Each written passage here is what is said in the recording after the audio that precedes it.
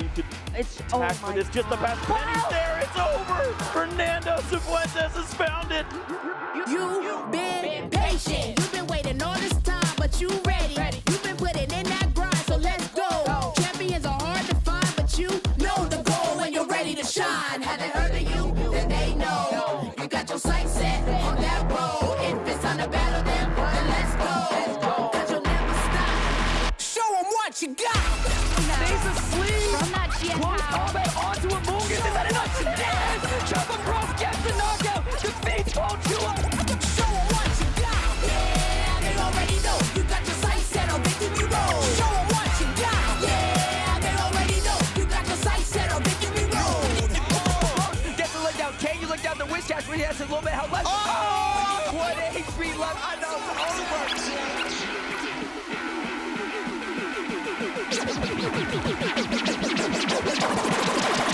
Show them what you got. Yeah, they already know. You got your sights set on victory road. Show them what you got. Yeah, they already know. You got your sights set on victory road. Put your hands up.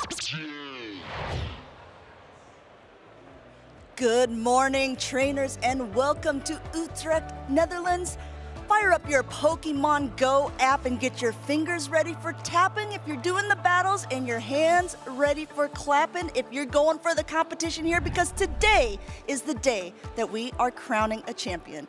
My name is Amanda, also known as Lumberger, here alongside three of the most dapper gentlemen I think we have in the scene here. We got Coning, Lionheart, Arceus Aurelius, and Adelian ready to bring you the action. Now, this is actually our second special championship of the season, but there's been so many other tournaments so far this year. Yes, indeed, there have, as Amanda said, second special championship. Let's not forget the first one was only last month in Seville in late April. What an amazing championship that was, with HK Assassin being the winner there. We are looking now to Utrecht, where we're looking to get 16 players down to just one to work out who will be the Utrecht champion. But of course, in 2 weeks' time from here, there will be Bologna, the final special championship of the European season, and of course 2 weeks after that is the North American International Championships. That is going to be on the 13th to the 15th of June, and regardless of which of these you attend, if not all of them, all of these roads lead to one place, Anaheim, California, for the Pokemon World Championships in the middle of August. That's right, look at all of those grayed out events. We are nearing the finish line here, and of course all of the trainers who are at these competitions are hoping to be able to make it to that championship in Anaheim, California. One way to do that is to win a tournament and get your direct qualification, but the other way is through championship points. So you need to finish high up in the tournament to acquire some of these championship points. For example, top 16 gets 160 points, and then there's a big jump up to the top 8 that gets 280.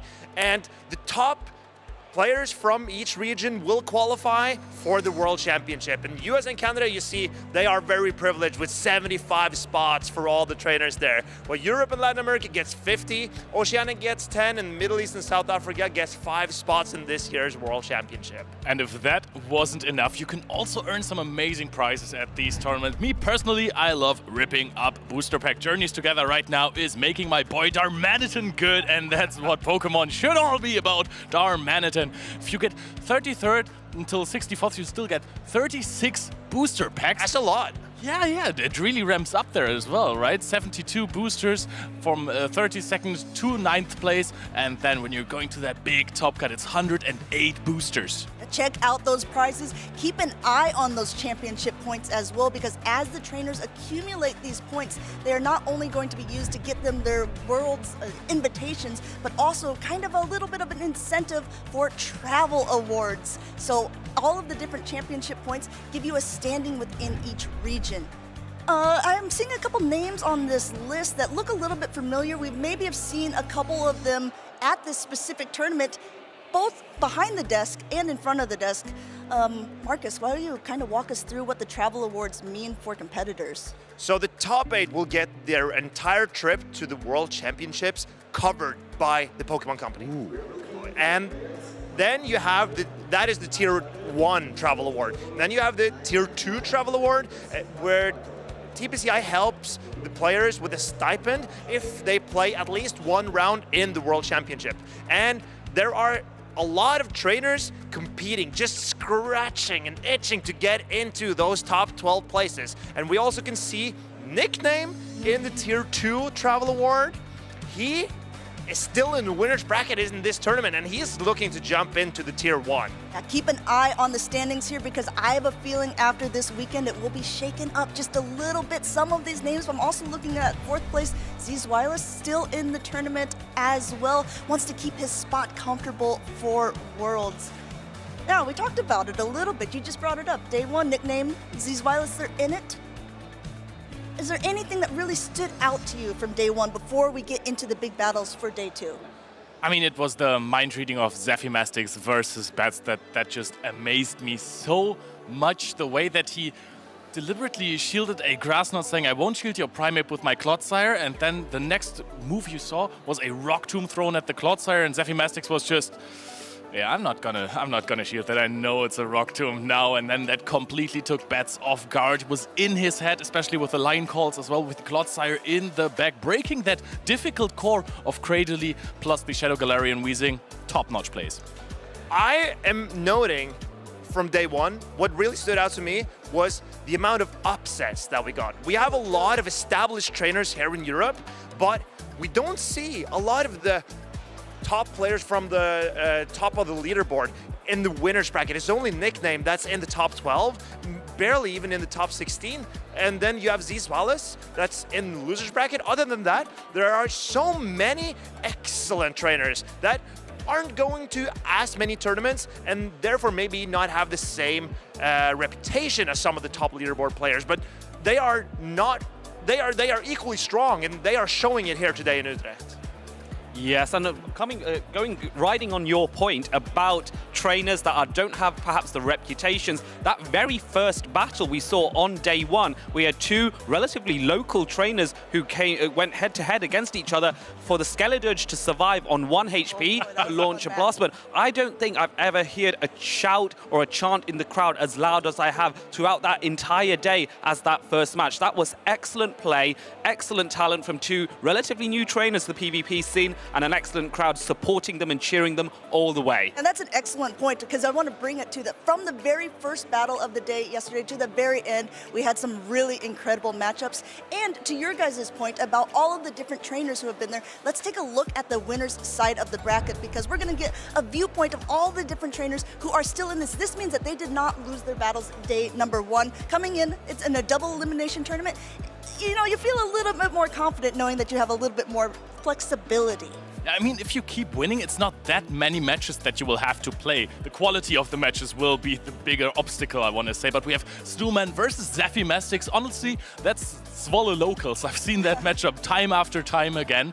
And then StrangeTop versus AMindJoke, a titan of Pokemon Go PvP who hasn't had the result that he wanted in this season so far, but he's here. And then Koksik versus Nickname, also a local matchup, not from this area, but from another area. And then Maximilian P versus Fatalis next. Fatalis next with this Hisuian Electrode, big upset. And Maximilian P also defeating Zzweilous yesterday.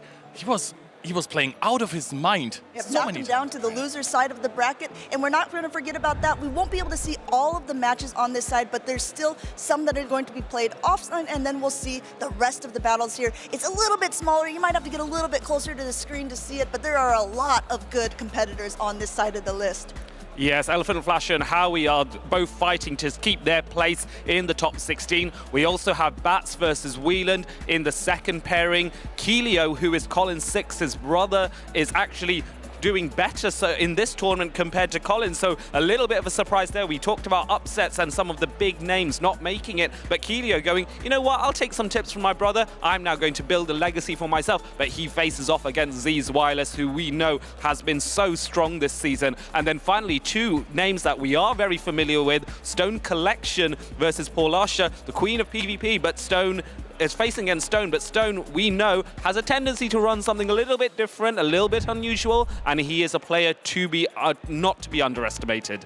Yesterday, we talked about our caster fantasy draft where we kind of gave an indication of the players that we thought would do well in this tournament. I have to say, normally I do pretty good at this and I picked some strong competitors here, but unfortunately all mine are grayed out. Yeah, now I want to say Slash played on stream, so it was a very nice performance with the Shadow Mighty Hyena. The Gengar Life had a little bit of bad luck registering his team, I want to say, so that was a bit of an issue. And Howie just played phenomenally all day. We only saw him on stream, but he beat so many other opponents. I wonder how he did that. And that is eloquently put. So the only 2 players out of the 12 that we picked that are still in the running is Maximilian P and Howie. And out of the players to watch is just Zzweilous that is still remaining. Colin and Inadequance has been eliminated. So that just proves the quality of players that have come here to eliminate all of these top players. So all the players that are remaining in the tournament are absolutely of top quality. Yeah, you are not going to want to miss these battles. You're not going to want to miss any of the broadcasts that are going on for these different tournaments all around the globe. So you want to make sure that you are following the channels here. You want to be able to go to Pokemon.com/broadcast. That's where you're going to find all the information about all of the different games. Not only do we have Pokemon Go, we have the card game, we have the video game as well. And while you're at it, you're going to want to make sure that you're also following the brand new YouTube channel that is at Play Pokemon. And I believe that Arceus Aurelius, you said that you were one of the first 500 people to subscribe? Yes, I was number 498. And so That's cap. It's not, it's true. So one of the first to ever subscribe to that YouTube channel, that was me. But you can be the next, and I recommend you go do it. There's a lot of battle content and a perfect place and all the stuff that you want to see if you're into competitive Pokemon. Another thing that we're not really mentioning on here, but use that hashtag #PlayPokemon and tag on X because we love to see your guys' social posts. Sometimes we put them throughout the broadcast as well. It always brings a smile to our face. In the meantime, I know that you guys are ready for the battles. I know that DeLeo and Rodelian are ready to kick it off for the first part of it. So we're going to give you a small recap of day number 1, and then we're going to rock and roll.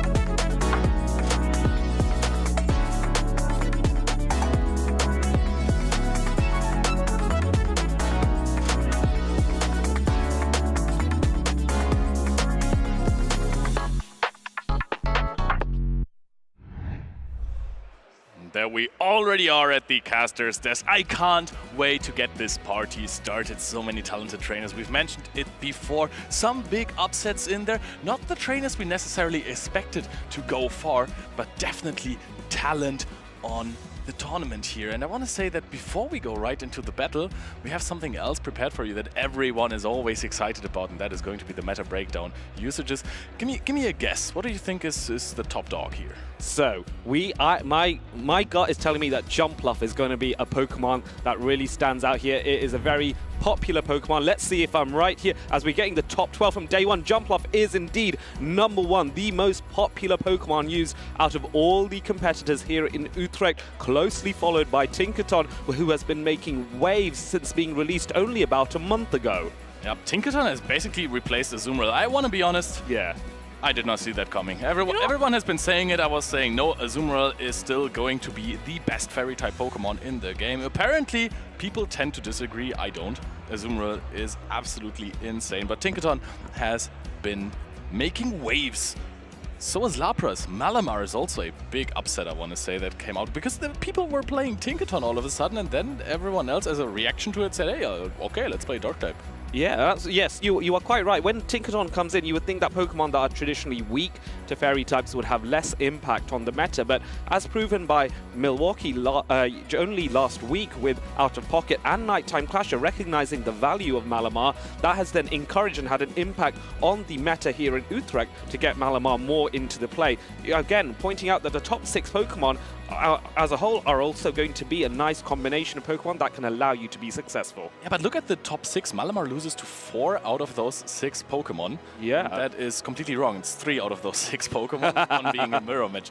But Azumarill, Tinkaton, and Jumpluff, they all have fairy-type coverage. They do. And that is tough. But what we really want to see is the conversion rate of these Pokemon to day 2. If there are other Pokemon that snuck in to that top cut, and then we have Corviknight on 25% of the teams. That is big. I love Corviknight. Yes, and I think I can see exactly why Corviknight has been given a place here in day 2. It's because it is one of the few Pokemon that absolutely dominates and bears down with its Steely Talons upon Jumpluff, and it doesn't have terrible matchups into a lot of the other Pokemon in the top 6. Lapras is pretty even because the Psy Waves are going to be resisted, the Sparkling Aria is neutral, and the Ice Beam as well potentially will be neutral as well. So it's not too bad. Azumarill as well, pretty even. Malamar pretty even. It does cause problems for Diggersby as well, despite the Fire Punch. But the key thing, what does Corviknight beat? It absolutely pushes on Tinkaton. Yeah, even though lore-wise Tinkaton is like the natural enemy in the Paldean region for Corviknight.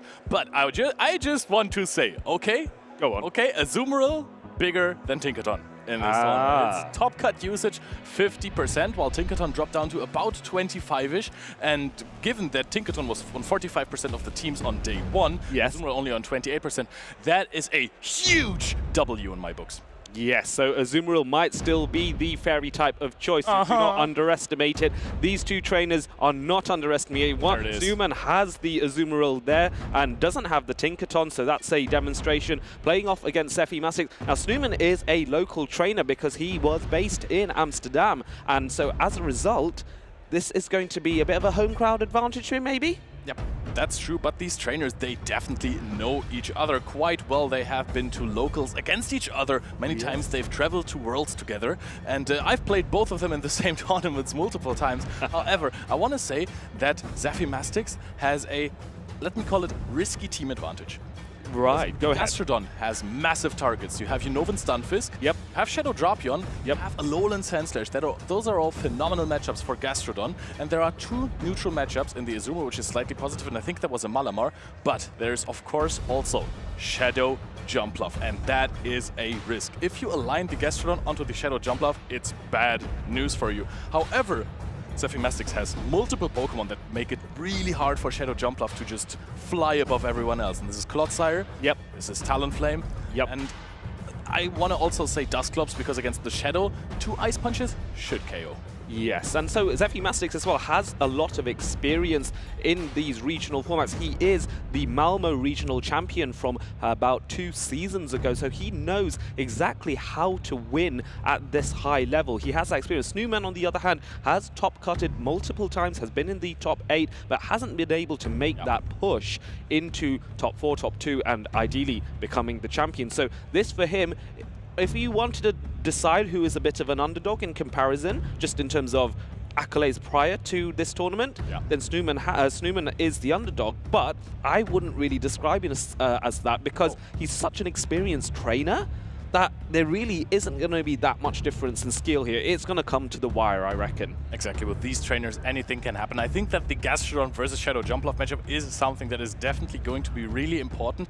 Also, if you get your Gastrodon aligned onto one of these target Pokemon, like Sandslash, like Shadow Drapion, or Unova Stunfisk, or Malamar or Azumarill, if those are the Pokemon that Sneeuwman decides to bring next to the Shadow Jumpluff, it is also not going to be too easy to capitalize on the energy that you get from your Gastrodon if you're farming down Pokemon, because then you're sitting against this Shadow Jumpluff that just shrugs off body slams like it's nothing. Yes, you need, if you are Zephy Mastics, you need to lure out that Shadow Jumpluff and then take it out with another Pokemon before you can then bring Gastrodon in to perhaps do cleanup job on the other Pokemon. Let's find out what these trainers will do as we go into Game 1, as Unova Stunfisk faces off against the Charger Bug. Advantage Sneeuwman here. Oh, that is very big from it. Zephy Mastics deciding not even to bring that Gastrodon, and that might be a really good mind game of him. Could also prove costly, but first of all, Sneeuwman is going to outpace that Ferret and soften it up with a Mud Bomb. Are we going to switch out here? Yes! Oh! The immediate switch out after weakening the Ferret here, so Jumpluff can come in and have a better matchup. Now the Swift is being launched onto Jumpluff here, but Jumpluff does have the bulk to withstand at least 2 of these, so this is not going to cause too many issues for Sneeuwman. We're softening up the Jumpluff with those Sucker Punch and Swift combinations. However, the Mud Bomb definitely put the Ferret in acrobatics range, so Sneeuwman knows exactly how much damage he can take with this Pokemon. Also knows that the Unovan Stunfisk won't be on a Gastrodon if he doesn't do any swaps in the end game that lead to that. Yes, so Shield is coming in from Zephy Mastics as he predicts the acrobatics here. Wants to try and pressure and get the potential farm down on the Jumpluff. Doesn't get it. Instead goes for the Swift here, recognizing that Jumpluff whiz at another acrobatics and so needs to throw that attack. So Shield comes in and now it's a fight. Now trying to swap in and get the farm down on from the Charger Bug. And this is a launch of an acrobatics onto the Charger Bug here. That might be huge. Sneeuwman gave Zephy Mastics an entire Volt Switch through. Does this KO? No, it hangs out with 1 HP, gets to another Air Relays. That is so big. Look at that Jumpluff hanging on there. Yes, hanging on and doing a little bit of extra damage. I don't think this knocks out the Charger Bug. It leaves it so low that now it is not really a threat here. The Unovan Stunfisk is able to come in and get a healthy amount of farm here from this electric and bug type Pokemon. Because the Thunder Shocks are resisted, this is actually going to be quite some Thunder Shocks. I think 3 in total. There was a good chip by the X-Scissor, and now Zephy Mastics will have to make a decision what to bring in here. Do we bring in ours?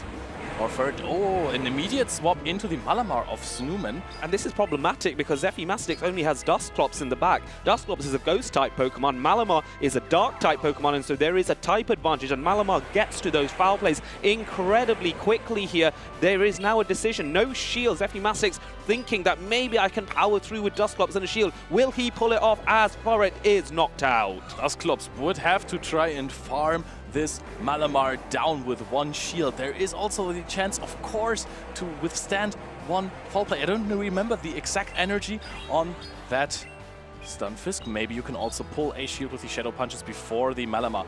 Yes, that would be charge check. That would be ideal. The thing that Zephy Mastics has to be careful of is not being caught out by Sneeuwman, because he is tied into using Hex as the fast attack. That's a 3-turn fast attack. Malamar, on the other hand, using Psywave, can catch at pretty much any point. No attempt to do that. Sneeuwman doesn't make the catch. He doesn't like this, and this is going to be a big deal for Zephy Mastics here. Outpacing. The pacing of Hex is so incredibly quick. Now, there is a little bit of an HP advantage on the side of Zephy Mastics, but the energy advantage is definitely on the side of Sneeuwman. Throws a discharge because the Mud Bomb wouldn't be resisted. What am I saying? But Zephy Mastics is going to be pacing so quickly to that super effective Ice Punch. Yes, and will a 1 Ice Punch be enough? I doubt it. The concern is, after the Ice Punches, will the Hexes afterwards be enough, or will 2 Ice Punches be needed? Let's find out. As the first Ice Punch is launched, there is a lot of energy on Sneeuwman's side. He's throwing for the Mud Bomb here, thinking 2 Mud Bombs might be enough, so it's going to go really close to the wire. It is a race to those charge attacks. This is incredibly close, but we're going to reach that Ice Punch, and Zephy Mastics gets this Ice Punch off. The bad alignment in the beginning. Charger Bug on the Stunfisk did not stop Zephy Mastics, previous Malmö regional champ,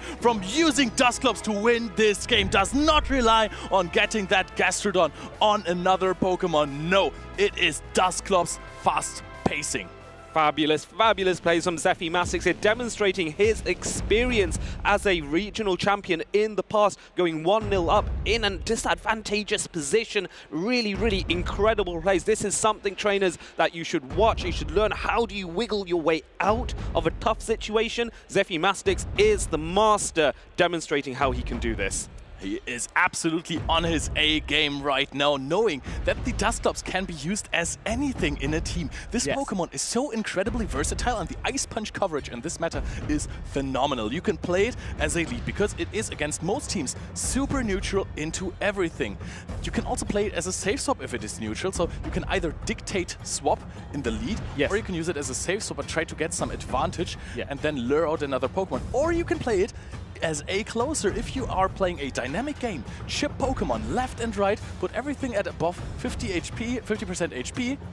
Is going to have a problem with the Dusclops. So yes, you're absolutely right. And there was a concern in that game one towards the end when that Dusclops had to deal with that Malamar. Now the concern was that Malamar, being a dark type, is able to launch foul plays very quickly. In about 5 seconds, it can get one of those foul plays out. Dusclops has one advantage though. It is able to pace with its Shadow Punches quicker than the foul play, which is an incredible achievement because Pokemon generally, in Pokemon Go, take about 5 seconds at a minimum to get their charge attacks. There are a few exceptions, Primeape with Rage Fist being one, but Dusclops is another one.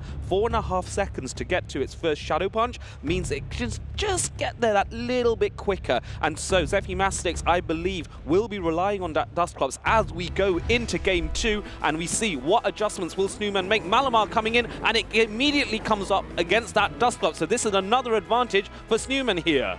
That is true. However, Foul Play is not the strongest charge attack when it comes to damage versus energy ratio. Now Zephy Mastics is going to throw a Shadow Punch immediately. You can see that fast pacing here, and honestly, I think that Zephy Mastics is just happy with the Dusclops not being on that Shadow Drapion. Goes to swap in that Charger Bug because Charger Bug annihilates a Malamar with an X-Scissor. Yes, Malamar being a Psychic and Dark type is doubly super effective. Sorry, Bug types attacks are double super effective against it. Trying to get another foul play off, really trying to weaken this Charger Bug here before Zephy Mastics can even throw one X-Scissor here. What is the game plan? Do you swap out here? Zephy Mastics shields in order to protect the health of his Charger Bug. Oh, and there is the Shadow Drapion coming in. That one paces very quickly as well. It's now at 2 Poison Stings, but Zephy Mastics is just 1 Volt Switch away from another X-Scissor, which has to be shielded afterwards. Are we going to see a charge attack priority tie? No, Sneeuwman decides to over-farm here, but now there is Gastrodon, this time lurking in the back of Zephy Mastics. And look at the team of Sneeuwman. There is no answer in Shadow Jumpluff because Zephy Mastics, again, made a great team read and didn't bring it in Game 1.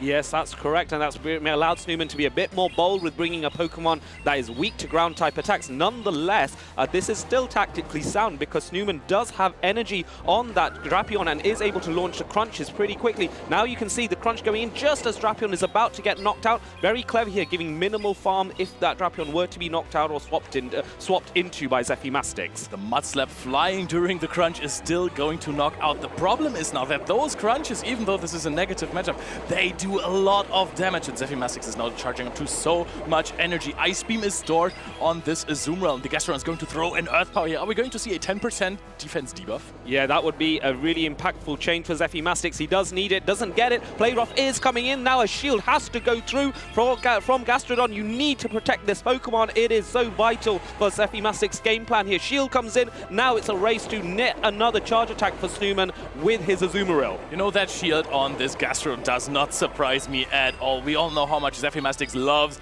his Gastrodon. Another Earth Power comes through. It goes unshielded. Now Sneeuwman puts all his cards in the Malamar basket. I don't think that works this way, but we're going to reach a Body Slam before the Gastrodon is being knocked out. So now again, the Dusclops is looking forward to being the closer. I think Sneeuwman at this point has to shield this here, has to try and farm down. I think a Switch is going to come in here. Are you going to knock out with 2 Foul Plays? Are you even going to reach them? Yes, this is where the pacing of Dusclops again is so impactful. It's so significant. I think Sneeuwman was unhappy with the fact he had to shield that Body Slam. 1 Foul Play comes through. It's not enough. Shadow Punch is going to be launched, and this surely at this health is going to knock out Malamar. Dusclops is going to be dominant. Game 1, Game 2, Zephy Mastics moves into the winners round 2, moves closer and closer to another championship win. Dusclops going in for the KO here. Game 1 and Game 2 as a lead And as a closer in the end, this Pokemon is, if you're looking for the word flexible on the internet, you're going to find a picture of a Dusclops. Yes, I think Dusclops is just a fabulous pick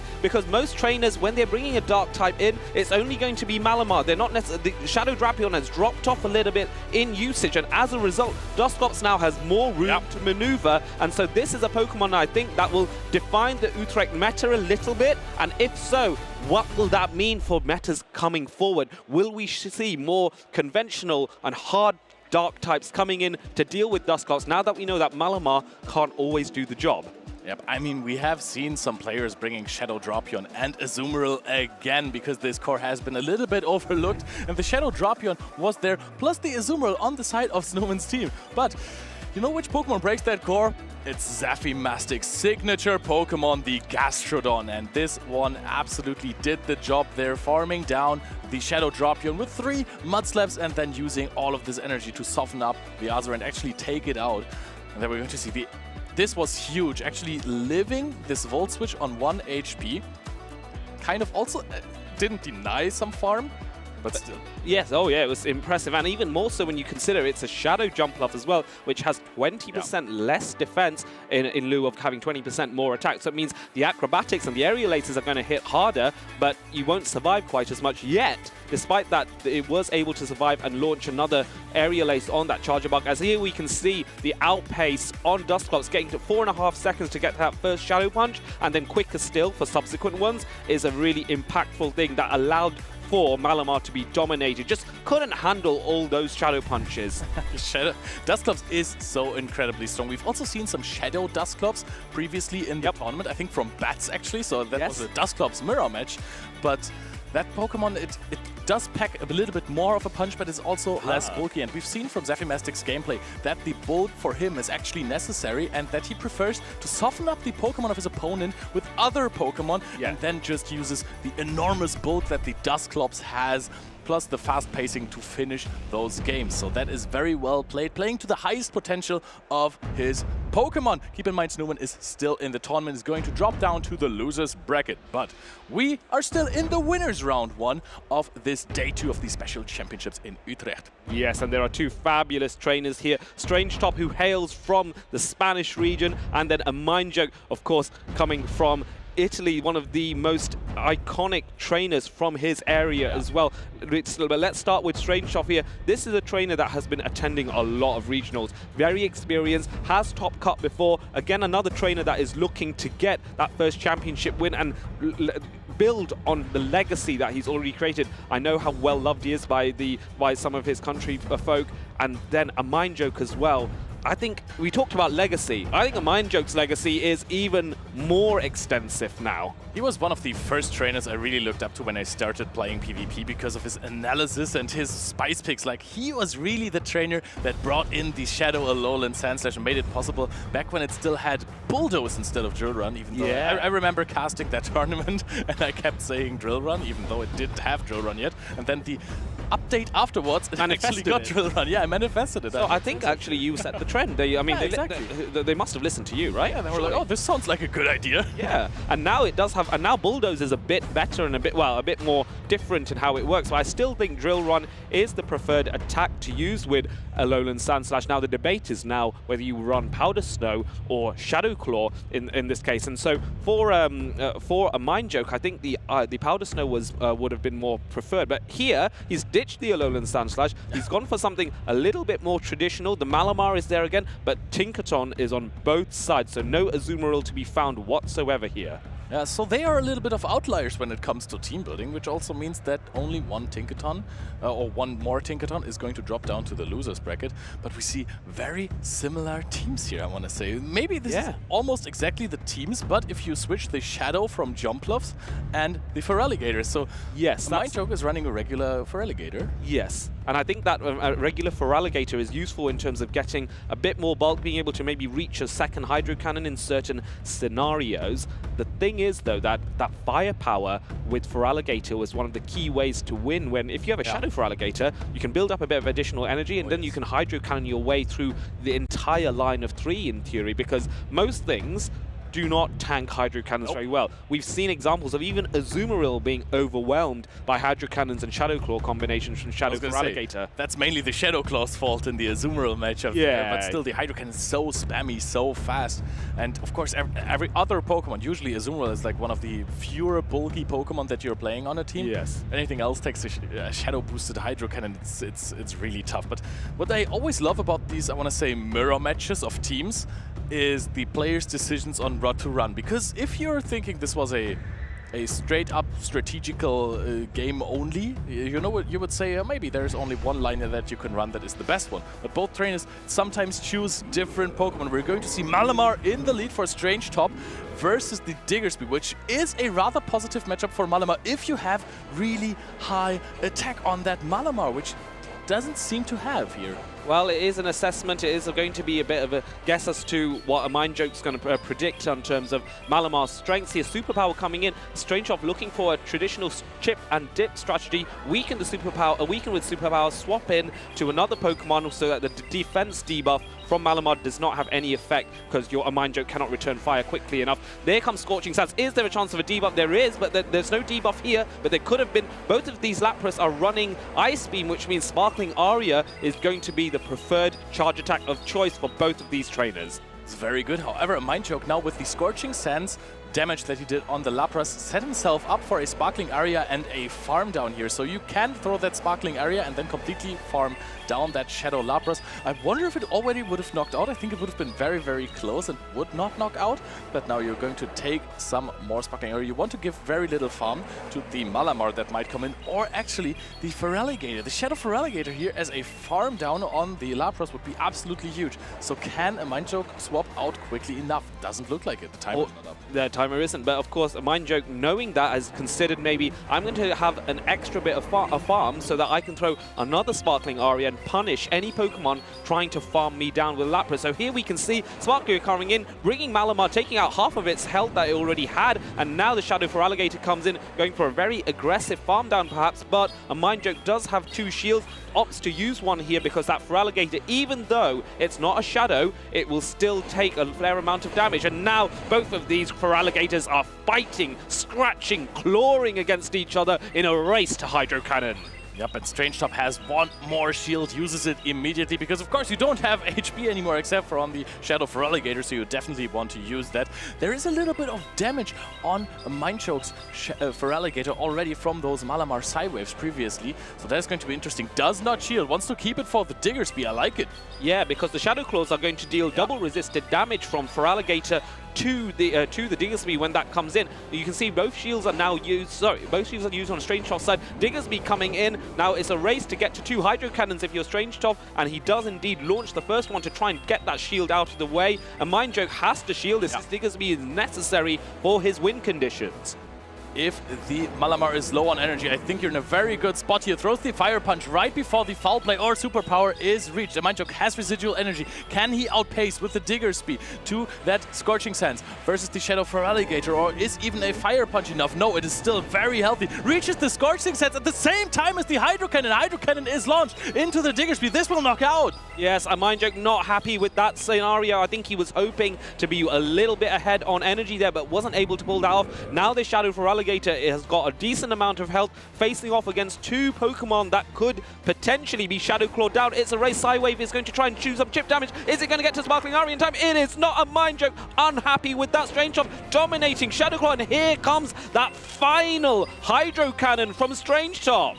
Feraligatr on Feraligatr, of course, decided by Hydro Cannon. Knocks out the Feraligatr of AMindJoke, and StrangeTop wins the first game here. I thought it was looking good for AMindJoke there because of the Diggersby energy advantage in the endgame, but it wasn't enough. But it really, really was not enough. That is correct. And so what I was wondering in that exact scenario is whether if AMindJoke was aware that he was going to charge attack priority, have a charge attack priority event when that Feraligatr versus Diggersby matchup, whether it was worth making an attempt to the catch. I wasn't sure the switch timer was up though. It wasn't. Ah, so he was locked into that. So yes, there was no way of avoiding that. He just needed that little bit of energy on that Diggersby to give him that advantage, because that is a key moment. And I think if that had gone another way, that would have completely changed the result of this matchup. Yep, and also I wanted to say maybe you throw the Fire Punch before the Shadow Feraligatr reaches the Hydro Cannon, but then of course the Shadow Feraligatr can overfarm there and immediately throw a Hydro Cannon into the Lapras. Yes, so let's see what both of these trainers are going to do now. There's going to be does there need to be an adjustment for AMindJoke? Does there need to be a consideration of, right, how do I deal with that Shadow Feraligatr? It was a traditional strategy that Shadow Feraligatr will employ. Get a bit of an energy advantage and then Hydro Cannon your way through anything in the back line. And so we saw StrangeTop basically knock out all 3 Pokemon with his Hydro Cannons or Shadow Claws. Yeah. So I'm thinking, if I'm AMindJoke, do I want to bring the Jumpluff in here? Is that worth the risk, considering that the Feraligatr will be running Ice Beam as well, but takes a lot longer to get it? The other option you could do is go for a 2-shield with that Digger's Bee and hope that you can threaten with those Scorching Sands. It's really tricky. Tinkaton comes in against Malamar, and this is another advantage for AMindJoke here. Yep, this time the matchup in the lead is looking really good, but StrangeTop is doing what Malamar players do best. Farm up, throw a superpower, and then switch out once again. AMindJoke actually could consider to shield this up if you don't want to keep all of those shields for your Feraligatr in the back. Immediate swap out into that Lapras, and AMindJoke is just going to throw the player off immediately. The question is now, do you farm up more energy on that Tinkaton to have the positive matchup versus Malamar, or are you going immediately to have more HP on your Lapras? Yes, and I think AMindJoke opts for the Lapras to come in and try and weaken this Lapras of StrangeTop's side. Now, StrangeTop's already quite low, so I think with the Psywaves and 1 Sparkling Aria, he might be able to pull this off. You can come out with almost 2 Sparkling Aria loaded here if you throw, and if you get the knockout, you're at half HP. The Malamar is not at the superpower yet, not even close. I think it still needs 3 more seconds or 6 turns, and you can throw the Sparkling Aria and you're going to outpace that. However, your fast attack pressure is not really there.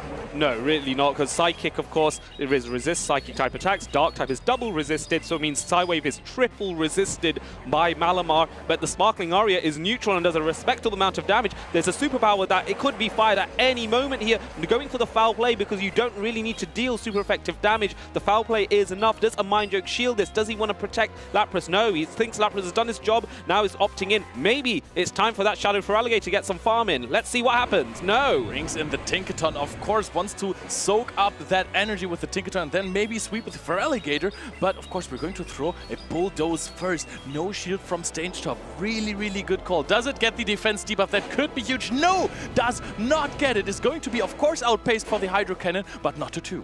And this is where we learn important information that StrangeTop's Shadow Feraligatr actually wins charge attack priority over AMindJoke's Feraligatr. The fact that they are shadows, that StrangeTop's one is a shadow, is an irrelevancy because we are comparing about raw attack power, and both of them have quite high amounts, but StrangeTop wants just a little bit higher, which means that they get an advantage. Now it's a race to the next Hydro Cannon here. Both of these trainers on 1 shield, trying to get to it again at the same time, and StrangeTop gets the advantage once more. The big question is, how much damage will a Hydro Cannon do to that regular Feraligatr, and are you going to be in a farm down range for either the Shadow Feraligatr or for the Malamar? That is the big question that AMindJoke has to ask himself. And do you maybe pivot out into that Tinkaton right here? No, you're actually going to try and attempt to farm down yourself. Immediate swapping into the Malamar, and the Malamar doesn't throw the charge attack. Feraligatr gets to the Hydro Cannon. That is massive! That is absolutely huge. StrangeTop, you can see his reaction. He was not happy that he wasn't able to throw that charge attack. Now comes that Shadow Feraligatr, is loaded on energy.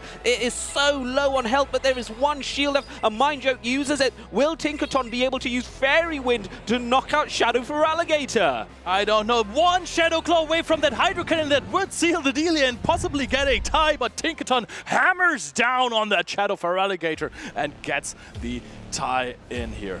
Yes, and so AMindJoke having a little discussion with StrangeTop in terms of how that matchup played out. Maybe he was asking, did you have that charge attack ready when it was knocked when your Pokemon was knocked out? It's good, these trainers, because they have a lot of respect for each other. They know that each other's skill. They know what the opponent would have potentially done. It's always a nice thing to see 2 healthy competitors communicating respectfully against each other and then going on into the 3rd game. You know what impressed me the most about this game? That AMindJoke immediately recognized the maybe mistake he did in game 1. Yep. And he did not overfarm against that Lapras. He did not throw a charge attack. He just went into his own, or he did throw a charge attack, but then did not overfarm to another one. Yes. Swapped in the Lapras immediately, saying, hey, I know your energy is resisted. Yep. I'm just going to bring in mine, do some Psywave damage, because you're actually a Shadow Lapras, and I will throw Sparkling Aria at you. You won't have a big energy advantage. That was absolutely massive. Yes, it was. It was well calculated. He timed it very well. He got the maximum amount of farm out. And to be honest, when I was looking at that Lapras mirror matchup, I was a bit concerned. Is that Sparkling Aria going to be enough to knock out StrangeTop's Shadow Lapras, which was in the red? Because I thought it might be a little bit iffy, but AMindJoke, clearly a trainer of talent and caliber, predicted that and knew it would get the knockout. What I'm curious about is why AMindJoke has not been bringing the Malamar, because StrangeTop brought it both games and it looked like an absolute threat. It was always really close, and I think in game 1, Malamar did the heavy lifting for the team. So AMindJoke has, in the first game, brought Diggersby, which is not that strong against a double water backline. It kind of demands shields versus a Shadow Feraligatr, and you really don't want to shield your Diggersby on your team with your own Feraligatr. Yeah, sure. In game 2, an attempt to counter the Malamar. I respect that. That was a really nice shout. But in game 3, why aren't you trying to bring the Malamar yourself? The trainers are locked in. The game is about to start. And you get your wish. Yes, Malamar on the side of AMindJoke versus the Shadow Feraligatr. And that is, I think, a positive lead for StrangeTop. Yes, simply because that Feraligatr has a greater amount of attack power versus the Malamar, which means in a charge attack priority event, which doesn't happen in this occasion, StrangeTop is able to get the Hydro Cannon off, which is going to do a healthy amount of damage. Malamar already dropped to 30% of its health.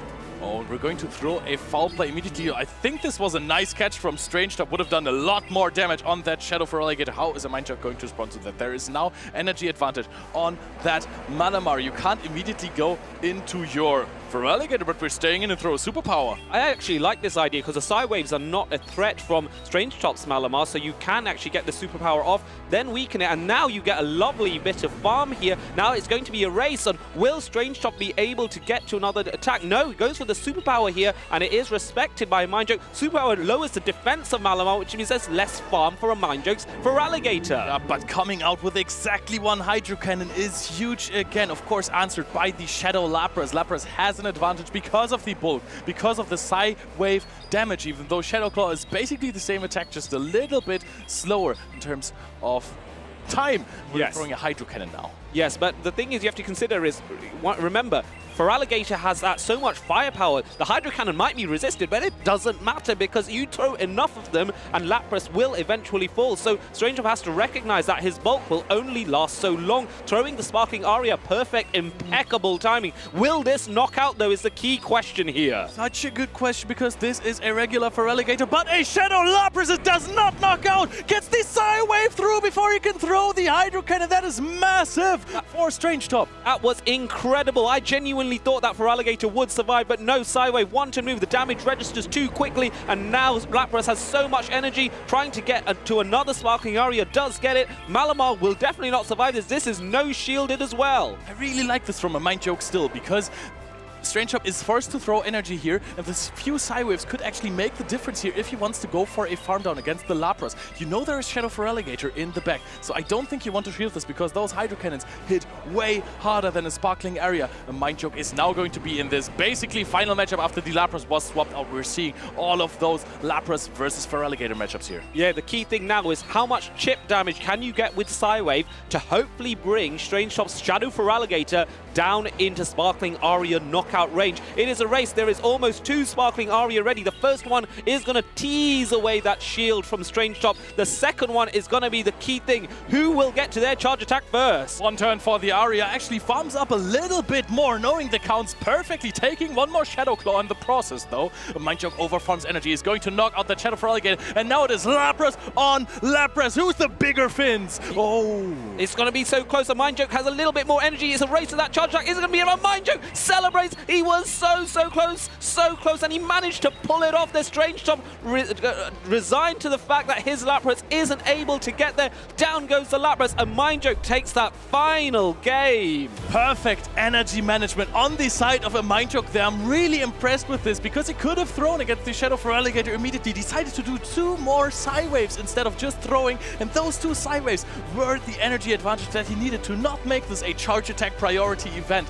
Sublime plays from AMindJoke. You have to really respect as well and admire just how tight that was, because timing with Psy Wave is really, really tricky, because all you need to do is have 1 turn lapse in judgment and then you're caught out by that. So I was really impressed. I was scared almost at that moment for AMindJoke. Has he calculated this incorrectly? Has he slipped up? Has he gone too far? No, it was pristine and perfect, and it's the sort of thing that you come to expect of a trainer of his caliber.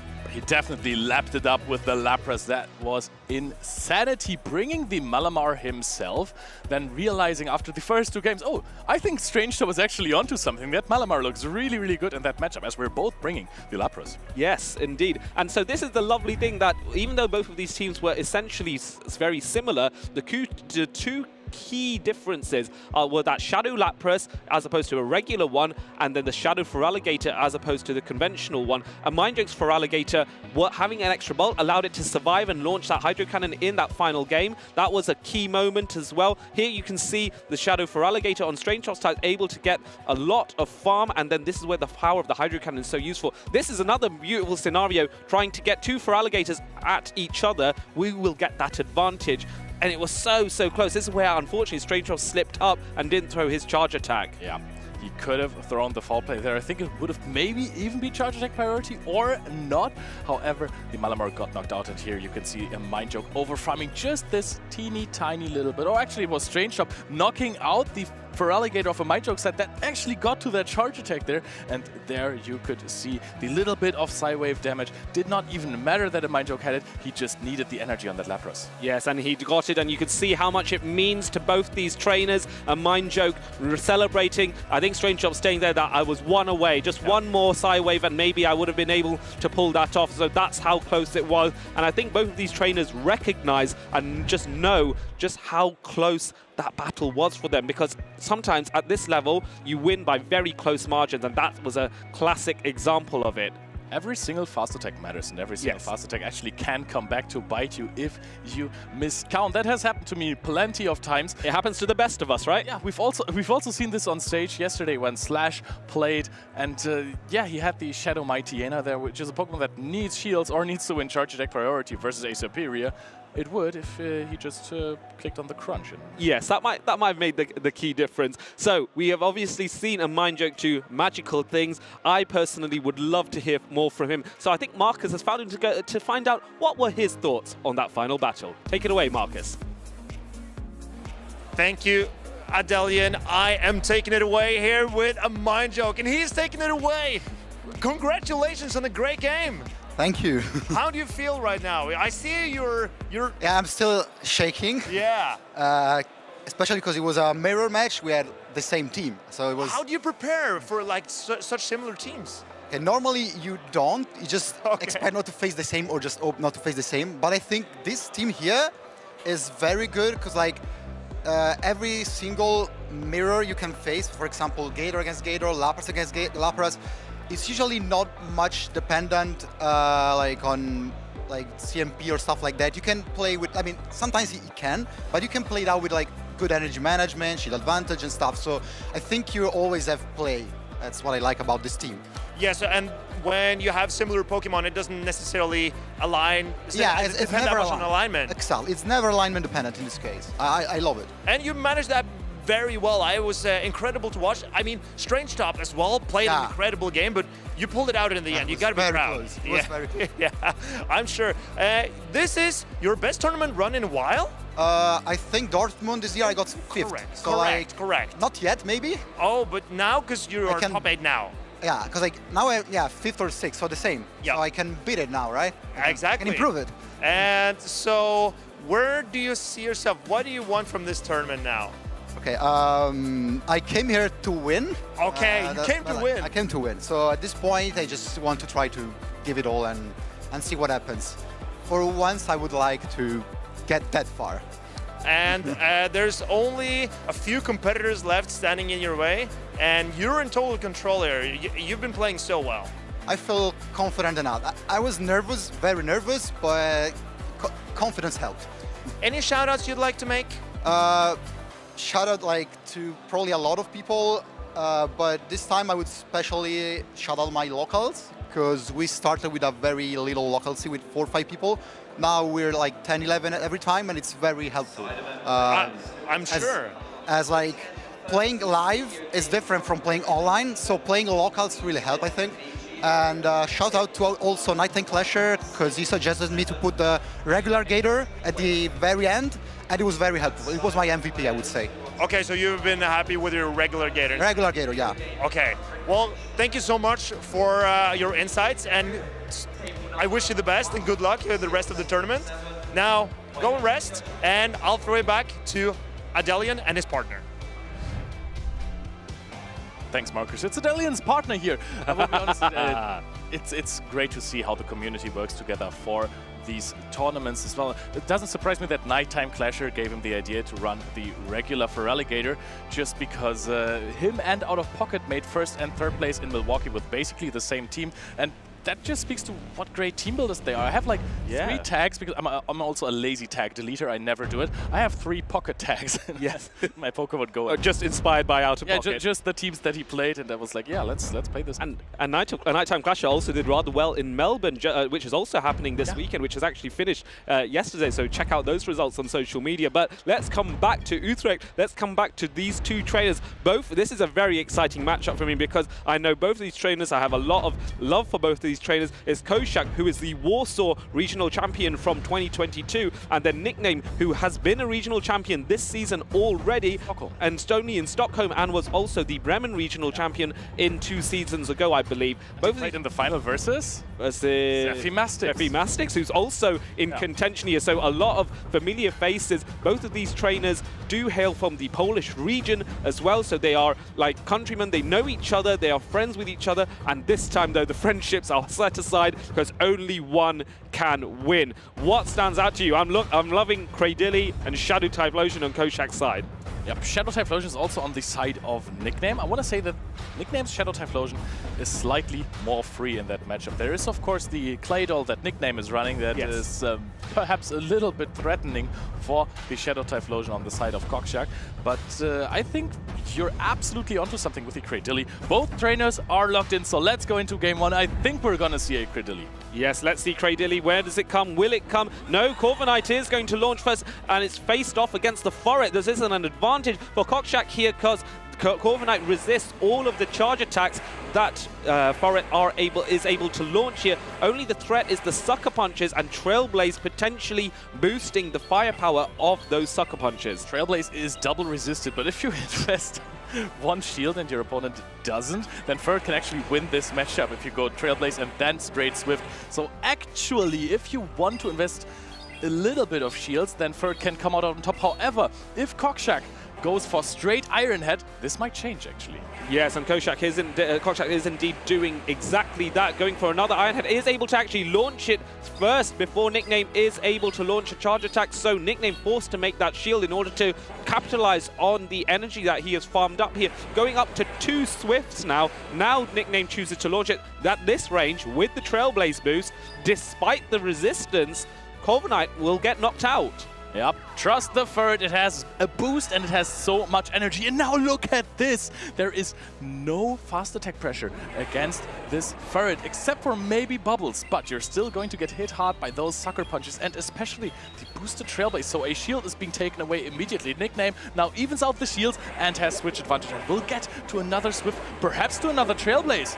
Yeah, it's going to be so close. Koksik not able to get that farm down. 3rd Trailblaze coming in. This is double boosted. No shield as well. This is an incredible call by Koksik. Ferret goes in for even more Sucker Punches. 60% of the Azumarill's HP is taken away here. Mirrors it up with his own Azumarill. Where's your energy going to go? Into my sponging Pokemon. Yes, and we've seen these mirror matches between Azumarill, where Playrough versus Playrough here, switching into Cradilly, which is advantageous. Matchup now responded to by the Corviknight, which is not ideal. Cradilly struggles to deal with Corviknight here, but the Rock Tomb at least is neutral and going to deal, and also going to give a debuff to Corviknight, making it less of a threat. But we know Nickname has Iron Head, and Cradily is one of the rare Pokemon that takes super effective damage from Steel-type attacks. Is the shade thrown against Rock-type Pokemon here. It is shielded up. Look at this. This is a debuffed Ironhead. This is not something that you would ideally want to shield. Koksik now completely out of shields. Of course, very reasonable because he is going to debuff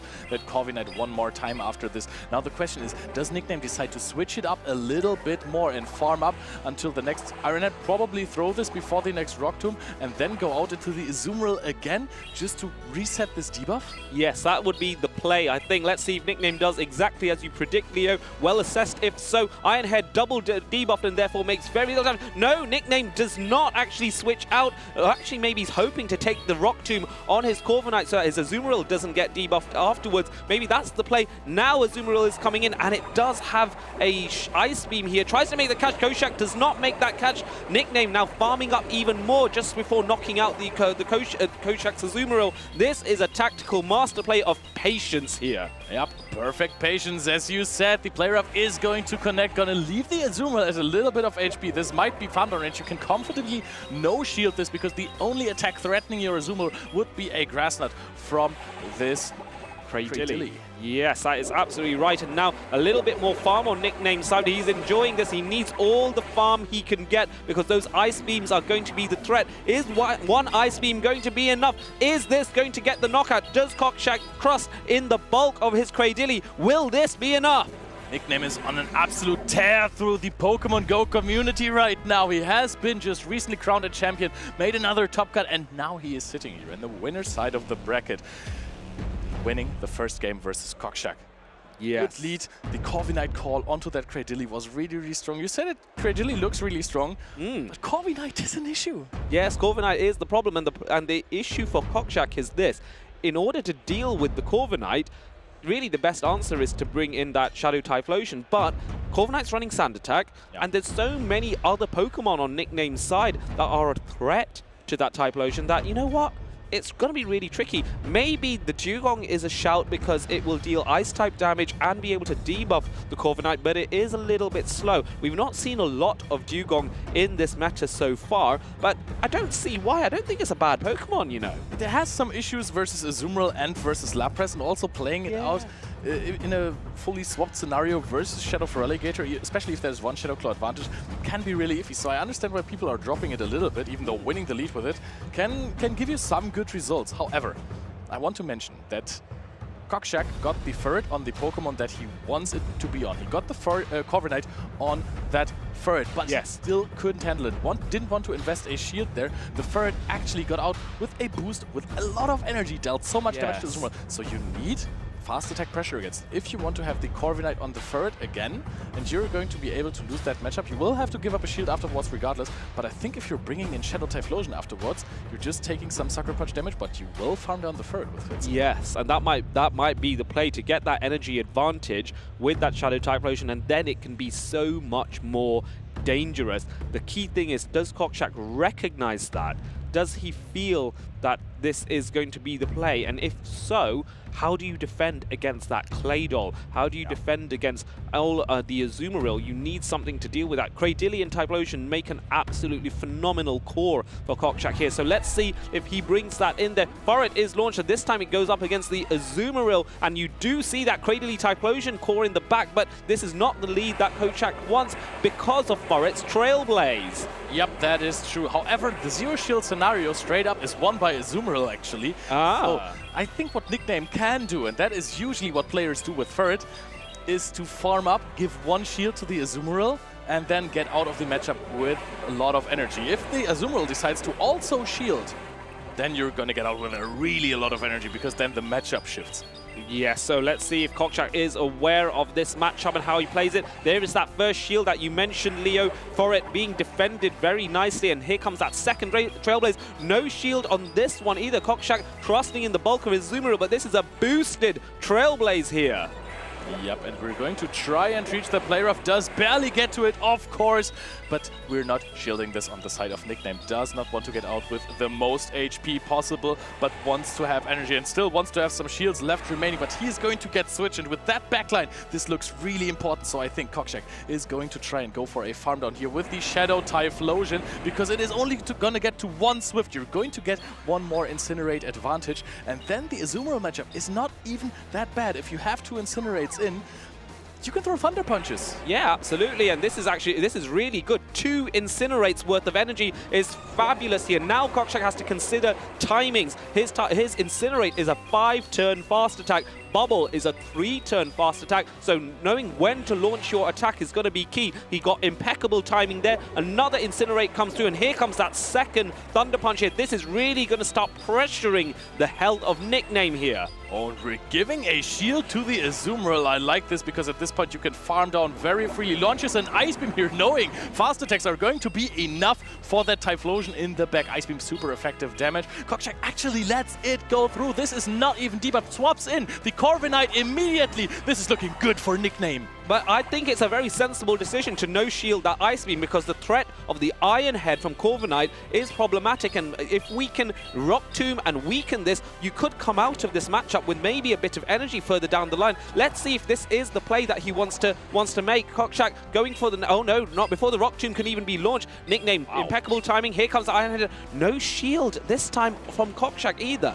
Oh, and Koksik is nodding his head. This is exactly how he wants to play this out. There's very little HP on that Shadow Typhlosion. I think he wants to farm down that Corviknight, but the sand attack damage will ramp up as well here. Does he get to the charge attack? No, he does get to the Iron Head. Has to throw this here to strip out the last shield here, but...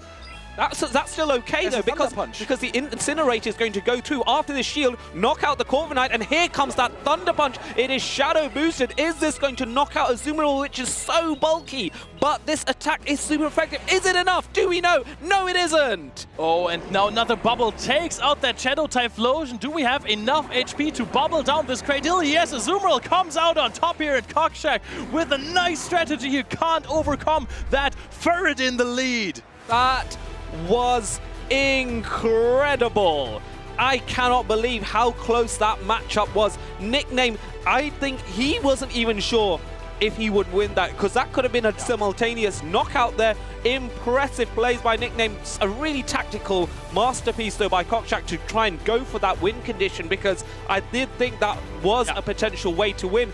But in the end, that bulk of Azumarill just about survived. This Thunder Punch could have been the difference maker, but it just wasn't. Azumarill on 1 HP. So amazingly played by Nickname. Koksik adapting after the first game, realizing, oh boy, Ferret lead is a problem for my team, because I just don't have any Pokemon that can handle the fast and charge attack pressure of a Ferret, especially if it exits the lead debuffed. And then you have your Shadow Typhlosion. But Shadow Typhlosion can farm it down into Incinerates after you play most of the matchups. You have shield advantage. You will have to give a shield back because it exits with a lot of energy. Indeed.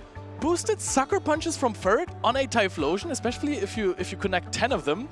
That is a lot of damage. Oh, yes, it is. And what's impressive as well is after the 2 Thunder Punches were launched from Shadow Typhlosion on Nickname's Azumarill, Azumarill was able to, of course, survive those because it tanked one and it shielded the other. But what was impressive is after that, the bubble damage that was being launched towards the Typhlosion was really impactful. Bear in mind that because it's a 5-turn fast attack, you get your Incinerate. By the time you launch 1 Incinerate and then throw your charge attack, 2 bubbles would have sipped through with its 3-turn fast attack, followed by another 3-turn fast attack. So Typhlosion being a Shadow, it's really going to struggle there, and that's why Koksik had to swap out and bring in the Cradily at the very end there.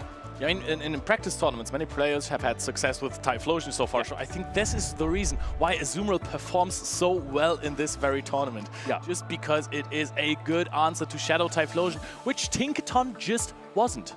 No, Tinkaton would, well, depends. If Tinkaton has a good amount of energy, you might be able to threaten with the bulldoze. But yes, in theory, in theory and in practice as well, I guess, Incinerate is able to chip away at the Tinkaton. You just have to give up his shields. This is where I always go for the argument of Talonflame instead. But anywho, Ice Beam here was an example of rare weakness that Cradilly has. Ice and Steel being used to take out this Cradilly. We saw how Ironhead was so effective despite the debuffs that Cradilly is able to launch in return to the Corviknight. I'm a big fan of how Corviknight plays as well. This Pokemon is so neutral into anything, and it has just this great typing where you can face off against some interesting core breakers just like this Cradilly and just resist all of the fast attack damage. Here you can see Nickname. This meant a lot to him. He knew this was a tricky matchup, and his Ferret strategy just worked. Sometimes, I've been saying this a lot lately, but you gotta trust the Ferret. Yeah, gotta trust the Forest. It is clearly making its way. It's really fun about Pokemon Go that there's some very unusual Pokemon that you wouldn't see necessarily in the video game or the trading card game that really do shine here. Remember when Charjabug was very much a thing in the Open Great League meta. Now it is the meta where Forest can potentially dominate. There are a few other Pokemon that dominate it a little bit more. Jumpluff, of course, is the reigning Pokemon here in Utrecht as far as this tournament's concerned. But Forest, I think, has been a nice new addition and has a lot of versatility to consider. I love Ferret, definitely. And yes, you are absolutely right. Jumpluff is the supreme grass-type Pokemon that we have in the meta for this entire season. And doesn't actually put out any grass-type damage, but yeah, sure. That is another good point. But in the last tournament in Seville, the grass-type Pokemon that won the entire event was superior. This was an absolute roller coaster of emotion with a great grand finals, and we want to show you more about Seville. Hey there, trainers. My name is Martijn Versteeg. You may also know me as Inadequance. Let us take a quick look at what happened previously in the Championship Series in Europe. Seville 2025. The main topic of the championship was how the newly introduced Tinkaton would impact the meta and how players would adapt. With its unique Fairy and Steel typing, it would threaten dominant Pokemon like Lapras, Drapion, Azumarill, and Jumpluff. Tinkaton was set to change the meta entirely from here. 12 trainers were remaining on day 2 to fight for the crown of Seville. And for some of them, their tournament dreams came true.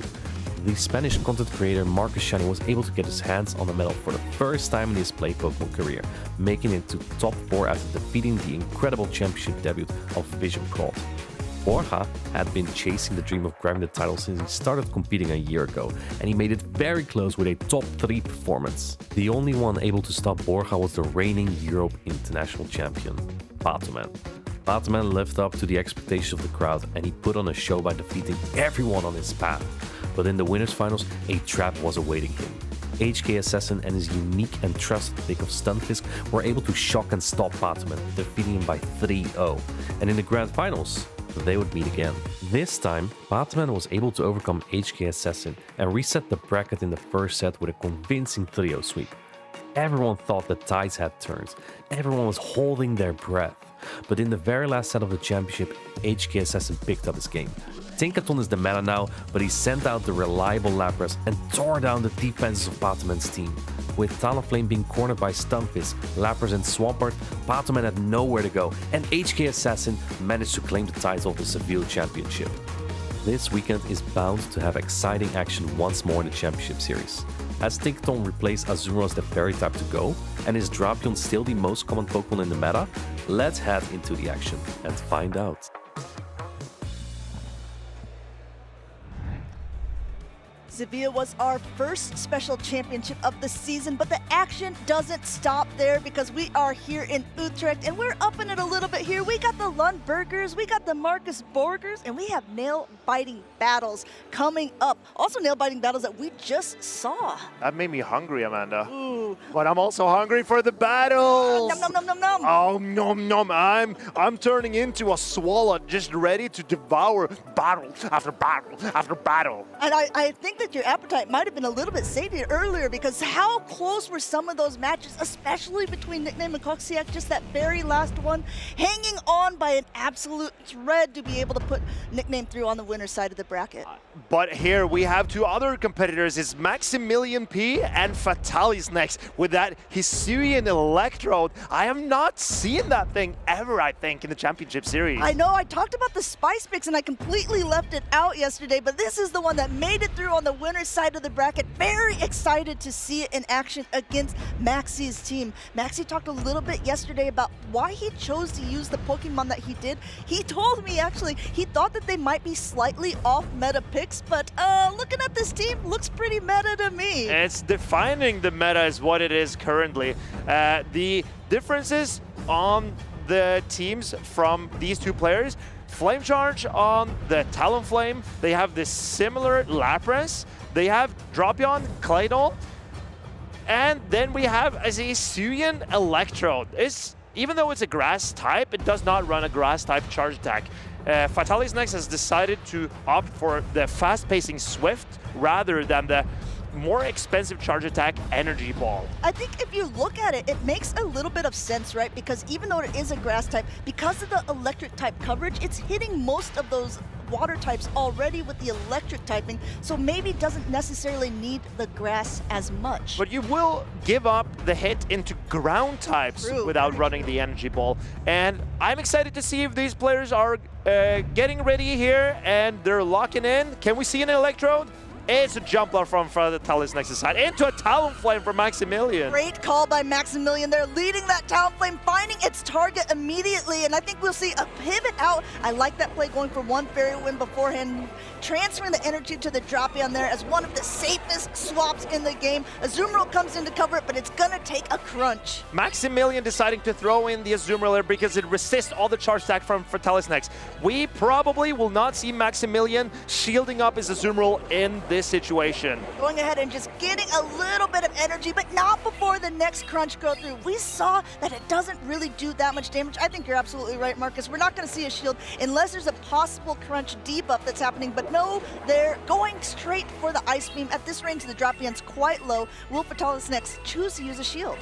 He decides to because he wants to preserve his Dropion. This energy could be super valuable if he can get out of this Azumarill matchup with health remaining. And here comes another crunch. This threatens just to knock out the Azumarill, and Maximilian P decides to let it go. I really like this play because the Dropion is so low at this point that if you come in with the Talonflame again, you might be able to get a lot of energy. You might have to expend a shield in the meantime too. You see Maximilian thinking about it, coming in with his own Dropion and said he doesn't want to take that Aqua Tail damage. Maximilian decided to give up switching advantage, even though he led his fire type into a grass type, because Maximilian knew I have a poison type in the back as well. There are not a lot of ways for this jump bluff to go if I can just get rid of my Azumarill. Now, at this point, though, look how much work this Dropion on Fatalis next site's gone through here. It's gone through Azumarill. It's almost taken out the Dropion on the opposing side. In comes the Lapras, and you see Maxi is smirking a little bit here because he knows that if he flame charges first, this is going to boost his Incinerates from here on out, and he has two shields to hide behind in this matchup. Maximilian puts it all on his Talonflame. And I think, of course, he's going to shield this water type damage from the Lapras. Boosting up his attack, the next charge attack from Maximilian threatens a knockout on Fatalis Nex's Lapras. But can he get there on time? No, he's going for a farm down. He's going to take all this energy and bank it on the Talonflame. He told me that this was the plan for when Lapras comes in. He's going to two-shield farm down, and he has two boosted flies loaded for whatever will come in. This is going to do so much damage. No protect shields, but there is so much power coming in. Maximilian P looks locked and loaded and ready to take on this jump left. Fatalis next he decides to let it go. This is a very challenging spot for Fatalis next. Decides to transfer that Incinerate damage onto his Dropion, but Maximilian has so much energy left on both of his Pokemon. What an interesting play. Going for an Aqua Tail bait here. It's not going to be enough to knock out, but he does have another one loaded, forcing Fatalis next to use his shield here. I think the Talonflame is also at 100, or not 100 energy, but it has a charge attack loaded, right? Can the jump bluff hang on? It gets to an acrobatics if Maximilian does not have the charge attack. Oh, but he does. He stored and then a charge attack. But this game got a lot closer in the end than what it looked initially. Jump Up still put in as much work as it possibly could in that scenario. If it would have been able to release that charge attack, if there wasn't any energy on the Talonflame, that would have been a completely different story. But I think that Talonflame literally cooked. It did. It certainly did. Boosting up and ramping up its attack with a flame charge really put Maximilian in a threatening position. And Fatalis next realized what he had to do to win. It was calling an Aqua Tail from the Dropion and then getting a farm down with his jump bluff so he could bring an acrobatics into Maximilian's Talonflame.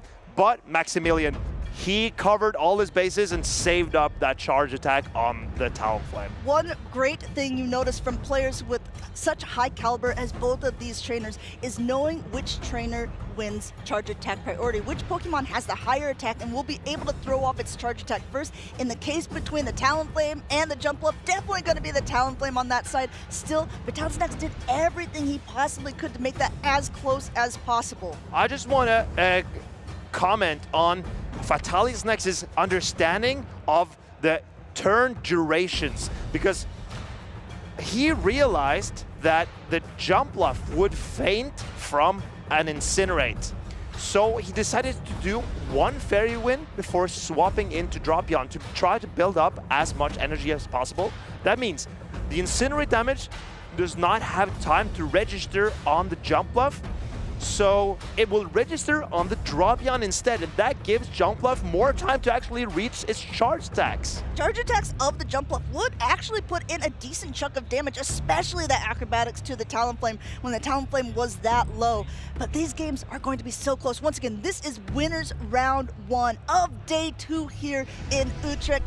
Both of these trainers want to stay on the winner's side of the bracket. This is game number 2, and we have, once again, another great lead for Maximilian P. This is looking very good for Maximilian, because here comes the Lapras.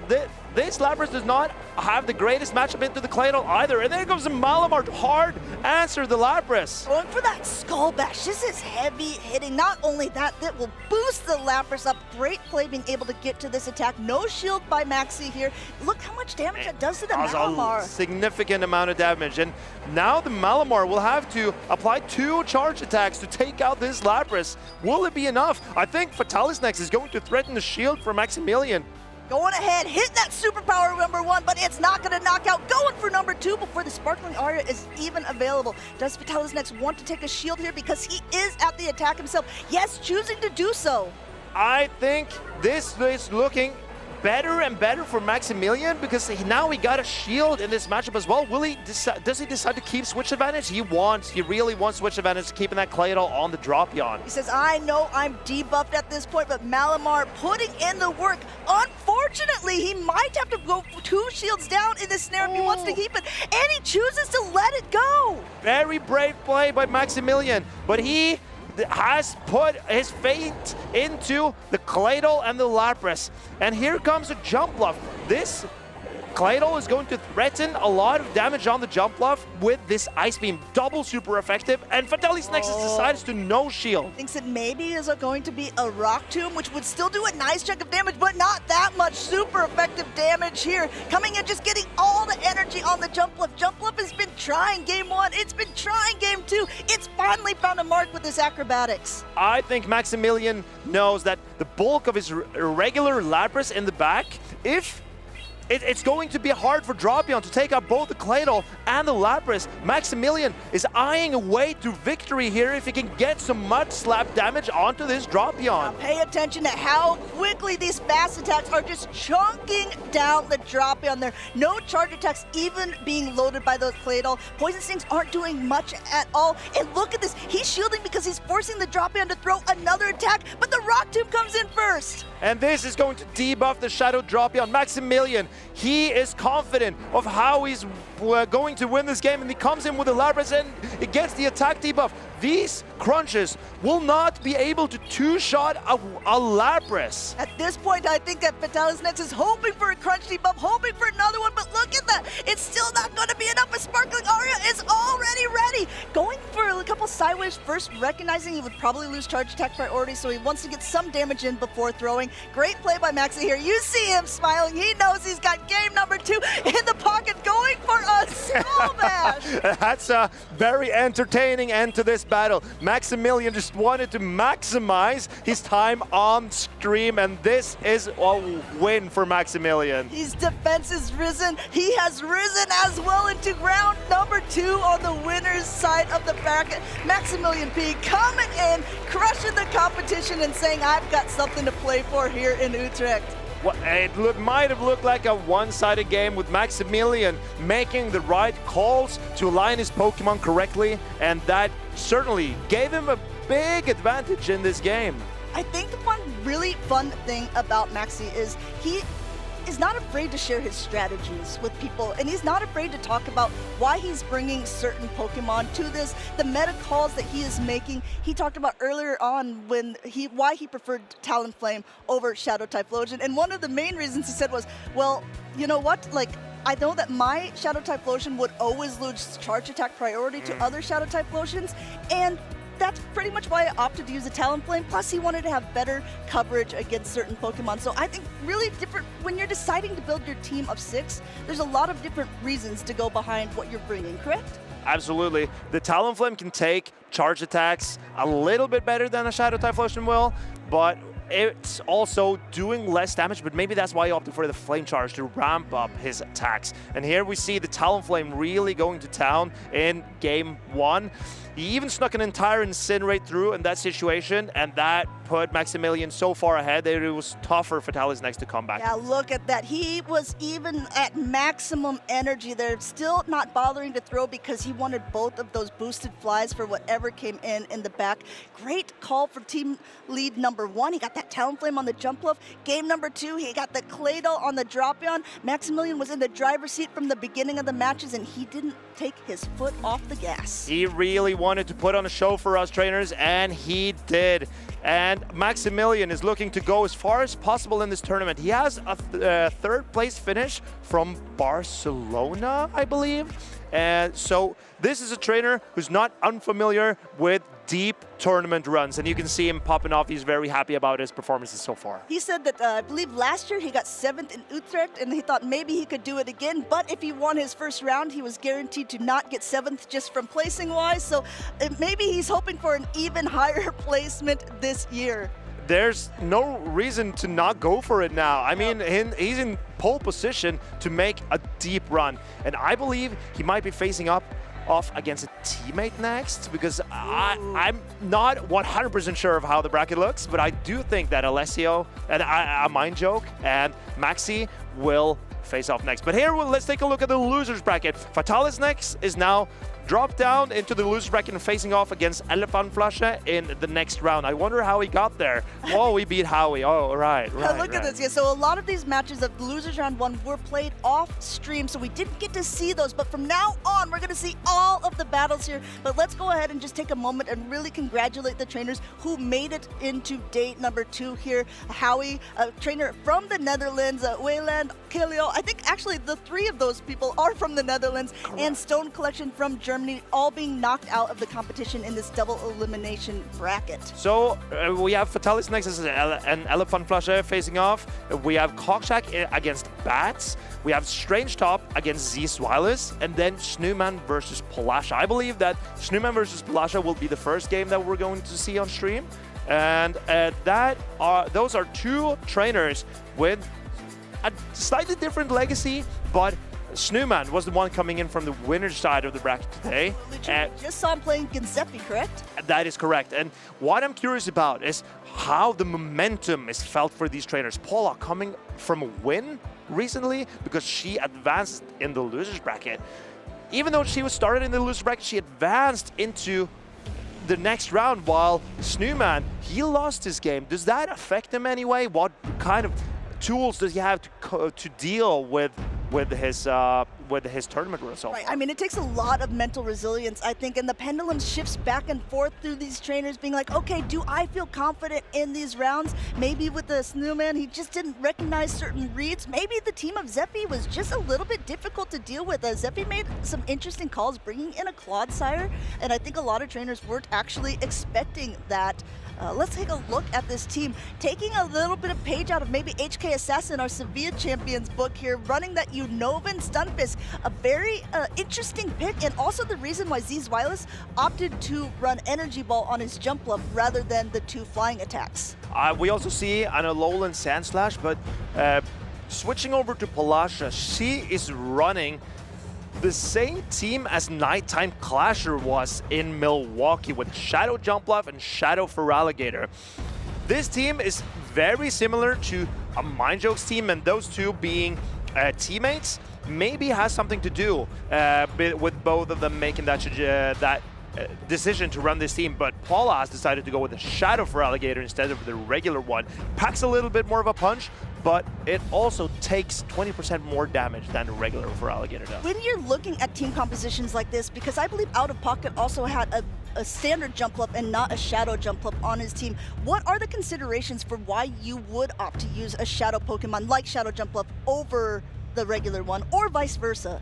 Well, I like to look at the meta. What do I live as the regular Feraligatr, and what knockouts do I miss? For example, if I've been looking into the differences between Blastoise a lot, like Shadow Blastoise and regular Blastoise.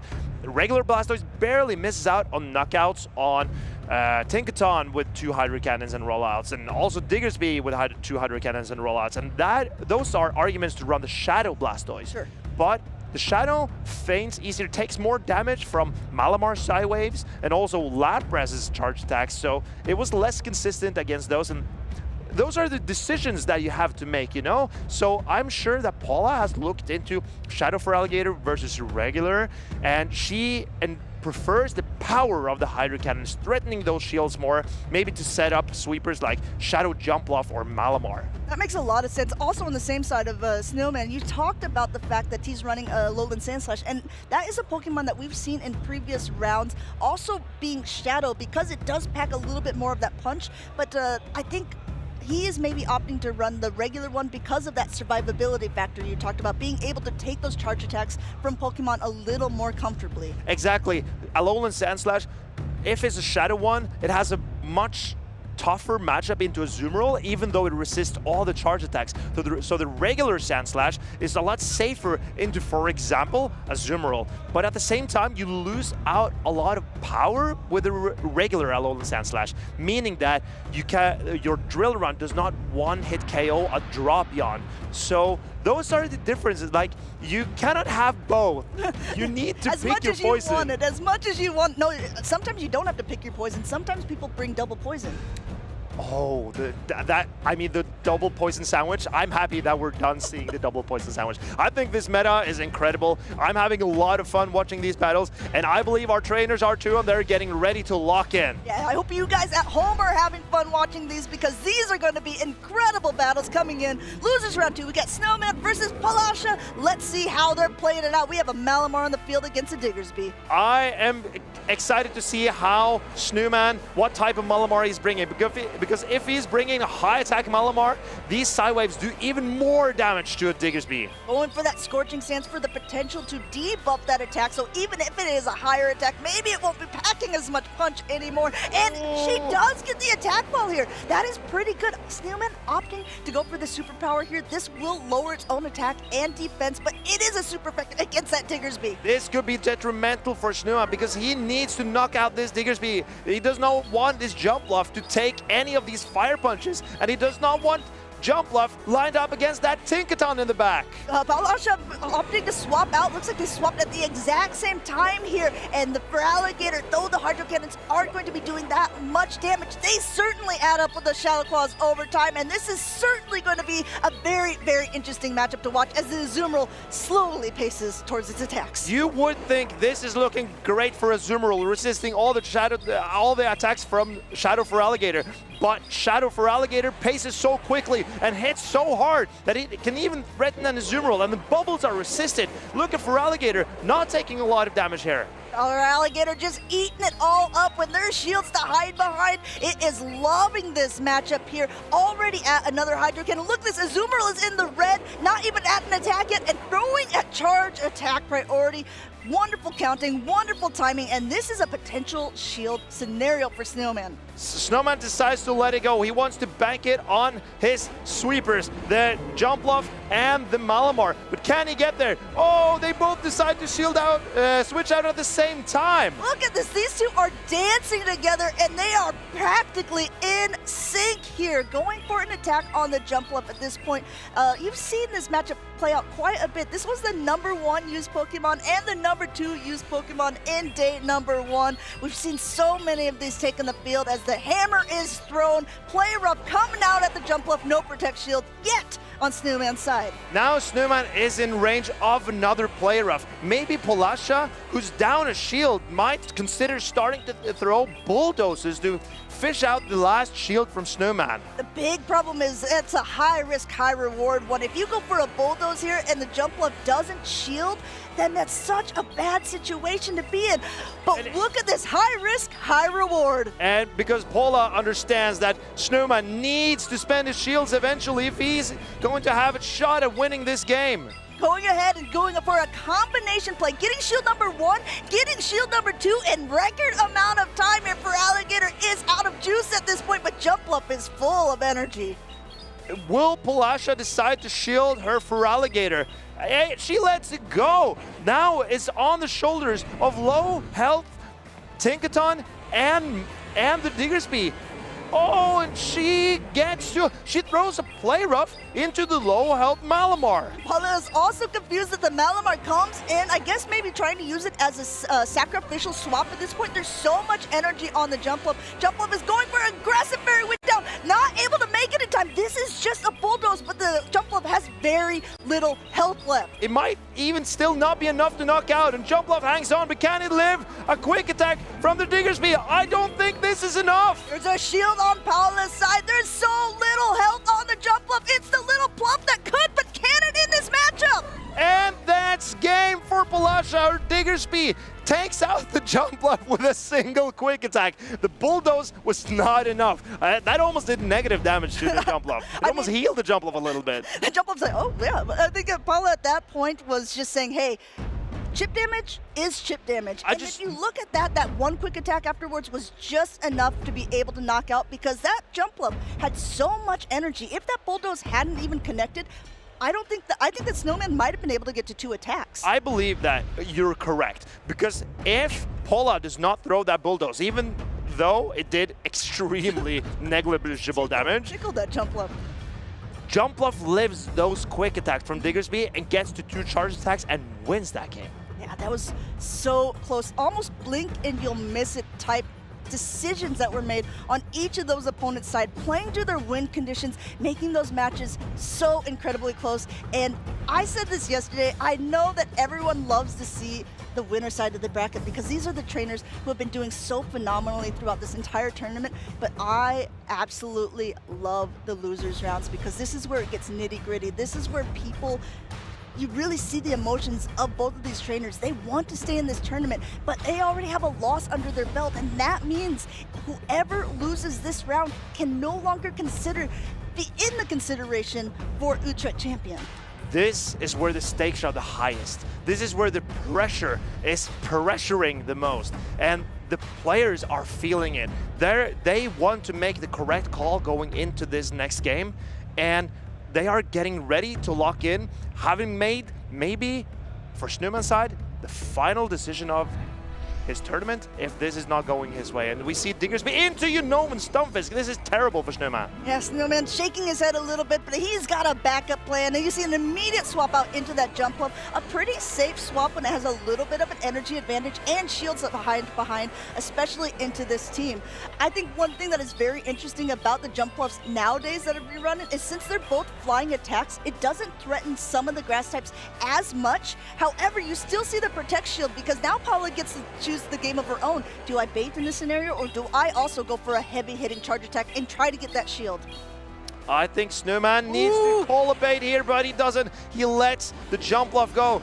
This is looking very good for Paulasha, but Snowman, he's a shield up. Maybe Stunfisk and Azumarill can put in the work that he needs in this game. Maybe this was his plan all along. Jump up to get a shield, take some energy off of Pokemon, because this is a great matchup for the Stunfisk. Also, when it has shields to hide behind, the Sparkling Arias are going to be doing a nice chunk of damage. You'll see it is super effective here, but at the same point, the Stunfisk is still going to be able to get off another attack, goes immediately for the discharge. Snowman does not want to take another Sparkling Aria from that Lapras. As you saw, the water type damage did a lot, and Snowman just wants to get rid of the Lapras here. Goes in with the Azumarill. Here's a Feraligatr. Where is Snowman going to use his shields? At this point, Snowman has two. I think he must be putting it all on the Azumarill at this point. Paulasha is down one shield. Doesn't opt to use the first one for the Feraligatr here, but this will put in a ton of damage. Not enough to knock out, but that Feraligatr is now in the red. And Snowman's Azumarill needs to hang on, because the Azumarill needs to make sure the Diggersby gets so low that the Stunfisk can take it out. And I'm not sure if Snowman will be able to, but he needs to start shielding up his Pokemon if he's going to have a chance. I think he must be listening to you here, using that first Protect Shield in this late matchup, trying to keep the Azumarill from going down into the red, trying to bubble down this Feraligatr to come out with some attacks that will be hitting the Diggersby. Those Ice Beams from the Azumarill are going to be doing a great chunk of damage using both Protect Shields here, but Paulasha wants to get a little bit ahead of it here, trying to come in and get some damage off of her own. Snowman needs to land at least one Ice Beam, possibly even two if he could, but Paula is shielding up the Ice Beam, protecting her Diggersby, because she needs the Diggersby to deal with this Azumarill and then the Stunfisk in the back. Does this knock out the Azumarill, Amanda? It's gonna get pretty close here. Scorching Sands coming through, no Protect Shield. Azumarill down into the deep red at this point. Now the Ice Beam, no Protect Shields on Paula's side, is gonna do a chunk, but I think that Paula is feeling pretty happy at this moment. This does not do enough to put this Diggersby into the Mud Bomb range, and Paula is already at the Scorching Sands, ready to knock out this Stunfisk, and there's just an Azumarill left with such low health points. I don't think that Snowman is going to make it, and Paula pops off as she passes through to the next round. Amazing plays by Paulasha there. Scorching Sands for one, Scorching Sands for two, and Diggersby helps take in the matchup here in losers round 2, advancing her on in the tournament. I don't know if you're noticing this, but I think that AMindJoke, Elepfandflasche, Paulasha, they're all wearing a very similar team jersey here, and it looks like this team is dominating here in the Netherlands. It certainly is. Maximilian P with the same shirt. They're getting ready to take on the next fierce competition here in Utrecht. Paulasha making the call, and both in this tournament, bringing the Diggersby and the Lapras, but also before the tournament, putting Ice Beam on that Lapras. And I've been wondering why they wanted Ice Beam on their Lapras, because I've been enjoying Skull Bash myself. It's better in the mirror matchup, and it's better into Azumarills. But here you saw the value of Ice Beam.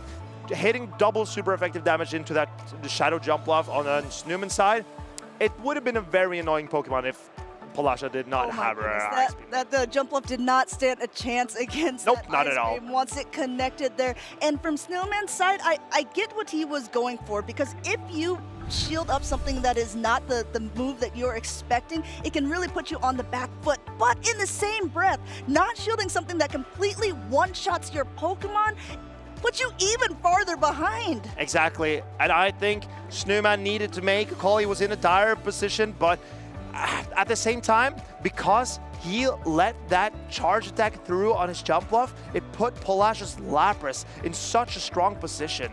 And this battle got so close in game 1, and Snowman was so close to making it through, but the Diggersby got the quick attack through, and that just barely took out the Jump Bluff. Saving the shield for a rainy day, and that was cashed in there at that very end of game number 1. Scorching Sands, like we said before, hitting both of the Pokemon, being able to take them out, and Paula really popping off, just like you said there. Really great plays by her. She's incredibly happy by making top 8 in this tournament. She is making a run to acquire the travel award for the from the European leaderboard, and she's making a great case for herself with this deep tournament run. A lot of times, trainers are trying to do everything they possibly can to be gaining championship points. Paula looks like she's well on her way to be doing so, and I think another way that is cool to be gaining ways to be gaining championship points is through local cups and challenges. And I would really like to go to more of those. I have some points left that I could acquire as well that could help me on my journey. You're right on the cusp there, Marcus. Yeah, but at the same time, I have competed in a lot of locals this season already. I'm getting closer and closer to capping out because there are only so many points that you can acquire. Right. Because if there are some communities with a lot of activity and a lot of tournaments that are hosted every week, and to not favor those communities as much that you can just go and play as many tournaments as you want every other day, but also giving the smaller communities a chance to compete. There is a limit on how many tournaments grant you points for the global travel award for Worlds. But every season, between every international, there are new travel awards to be made, and all the points that you get in those between seasons it starts again with the locals. So I do 4 cups and 4 challenges. I try to do 4 between every season as well. And that makes my local community happy as well because I show up and try to have a good time with them. And if you guys are hoping to show up and have a good time too, one question for you is, do you want to play?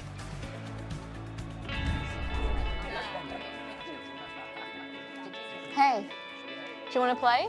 Yeah.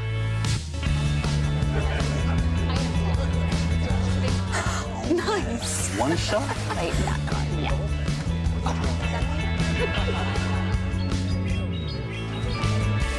I'll use twin cannons. Great game, guys.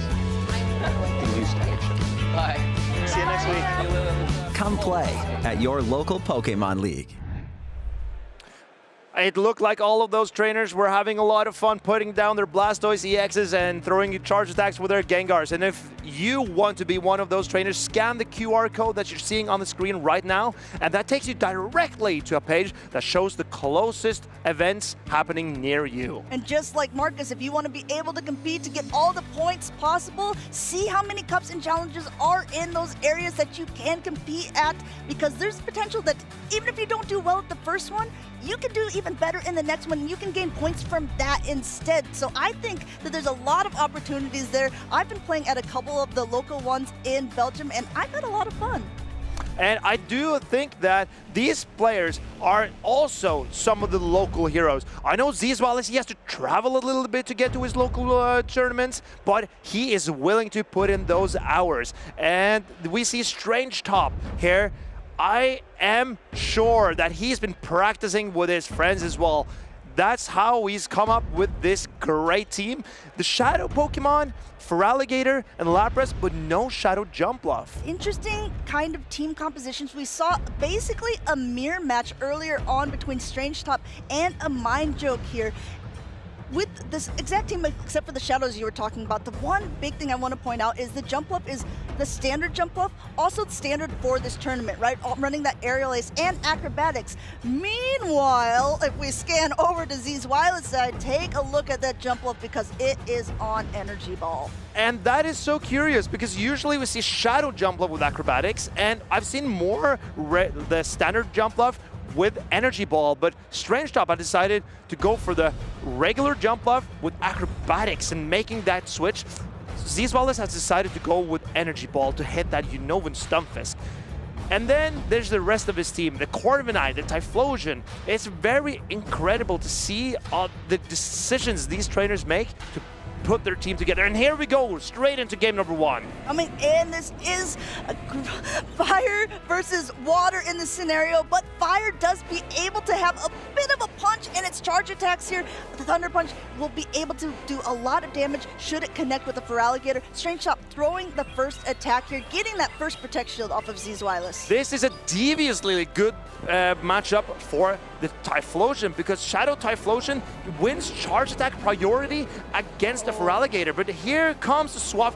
StrangeTop has swapped in this Diggersby, and Zzweilous responds with his jump, with his Furret. Take a peek at this backline here, because StrangeTop, I believe he was trying to do an ABB strategy where he was using the Diggersby to lure out the potential Azumarill so the Malamar would be free in the back, but Zzweilous did not fall for this at all, instead bringing in the Furret, maybe recognizing that the Malamar will be coming into play later. I'm sure that Zzweilous, even though if there's no Malamar in the back, Zzweilous knows that his Shadow Typhlosion can one-shot almost everything on StrangeTop's team. He wants to bank. Oh, the Furret lives on one single-digit HP, barely getting off this body slam. Furret doing Furret things, Swift coming through here. No, a protection. Shielding from StrangeTop. Still, I think that it was a good shield. He wanted to be able to come in there. He had energy to spare. He wanted that switch advantage, and he at least is going to be able to do a little bit of chip into the Azumarill, perhaps getting an attack debuff, and that's exactly what he got with the Feraligatr coming in. But this is looking good for Zzweilous now. He's stored up so much energy on the Typhlosion. This Thunder Punch is going to knock out this Feraligatr. Going ahead, super effective damage, connecting there. See you later, Feraligatr. Ha ha ha, you're so funny, Amanda. Thanks, I try. But here the Typhlosion is looking so threatening for StrangeTop. He needs to come in with his Malamar, but this Typhlosion is going to get to Thunder Punch before it's going down. And StrangeTop, how is he going to deal with this Azumarill in the back? This is looking great for Zzweilous. Last Protect Shield on StrangeTop's side. First Thunder Punch going through here. No Protect Shields remaining. This will do a heavy chunk of damage, and even still, we have a fairly healthy Azumarill in the back.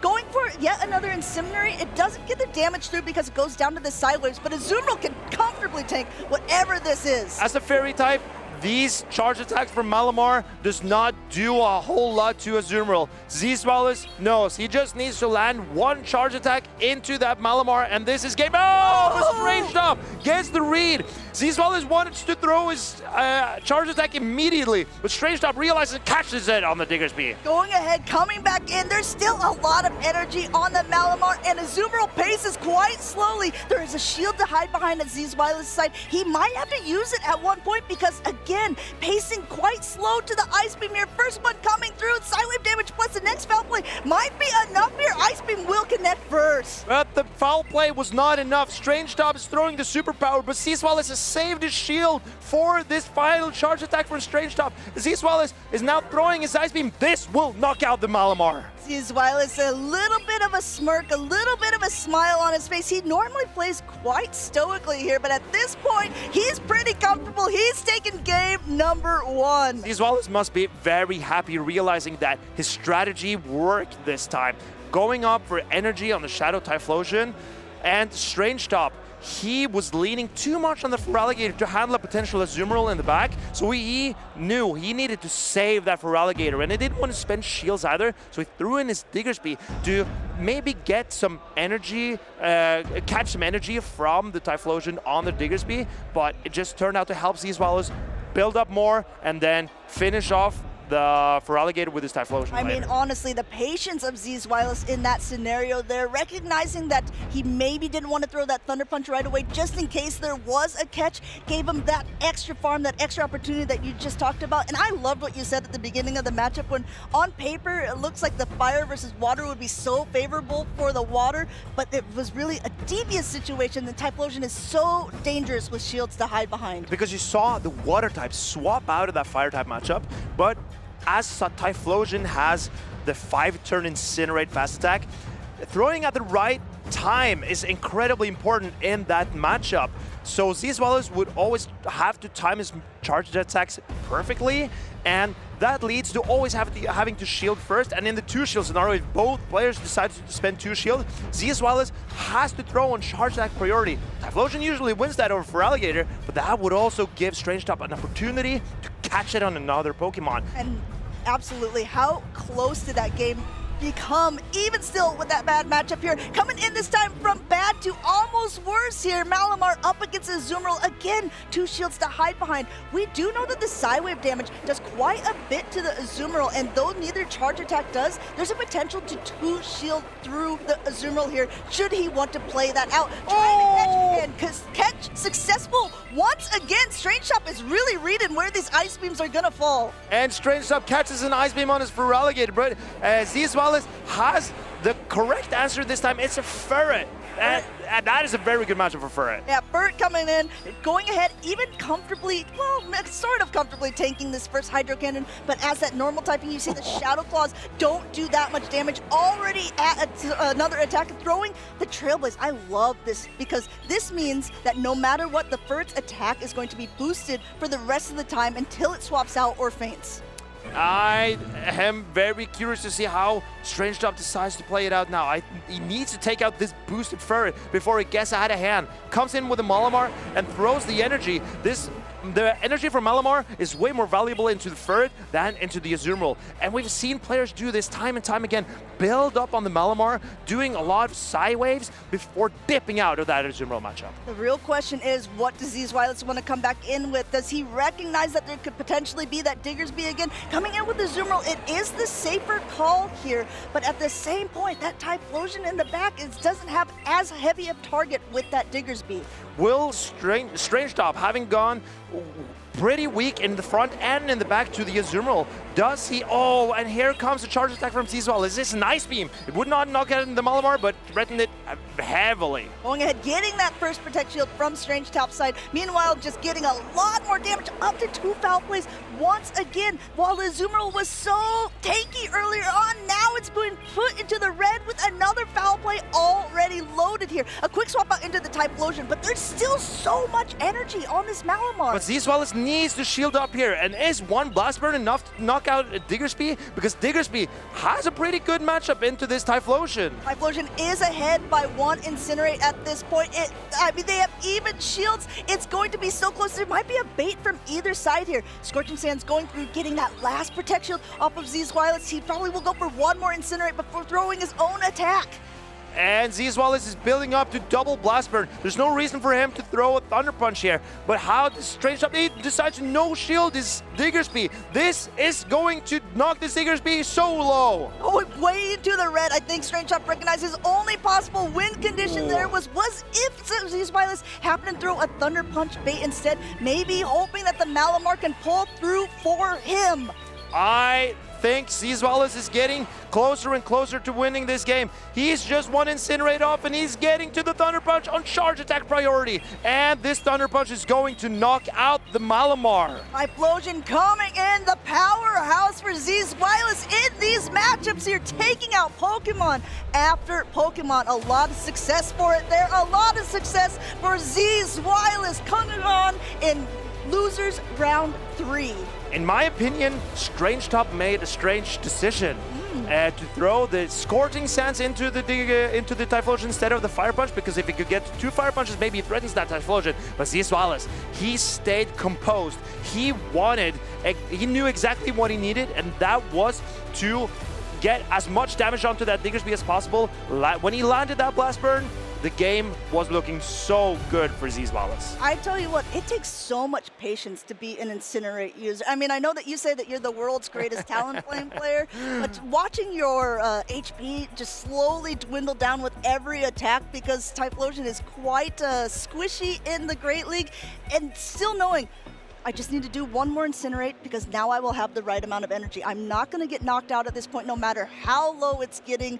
Zzweilous, I think, really put on a masterclass there in that round. And as you can see in these battles, the Incinerates, when it comes through, it does a lot of damage. A big chunk of damage it disappears every time you see an Incinerate land. While, for example, Psywave, it slowly trickles down. And those are the differences. That also makes Malamar flexible. It can swap out whenever it needs because it doesn't have that cooldown time, as we say, that Incinerate does. So when you are running an Incinerate user, it's taking you into a place where you need to be very cautious about how you play. I completely agree. StrangeTop here, again, I have to applaud him. He knew exactly what Zzweilous wanted to do. Catching this Ice Beam in the game 1, he caught an Ice Beam on for Alligator game number 2, but in the end, he just couldn't be able to quite pull off the matches against one of the most well-known players that we have in this tournament. And this means the end of the run for StrangeTop. But Zzweilous is looking to go on with his Shadow Typhlosion and his Thunder Punches. And that was his way to win losers round 2. And now he's battled himself into the top 8. I think Zzweilous has been pretty happy with his performance. He said he took I think it was a 3-month break from playing in any of the tournaments. He recently started playing again in some grassroots formats, some practice tournaments, just to get a feel for teams. And he won one of those recently with a very similar team to what he was playing, except he was running an Ariados instead. I'm aware. Of the jump love. Oh, are you aware of this? I'm aware. Oh, interesting. Because this tournament, I lost the final to Zzweilous. So I felt firsthand how good he is in this moment.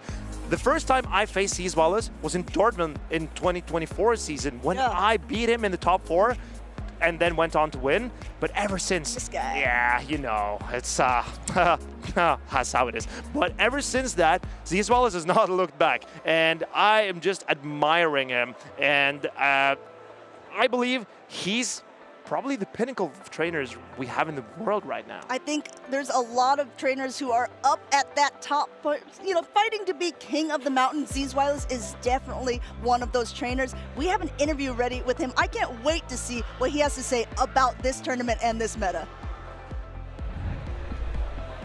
Thank you so much, Amanda. Zzweilous, a decisive win right there. How are we feeling? I'm feeling amazing, honestly, especially because this is a first for me. I've been competing since like 2022 technically, and this is the first time I made the top cut on the loser side of the bracket. And yeah, every match is an elimination match, and winning those feels especially great. So now, when you're approaching the tournament from the losers bracket, do you still go in confident with the right idea of I'm going to win this tournament, or is it just a okay, let's see how far I get? So, like in my position, I shouldn't just make this big call. Oh, I'm going to win this tournament, but I do feel confident because I really enjoy this meta. I've been competing in grassroots tournaments, and I have taken a couple of really good, really difficult wins, and I'm trusting my team, I'm trusting my ability. I've had a couple good tournaments recently, and yeah, so my brother went here to Utrecht in 2023. He started day 2 in losers, and he made it all the way to the top 3. And if he can do it, why should I not be able to do it too? Shout out to Jonkus at that point. Yes. But you know, I've seen your grassroots performance, and my caster predictions were heavily influenced by those. Where is Paldea and Taurus? And where's Ariados? So we sent Paldea and Taurus up the farm, but it's... the professor is feeding it well. It's running around like the Tauruses in the anime. This is a reference to that and to nothing else. But yeah, Paldea and Taurus, it actually helped me to reach #1 on the GBL leaderboards, funnily enough. And that was because it used to be an excellent core breaker to Azumarill and Drapion. But Azumarill and Drapion, I thought they were gone. I thought Tinkaton scared them away. Come to find that there is still plenty of Azumarill and even some Drapion in the top cuts, so maybe I should have brought it. Do you think that is because Shadow Typhlosion just appears to be really good in this meta? Yeah, I do think that because of the success we saw in Milwaukee, where Tinkaton was essentially on every team that had like top 4 success, maybe even top 8, I don't remember, but it was everywhere. That has led to a rise in fire types. So we see a lot of Talonflame, a lot of trainer had success with Typhlosion. Macargo? Macargo, I have seen that in a practice tournament once, but I still believe that Macargo is like, the snail is too frail, it has the stat product, but the rock and fire typing is too vulnerable to ground, to water, to the types that we see so much of in the meta. And I would prefer myself a Typhlosion with a Thunder Punch coverage to like take shields from Lapras, Azumarill, the likes. Okay, so you know that everyone who's watched this broadcast by now must know that I am a big Ferret fan. In fact, one is sitting right behind you. I have a technical question for you. In, I think, Game 2 versus StrangeTop, you had the Shadow Feraligatr rather low with your Ferret, and you decided to throw a Trailblaze. Swift is a little bit cheaper when it comes to energy. At which point do you decide to throw Trailblaze or Swift if both knock out? So if my main goal is to go for the knockout, I would just throw the cheapest move that knocks out that Pokemon in that situation, which I think with the Ice Beam chip damage and the Sucker Punch damage would have been the Swift. but in this scenario, I actually wanted to utilize the secondary effect of Trailblaze, boosting my own attack, because I was not entirely sure, A, which Pokemon would be brought into the Ferret once the Feraligatr was gone, and B, how long the Malamar would continue to throw Psy Waves into my Ferret. So I was not expecting to get to another charge attack because he would probably throw before that was reached. So I just decided to maximize my Sucker Punch damage output. All right, that makes total sense to me. In the end game of that game, you got into another tricky matchup, rather. It was the Shadow Typhlosion versus Diggersby. How do you approach that matchup? Because frankly, there is super effective damage on the side of Diggersby. So I kind of expected the Diggersby to be in the back just because the team that StrangeTop ran, it's a very strong team and placed first and third in Milwaukee. And I decided to craft my team around Pokemon that beat that line specifically, because if something is this successful, other good trainers will pick it up and be successful in their own right, like StrangeTop has been. So I decided to just hard counter that line with the Typhlosion. So yeah, I know my matchups well, and when the Diggersby came out, I knew that the Scorching Sands pacing is a little awkward if you compare it to the Blast Burn pacing, especially because I decided to hard swap out, get an Incinerate ahead, and even if he baited a Fire Punch, I think I would have been able to get to 2 Blast Burns and connect 1. Best case, I don't get a Scorching Sands debuff and it just manages to be in a range where I can just farm everything down. And even in the worst case, where I would have gotten a shield with 1 Blast Burn and connected with the debuffed one, I still would have left the Diggersby so low that I think my Azumarill could have farmed up to an Ice Beam to KO the Malamar. And all those thoughts happen in your head at the same time in those few seconds? Yes, they do. That is mighty impressive. Now I have one last question for all the statistics fans, just as I am. How many Blast Burns did you land this weekend? Too many. Like, it's been a couple, All right, that sounds good enough. So if your Blast Burns do connect, you have a good shot at winning tournaments maybe even. So I wish you good luck. Thank you so much for your time for this interview. And we're going to kick it back to the casters. All those Blast Burns landing to ensure Zzweilous' success with Typhlosion is really what has put him here. And I'm so impressed with how meticulous he is when he is team building and also battling. I know, and he shares this information with trainers. I do like what he said about how he didn't suspect that there was going to be so many Azumarills and Dropions. The person who actually knocked him down to the loser side of the bracket was Maximilian P, who has both of those Pokemon on his team. And I've seen Maximilian run Talonflame with Dropion and Azumarill a lot, and we saw Colin with that same core running Talonflame lead with Dropion and Azumarill in the back. Maybe those are coming back, and that's a threat we need to address, but these trainers are not looking to go down that route. There's no Shadow Dropion on stage. Neither one of their side. Bats once again running a very interesting team composition that we haven't seen very often in this sort of competitive play. Koksik also running that Shadow Typhlosion there, so maybe we'll see another showcase for it, but doesn't really have as many marks on Bats' team. There aren't a lot of ways for Bats to hit the Shadow Typhlosion quickly because Bats does not have a lot of fast move pressure into that Typhlosion. That's a great point with this team. Yeah, even though Cradley, a rock type, would theoretically threaten the Typhlosion a lot, the Bullet Seeds from Cradley is a grass type and is a low damage fast attack. So Typhlosion is very fine if it keeps up the shield. So I think we're going to see a lot of Typhlosion from Koksik here. We'll see how, because both of these trainers are locked in. They're ready to go here. We're going to see who's going to make it on. This is a decent lead for Bats, but I think that both of these Pokemon have neutral play against each other because those Aqua Jets come very quickly and are also going to hurt the Unova Stunfisk. It's a very tough attack to take from the Stunfisk, but Stunfisk is tanky and can withstand at least one. And Koksik is not going to appreciate discharges landing on his Golisopod. And then we see no shield from Koksik. This is going to hurt the Golisopod. Going ahead, getting it pretty low. Super effective damage coming through there, and ability to outpace for another one. Koksik maybe doesn't want to shield it because it's quite low at this point, but my goodness, maybe wants to come in and just get some farming energy. Coming in, getting a bullet seed number 1. Neither one of these attacks going to be doing that much damage overall.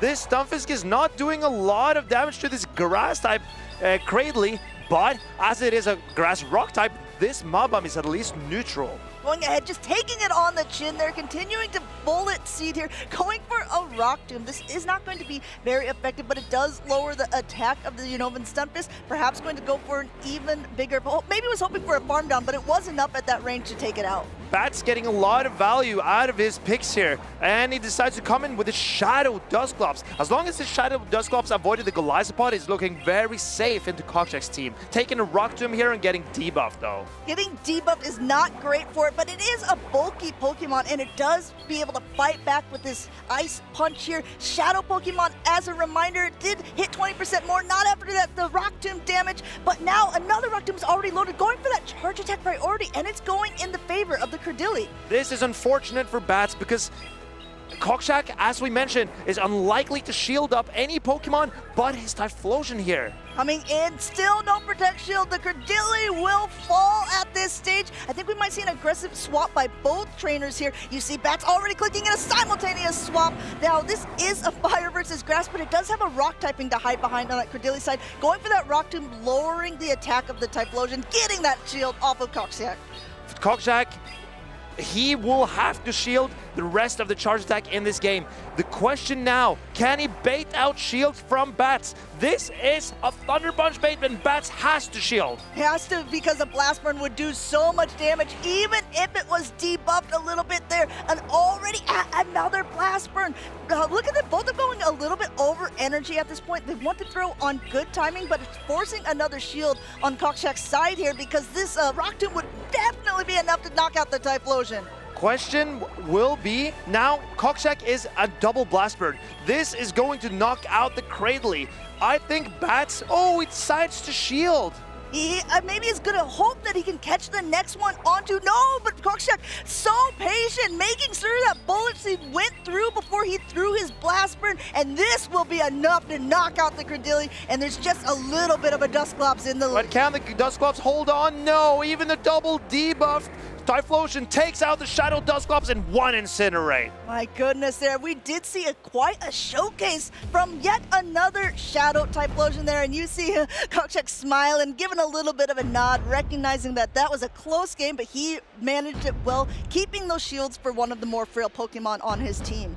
Bats got a lot of value out of his Unnovan Stunfisk, taking out the Golisopod and also landing a charge attack into the Cradley and making the Cradley throw a charge attack of his own.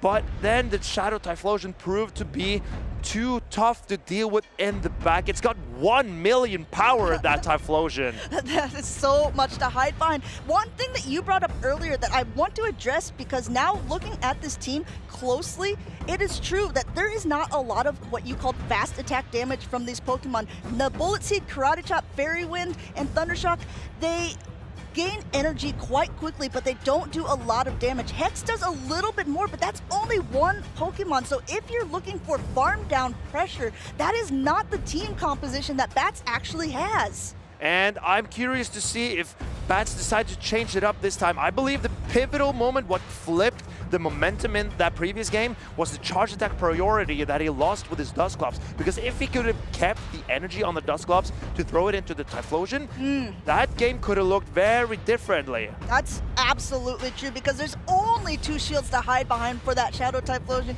And you saw that, I mean, that even though it was pretty healthy by the end, I'm not sure that it could have survived many other attacks. Exactly, the Typhlosion is so flimsy. It does not take charge attacks well at all. And that's why Koksik decided to protect it with all his shields. And as we mentioned, not a quick way for Bats to take out a Typhlosion with shields left to hide behind. Both of these trainers taking a minute to lock in, recognizing that these are big moments for them. Koksik just needs one more game to be able to advance on in this tournament. But BATS running a pretty unique, pretty spicy team, wants to stay in as long as possible. He just needs 2 more to be able to take it. These trainers are locked in. Let's rock and roll. And we see a Dugong from Koksik. I have not seen the Dugong this entire tournament, and it's straight into the you-know-and Stunfisk. This is a very interesting matchup because this Stunfisk, even though it's taking super effective Ice-type damage, it's also dishing out super effective Electric-type damage. I really like this play, throwing on really great timing here. This discharge will go through before an Icy Wind debuff. This Dugong is going to take it all, though, because it can recognize it can take one and also can throw back some nice damage to the Stunfisk itself.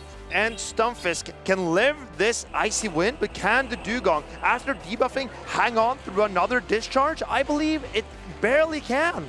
Going ahead, going once again for that charge attack priority. Still no protect shields on Koksik's side. This is going for great. He's going for excellent. It's connecting here, but it's not enough. It's barely not enough, and Dugong throws the Icy Wind immediately. BATS decides to let it go. He wants energy on his backline Pokemon. If you look, there's no Typhlosion to be found this game. But again, with not a lot of fast attack pressure, what are you coming in with? It's gonna be that Wheezing, and let me tell you what, even though it doesn't have a lot of fast attack pressure, these charge attacks are so dangerous. And Koksik coming in with his Corviknight here. How is BATS deciding to play this? If Wheezing can win this matchup, but he needs to land an overheat to knock out this Corviknight. And Corviknight is hiding behind its shields. Iron Head coming through, that would be doing some nice damage. You see that red shield on the Galarian Wheezing there. Going for a Sludge Bait. This is a big moment because once again, that overheat will do so much. Koksik doesn't want to take the risk, but this is not going to be very much at all. And already another overheat loaded.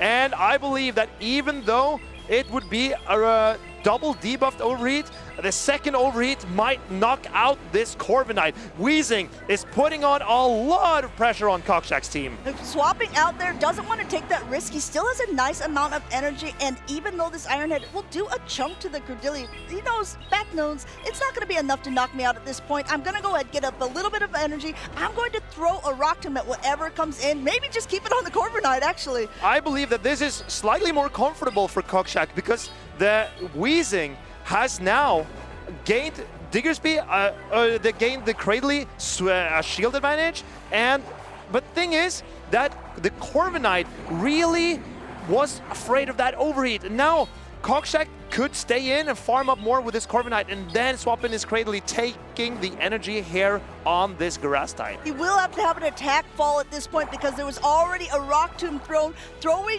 one of his own at this point, getting that Credilli nice and low, but this might not be enough to knock out now that the attack has fallen. No, hangs on in the red, another quick pivot out by BATS here, getting up to another overheat, gonna throw right before the next one is available. Oh, but BATS throws the Sludge. He needed an overheat to take out this Cradley, I believe. I don't think this Sludge is enough. No, the Cradley barely hangs on, but BATS can shield up his Wheezing here and maybe have a charge attack ready to go into that Corviknight. It's sort of a problem either way, right? Oh, he's already at it. He threw it beforehand. The overheat is connecting. No protect shield on Koksik's side. And Koksik lost track of the Wheezing's energy. He had so much stored up on this Corviknight, but the Wheezing managed to sneak in a final parting overheat. My goodness, that game was about energy management. It was switching in and out. Such quick pivots by both of these trainers here. Such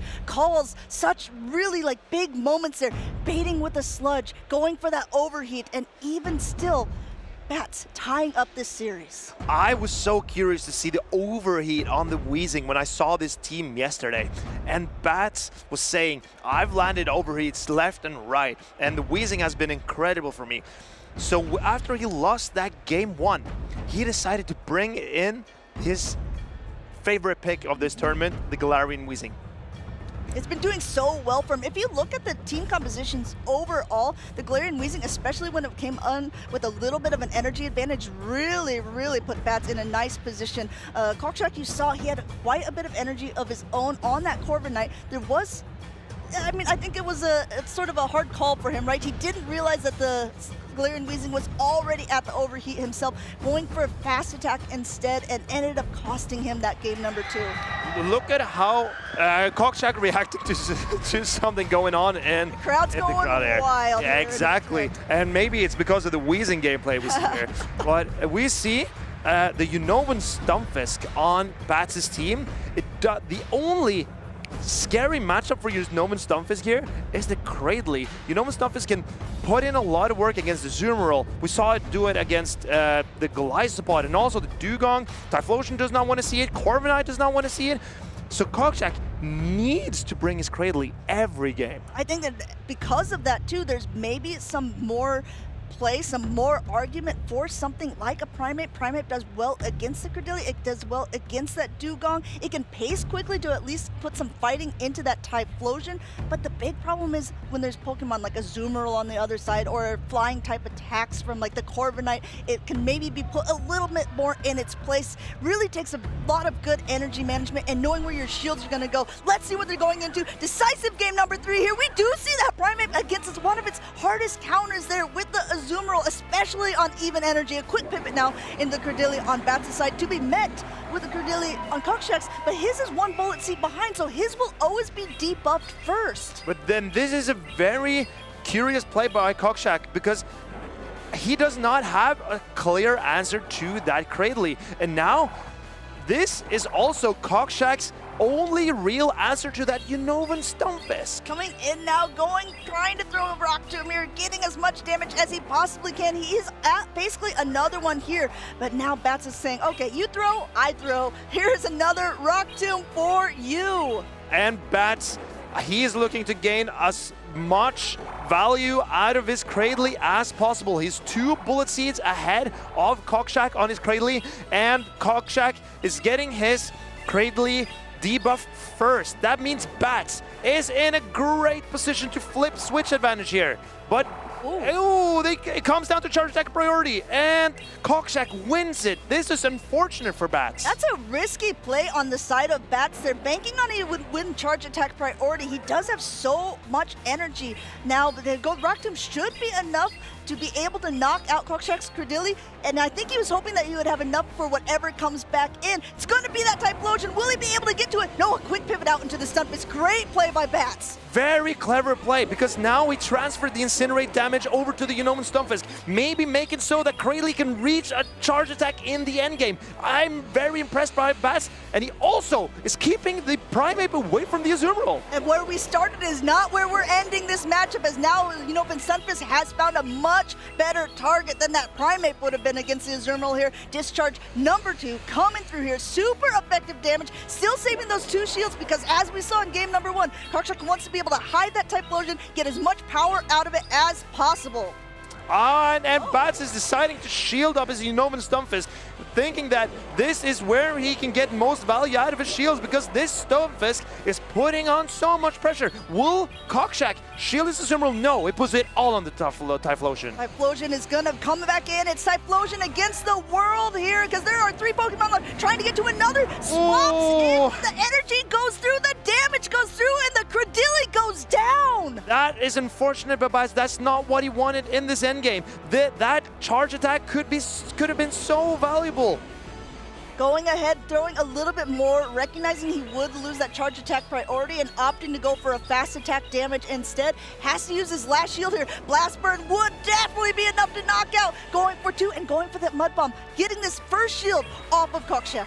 I think Koksik, the ties have turned for Koksik. Koksik knows what he has to do to win this game, and that is to farm down this Unova Stunfisk and Blast Burn the Primate in the back. No Protect Shields left remaining, but no Protect Shields needed, because this Typhlosion has energy. Down goes the Stunfisk, in comes the Primate. A Blast Burn is ready to go. And now it remains to see if the Stunfisk can hang on to get to a final charge attack, but it's so low. And there is a Thunder Punch from Koksik, and this triple resisted Thunder Punch will knock out the Unova Stunfisk. No Protect Shield even needed at this point. Typhlosion says, I've done it again. What an incredible game by these trainers. Koksik was up against the wall, with his back against the wall, and BATS was looking to really punish some of the plays he made there. But unfortunate for Bats, the energy on Cradley disappeared in an Incinerate. Bats going back to his cave now at this point. Koksik going on in the tournament. We saw him get knocked down earlier today to the loser side of the bracket by his Poland friend, nickname. But he's saying, okay, he might have been able to take me down, but he's not knocking me out. And Koksik really wants to keep pursuing his second regional title and overcoming Bats with his back against the wall, making a weird team on his way, and a very unconventional team. I think Koksik has put his money where his mouth is and is ready to take on the next competitor. Koksik won a special championship a couple seasons ago, and he's saying, okay, you know what? I think I want to do that one more time. Really great plays in both that winner's round that he played and ended up losing just by 1 HP, but he says, it's not going to deter me here. I'm going to be able to make some plays, make some moves here, get Typhlosion on the right Pokemon, and take the games. And we saw Koksik in game number 2. That's when he benched the Typhlosion and brought in the Dugong. That did not go so well for him. And Bats was bringing out his most valuable pick of the Weezing, and that was really costly for Koksik. So Koksik went back to his Typhlosion strategy in game number 3. Yeah, first you don't succeed. No, actually, you first do succeed. So say, okay, I'm going to go back to that tried and true method there. A Blast Burn for the Primeape, a Thunder Punch for the Stunfisk, and a game win for Koksik there. Fantastic battles here in Losers Round 2. By the end of this day, Marcus, we're crowning a champion, and all of these players have been playing absolutely phenomenally. It's hard to say that there's been a definite person who's been like, oh my goodness, they're playing so much better than everyone else. The writing is on the wall. This is going to be the winner. I say it's still anyone's game. It's absolutely anyone's game, but there are the 4 undefeated trainers still in the winner's bracket. Zephy Mastics has played incredible. Maximilian P has been untouchable. And then you have Nickname, who recently won Stockholm. And you have AMindJoke, a veteran in Play Pokemon series. So don't go anywhere, people, because the winner's bracket is looking stacked. And we still have loser's bracket left to play. Stack upon stacks. There's so many good battles here to be played. What's really fun also about the whole competitive scene, we saw in day number 1 the EU winners. This year, we have not had any of the repeat winners so far. But Nickname is still in this tournament. He has the potential to be the first EU trainer to win 2 championships in 1 season. And that tells me a lot about the European competition, because there are so many trainers that wants that glory of becoming regional or special championship champion. So here, who is going to become the Utrecht champion? I'm super excited to see what we have here.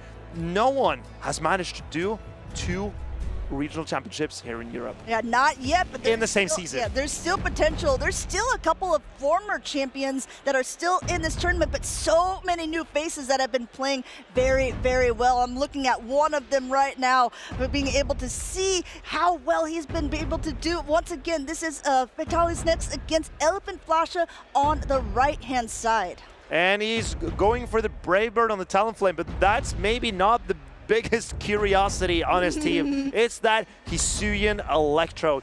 We did not get to see it in his winners round 1, and maybe that's an omen showing him that it's time to bring out the ball. And in this same breath here, Elepfandflasche was able to knock Howie out of the tournament to stay on, to be able to go now into this losers round 2 with a pretty conventional team.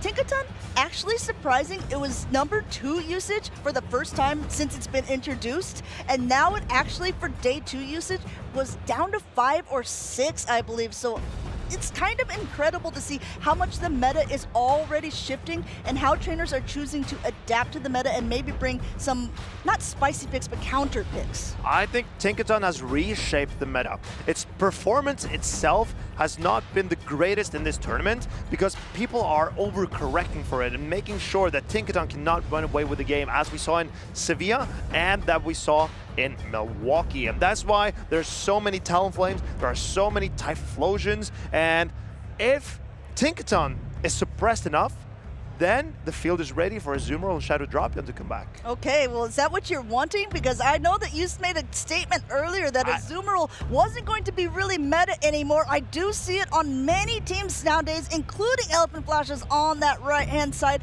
He's been doing really well in this tournament. His last and best placement of a tournament was in Lille a couple years ago, coming in 2nd place. And he is looking to better that performance. With his Utrecht run, he wants to go all the way this time. With this crafted team, with Ferret and Cladle, Cradley, Talonflame, Tinkaton, and Azumarill. I tell you what, I mean, I think this team is well crafted enough that we didn't get to see it before. We're probably not going to see that Electrode again in this either. Not a lot of targets for it. Coming in now, we have that Cladle against a jump bluff. Something we've seen time and time again throughout these tournaments. The acrobatics does end up hurting the Cladle quite a bit, and actually an immediate pivot by Elepfandflasche into the Credilli.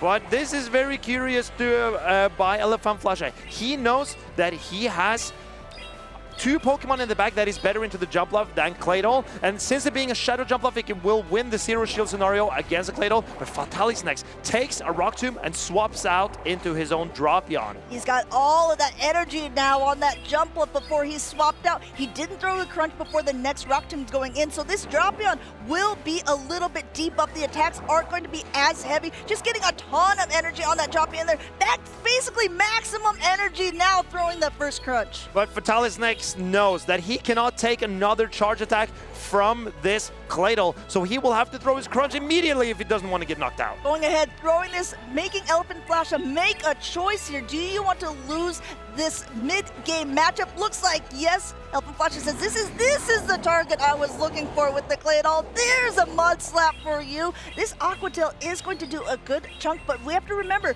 it is deep up because of that Rock Tomb, so Cladle can definitely still hang on, even hanging on in the green. And this is a brave play by Fatalis next. He lands and acrobatics into the Cladle because he's no shielded by Elepfandflasche, but this also gives Elepfandflasche the opportunity to go into the Talonflame. Jump up, staying in as he has to stay in, and the timer isn't up yet either. Going for some timing here. He wants to be able to get off an attack before it gets incinerated down, getting that first Protect Shield off of Elepfandflasche, but this is a little bit less comfortable than the situation with Maximilian P with the Lapras coming in because there's not 2 Protect Shields to hide behind anymore. And this is a flame charge from Elepfandflasche. He wants to ramp up his attack stat on the Talonflame as soon as possible. No shield from Fatalis next. Coming in here with that Lapras, just starting to get a little bit of damage. Those Sparkling Arias will definitely be enough to take out the Talonflame. But the real question is, trying to catch, unable to do so, and giving the Talonflame just that much more energy. Now throwing a fly, getting that first Protect Shield off of Fatalis next. Very brave play by Fatalis next. He wanted to gain an advantage by throwing away Elepfandflasche's energy here, but now he is still behind with his Lapras. He needs to get to at least 2 Sparkling Arias and getting rid of a Cladle. Going in now, he's almost at 2 of them. He's throwing right before. He knows his counts. He knows the energy here of the Talonflame. There's a potential catch for Elepfandflasche's side, and actually he opts to be able to let the Talonflame go down. He wants to get this Mud Slap damage, choosing to save the shield for the Cladle. And it's looking bleak for Fatalis next now because the Cladle is nearing a Rock Tomb, and a super effective Rock Tomb will knock out this Lapras from this range. 1 Mud Slap will do it because there's no Protect Shields. Well, there was a Talonflame doing a lot of work getting the shields. Cladle finishes the job. And we see Elepfandflasche keeping the momentum that his Cradley gave him, the Cradley safe switch. And with his Rock Tomb, it put such a dent into the jump bluff that Talonflame could just farm it down in the end. I think that was really well played by both opponents. Fatalis next recognized, okay, if there's a Cladle at the beginning, I actually don't want that stuck on my Dropion for too long. I don't want to give it too much energy, so he let his Dropion get low and only let the Cladle get a couple of Mud Slaps into it.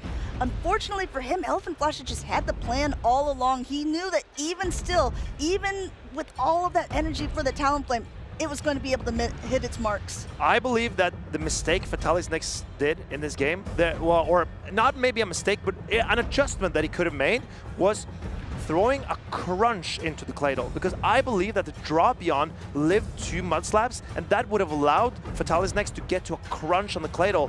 And with that additional damage, the Cladle would have been knocked out in the end, and it would have only been Talonflame left for Fatalis next to deal with. And Lapras could have dealt with that.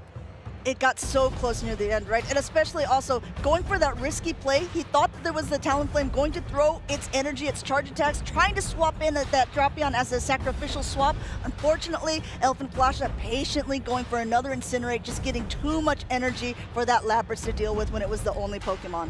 So Lapras needed to land a Sparkling Aria into the Talonflame. It did manage that, but it couldn't strip away the shield, so we could also take out the Cladle in the end. And let's have a look at what the players are going to do here. Elepfandflasche has made his mind up, it seems. Fatalis next still thinking. Maybe Elepfandflasche is thinking too. They're both strategizing on what to do in this game number 2. We see Cradley into Talonflame. This is a bit of a curious matchup here. Going ahead and seeing how they want to play that out. Going for the bullet seeds here to get to the Rock Tomb. You are going to pace a little bit quicker. And now it looks like he didn't want to throw right away, just in case. Both of them just going up a little bit extra energy. Now throwing the Rock Tomb, forcing the shield, because this would do a ton of damage to Talonflame. Fatalis next knows that this Rock Tomb would have knocked his Talonflame out of the sky. He threaten enough damage with his Brave Bird that Elepfandflasche decides to shield up his Cradley here. And no shield on the Cradley, and there's a fly landing. Already, okay, first you don't succeed, try again, fly is being loaded, but Elepfandflasche says, now wait a minute, I know that this one is a fly, and look at all my energy on the Cradilly here. I'm gonna force you to either go 2 shields down, really patient timing here, great timing, going for 3 bullet seeds before throwing the next Rock Tomb and getting that second Protect Shield off of Fatalis next. There is a Rock Tomb ready on the Elepfandflasche side, and also, oh, there's a fly ready. But here comes the Electrode, and Elepfandflasche throws a resisted Grass Knot into the Electrode. This could have been a Rock Tomb, but this Electrode really threw off Elepfandflasche. I think he's going for a very aggressive farm down to Elepfandflasche, not letting him do it. Coming in now with the Cladle saying, okay, yeah, you're switch locked. What are you going to throw here? You can't throw your electric type attack into me. I'm a ground type Pokemon. And look at the Electrode's face. It's angry about it. And this is where Energy Ball would have been great on the Electrode, but Fatalis next has forgone the grass type attack, and here is throwing Swift. I have to be honest, I wasn't expecting to see the Electrode, and I'm actually kind of happy it's coming in. It is actually really starting to chunk away. It's paced pretty quickly overall. Elepfandflasche knows he doesn't have to shield up any of this damage, but now the switch timers are up.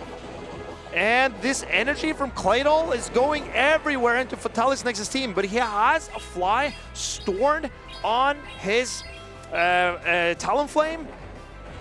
This is looking very concerning for both of these trainers, but Cladle is getting so much value out here. He was saying, okay, I'll comfortably take all those attacks. I'm just going to keep fast attacking you down here. Now, at this point, will he be able to make it? He doesn't make it! The Sparkling Aria. This is so tough for Fatalis next. How can he deal with the Cladle and the Cradley now? Not only that, how do you deal when you have no Protect Shields to hide behind? You have a full Talonflame, and it looks like he's throwing right away, not taking any risks. He wants this Cladle gone. He knows that there's just a small sliver of health left on that Cradilly. He doesn't even know what's in the back. Oh, this is an interesting play. Coming in now, and he tried to swap out, it looked like, but this Rock Tomb will connect with the Talonflame because there's no Protect Shields remaining. And this Electrode is now so low that one Incinerate from the Talonflame will knock it out. And there's a shield left on Elepfandflasche's side, and this Electrode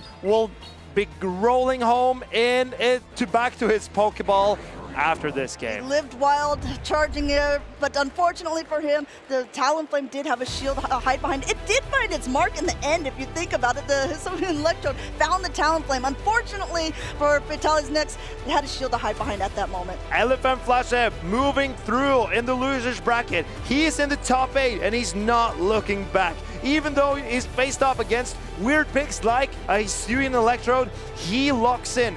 He brought the Cradley exactly where it needed to be in both games, and that was, in my opinion, his most valuable Pokemon in this matchup. I think Elepfandflasche looks cool, calm, and collected here. He really knew how he wanted to play out all of those matches. The Cradily there against the Talonflame in the lead, it's such an awkward position, and you kind of said it before. You know, when we look at typings and we say, oh, grass versus fire, but being able to throw a rock type attack, being part rock, really helps the Cradily in that situation. And usually players run Talonflame to counter the grass types, but here we saw two grass types with rock type attacks that would just knock out the Talonflame.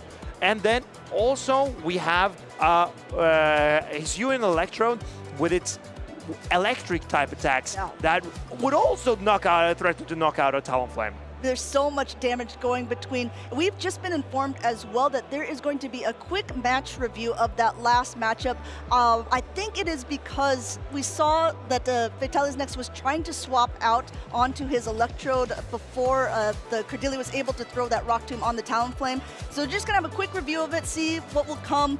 If it is going to be a rematch that is going to be fresh new team, so we might not even see that Electrode the next time, or the judges may rule that it will stand and Elepfandflasche will continue on in the loser side of the bracket to round 3. There are many options for the trainers here and how they want to play this game and if it goes through a review, because as you said, it will be a brand new game, so they're not bound by any previous teams that they have picked. I think sometimes that's what's super interesting about best of threes, especially with opponents like these two who probably haven't played each other too often in the past. Game 1, from what I've heard from talented trainers such as yourself, is sort of this fact-finding game where you're like, okay, how does my opponent play? What are their attacks? Are they an aggressive player? Are they someone who is always going to wait a turn before they throw an attack? Are they someone who always likes to do the bait, smaller attack instead of that big, heavy-hitting attack? So, I mean, how do you go into a matchup against an opponent you've never played before when your team composition, like, you maybe feel like you have a slight team composition, even disadvantage? That is a great question, because I think game 1 will always be about gathering information. Of course, you want to win that game as well, but I often find myself losing game 1, but gaining a lot of information about my opponent, how they want to play, and what Pokemon they prefer, and then I can adjust.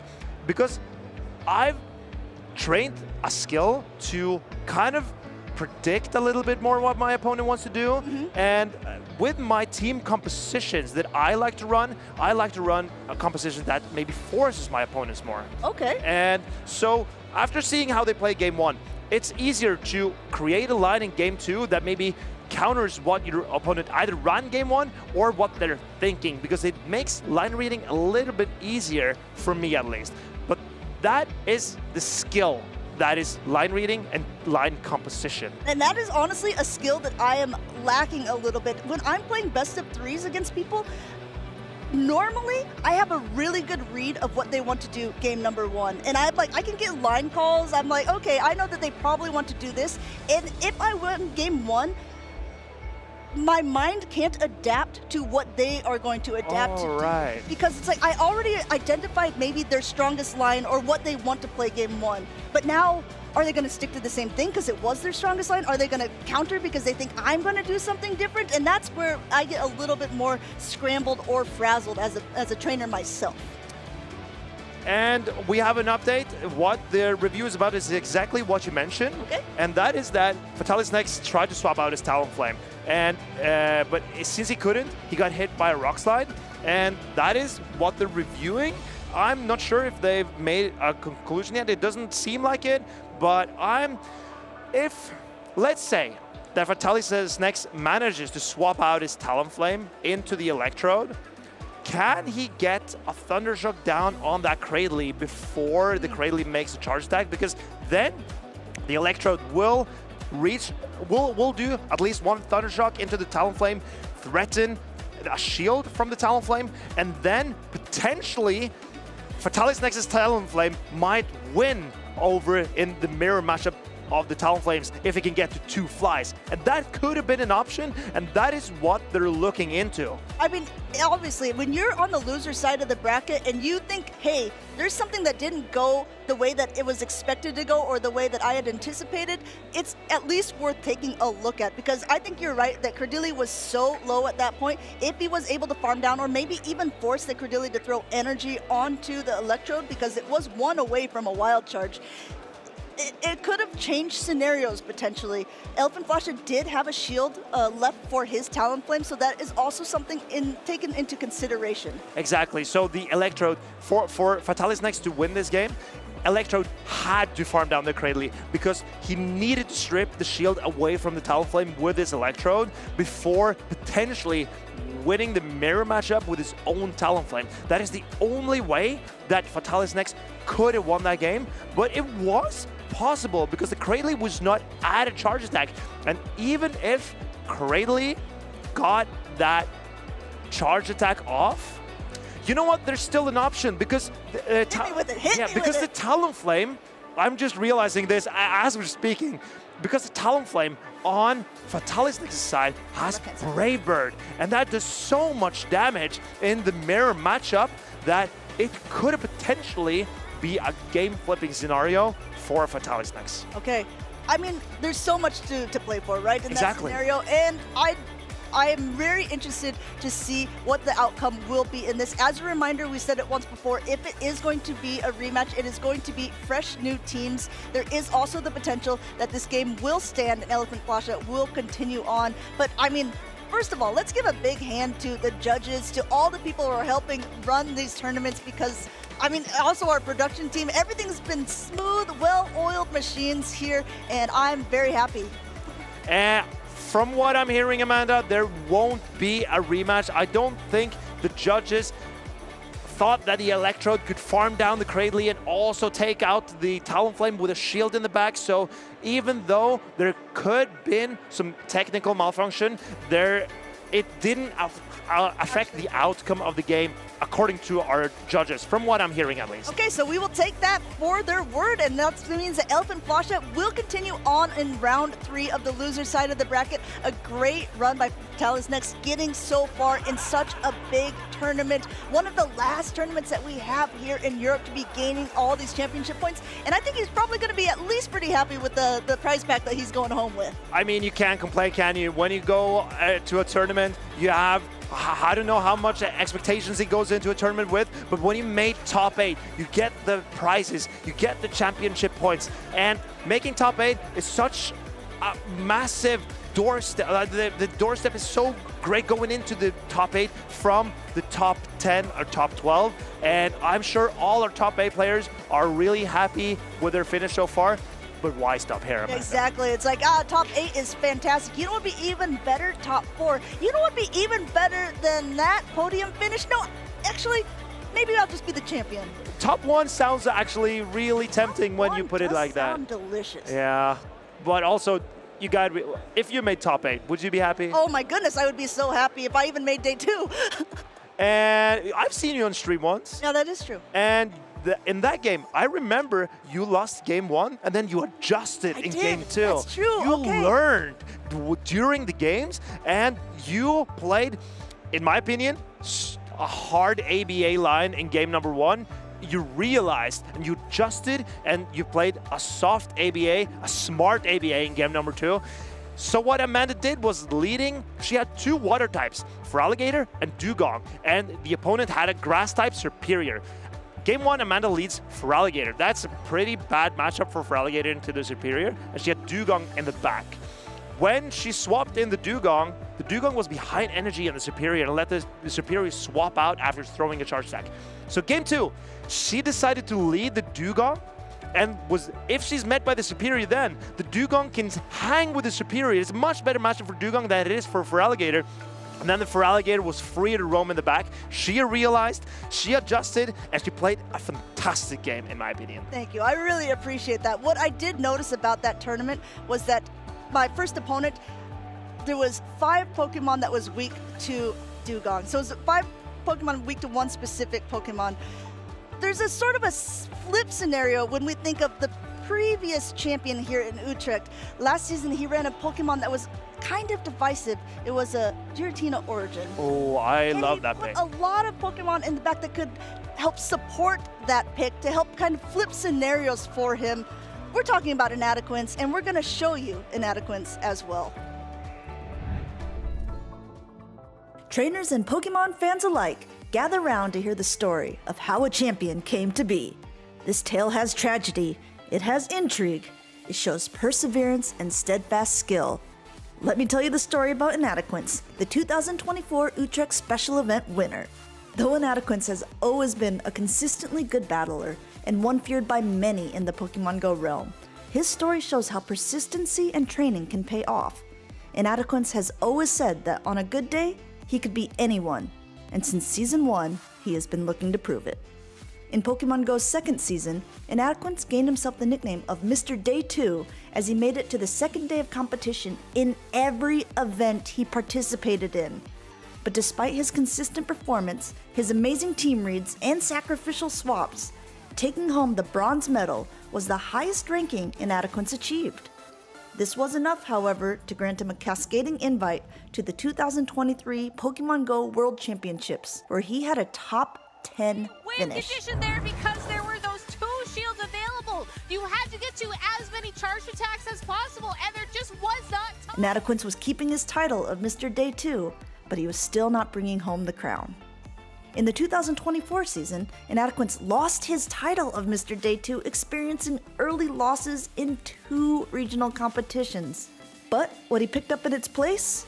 More tenacity, more grit, but even more pressure to make a name for himself. But to no surprise to anyone who has ever witnessed Inadequance battle, all of his time and preparation paid off in his home region at the 2024 Utrecht Special Event.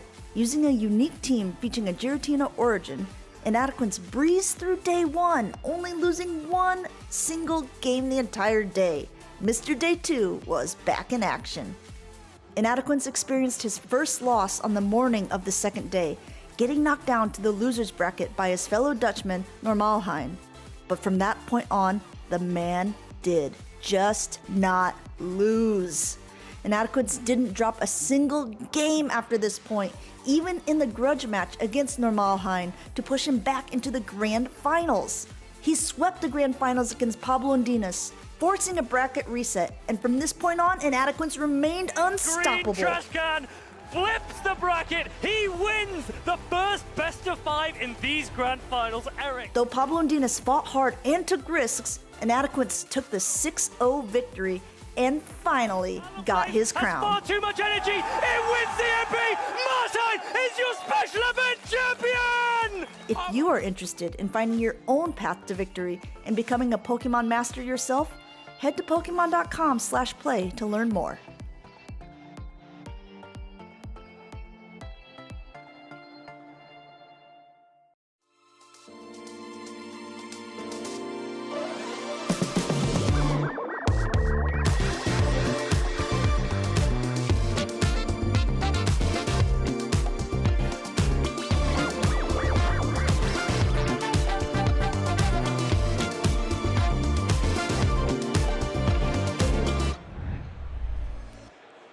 That music is a little bit, gets me all excited and makes me all happy inside. Right, it's just a vibe, right? Yes, yeah, I could see you were vibing to that. Folks, welcome back into this tournament. For those of you just tuning in, we are in Utrecht in the Netherlands and we are going into the winners round 2. It's getting closer and closer to getting a Utrecht champion crowned here today. I'm with my good friend, Konig Leinhardt. How are you doing, sir? Hello, my partner. It's nice to be here again with you. And we are going to see the matches now that are going to determine who goes into the winners' finals. So both of these trainers, or all 4 of them that we are going to see over the next few games, they are still undefeated. And the next one is going to be Zephy Mastics versus AMindJoke, 2 trainers who have actually, even though they are titans of the scene that have participated in so many tournaments, they have never played Show 6 Pick 3 against each other. Oh wow, well this will be fun because that means that they will have very little idea about the play styles of each other than what they have seen from streams. And this is where something you can learn from watching and seeing how do these players play their games. There is endless video footage though. Oh, absolutely. These two trainers have been on stream many, many times across many competitions. We're very excited with Zephy Mastics' team. We see that Gastrodon here. We see the Dusclops. Those are unusual Pokemon, whereas AMindJoke has gone with a more traditional meta team, as they would say, with Malamar, with that Tinkathon here. Let's take a closer look at Zephy Mastics' team. What stands out? Ferret.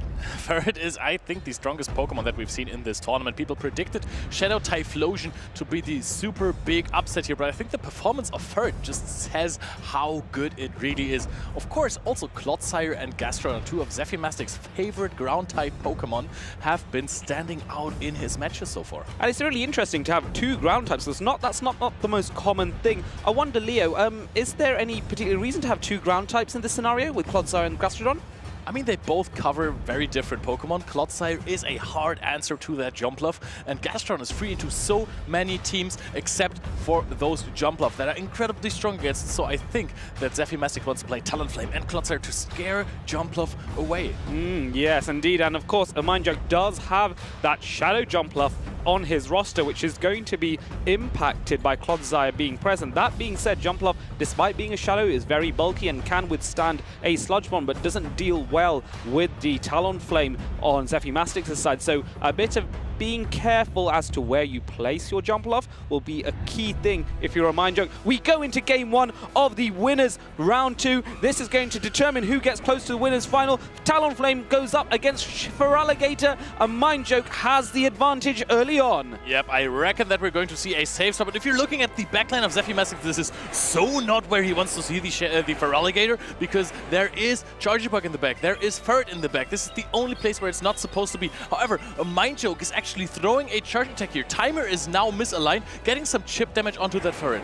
Yeah, but I don't mind this because this has allowed Ferret to be in the yellow, which means one foul play may be enough to knock out the Ferret with the additional Psy Waves from Malamar, ensuring that AMindJoke keeps the alignment that is favoring him at this point. So let's see at what point does he throw an attack. Perfect timing here. Swift was just about to be launched by Zephy Mastics, but AMindJoke denied that. But you can see just how much damage those Swifts do here. I think, yeah, if you want to go 2 shields down against this, you can throw a Trailblaze here, even goes for the Swift instead, tries to get the shield back. AMindJoke really wants to keep the alignment. Zephy Mastics wants to get switches. Well, let's see how this turns out. It's going to be really close. Does he get to another Swift? No. AMindJoke is able to launch the foul play. Zephy Mastics has to make a decision. Yeah. Does he let this go? He does indeed. I kind of like this for Zephy Mastics because now the Talonflame can actually farm down that Malamar in one Incinerate. He wanted 2 there, but 2 were just not in the cards because it would have reached a foul play as well. Now you're pacing at the same time to Hydro Cannon.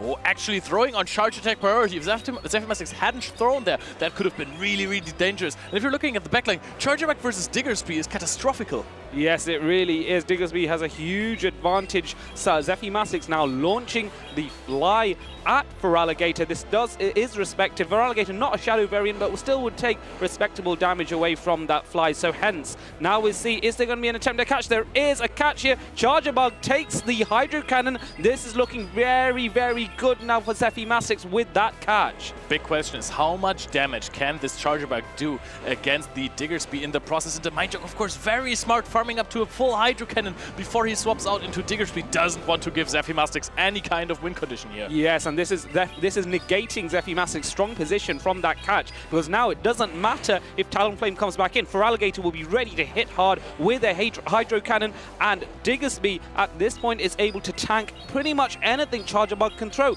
The Volt Switches are double resisted. The X-Scissor does neutral, but look at how much HP Diggersby has and can withstand so many more of these X-Scissors. And if he could go for a possible catch, there would still be a win condition for Zephy Mastics, but now AMindJoke is playing this very cleanly. Just before the timer goes up again, a Fire Punch launched into that Charjabug, and Zephy Mastics is now going up to 2 flies here. There is going to be a Scorching Tag. I doubt it knocks out, but I'm pretty sure that a Feraligatr is supposed to win Charge Attack priority versus that Talonflame. Yes, and here comes the switch, and there goes that Hydro Cannon. This is why Feraligatr stayed in against the Charjabug, taking super effective Volt Switch damage, but that energy to get up to a Hydro Cannon was so vital. This is the first knockout, 1-0 to AMindJoke. We are going to go into Game 2 very soon. These two trainers are only just beginning to showcase their talents to each other. Very clean plays by AMindJoke there, knowing, hey, I don't have a direct answer against the Ferret as a safe swap up energy, so I'm just going to throw a Hydro Cannon in it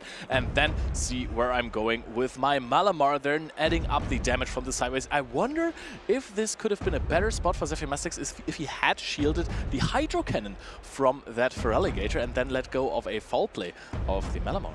Yeah, that would maybe made a small difference. I still think that because AMindJoke was clever and kept his alignment intact throughout the entire match, I personally think it would not have been enough. I think AMindJoke would not have let him get away with that. But do you actually keep your alignment if the Hydro Cannon is shielded there? Because then the Ferret has so much energy already, did not take basically a single point of damage from those Shadow Claws. Yeah, true. And already if the Malamar then swaps in, so either you stay in with the Feraligatr as AMindJoke then, take some more Sucker Punch damage and then try to throw later, or you're bringing the Malamar, you are way behind on energy. Yeah. Trailblaze is thrown, you kind of are already forced to shield that, so I think that maybe that might have been the way to maybe wiggle out of that bad alignment by Zephy Mastics' side. So yes, there is the luxury of considering alternative win conditions, but the hard thing is doing it in the moment is truly a skill that I strongly believe Zephy Mastics has, as does AMindJoke. I mean, Zephy has proven this in the past. He is a champion before in Malmo, I think in 2023. I think there just comes down to the line calls that you're making as a player when you're saying, hey, I think I can still win this if there is not Diggersby in the back. Unfortunately for Zephy Mastics, there was Diggersby in the back, and AMindJoke going with a perfect line here, calling that the only not answer to the Feraligatr will be in the lead. The players are locked in. Let's go into Game 2 of the winners semi-finals of the Special Championship here in Utrecht, and it is now a Gastrodon versus Lapras. This is relatively even. Both of these trainers, both of these Pokemon even, will be dealing neutral damage to each other. You have Mud Slap being launched by Gastrodon, which is a 3-turn fast attack, being responded to with Psy Waves from the Lapras, and of course the Sparkling Aria is the preferred charge attack here, simply because it deals neutral damage and is more efficient in terms of energy. Now a response by the Gastrodon demonstrating its strength with the Earth Power, and again a same type attack bonus charge attack. Yep. Might actually get a defense drop here. That could be crucial as well. Now we're going to see if Zephy Mastics wants to play for alignment, because the last game was very alignment dependent. You could shield this and try to farm down with the Gastrodon X with a lot of energy. Nope, that is not what Zephy Mastics is doing. He's trying to get the energy advantage. Goes for a big Hex Down. I don't think you can get it. No, it's going to be too much. Hex is not a high damaging fast attack, and so another Sparkling Aria is launched by Lapras onto the Dusclops here. Dusclops' bulk is respectable, is able to take that, and look at how much farm Dusclops gets in return. 5 hexes worth of energy, which means it can launch Ice Punch or it can launch Shadow Punch, depending on what Pokemon comes in. The debate now from AMindJoke, which to go for. That is so much energy. In the last metas, we've had Galarian Corsola playing versus Diggersby. Absolute nightmare matchup for the Ghost-type Pokemon. Dusclops has Ice Punch, super effective coverage against Diggersby, so something to play against this Pokemon. However, the Psywaves and the Sparkling Area already did so much damage that I think Scorching Sand and an Ice Punch or a Fire Punch from Diggersby would knock out. Now we're doing an aggressive pivot on the side of Zephy Mastics into the Ferret. I don't mind this because you have used Dusclops effectively to get as many Ice Punches off and weaken that Diggersby, and now Forret can play clean-up operations here. But there is an attack debuff as well, which is not ideal. There was only a chance of Scorching Sands doing that. Zephy needs to boost that attack back up, going for the Trailblaze here to bring his attack back to neutrality. And that is a very, very big point of Ferret. You really want to buff your attack, and if the Diggersby can negate that side effect of Trailblaze, that is absolutely huge for AMindJoke. Yes, and so Foul Play is coming in here. This has to be shielded at this range. Forret would certainly be knocked out. Forret now has to try and race to another charge attack. Gets the Swift very quickly. At this range, this would either knock out or be very, very close to putting into red. AMindJoke taking no chances, putting that shield in, so that Swift does almost nothing. AMindJoke has so much energy. I don't think he can farm down, but he can throw a Foul Play just before Zephy Mastics reaches the Swift on the Ferret. And is this even going to be shielded? that, no, we let this go. I think Zephy Mastics is going to attempt a farm down with the Dustclops here again, but it is going to be so much damage. Can he withstand a charge attack from the Diggersby afterwards? Yeah, that's going to be the thing. The Foul Play is easily the attack that you want to shield. It deals super effective damage to the Ghost-type Dustclops, but now the swap-out could potentially happen. Here it is. Ice Punch coming through on the Diggersby. This is going to be crucial. It has to knock out. If it doesn't knock out, then Diggersby may be able to get to a Scorching Sands before a second Ice Punch is there. Doesn't knock out. Diggersby does survive. Next, the next charge attack is key. It's a race to Shadow Scorching Sands. No! So there comes that Scorching Sands. It just about gets it in against Zephy Mastics. AMindJoke is celebrating his big run here, undefeated into the winners finals with one shield left remaining. Knocks Zephy Mastics down into the losers bracket. AMindJoke is pulling off an absolute masterpiece in this tournament.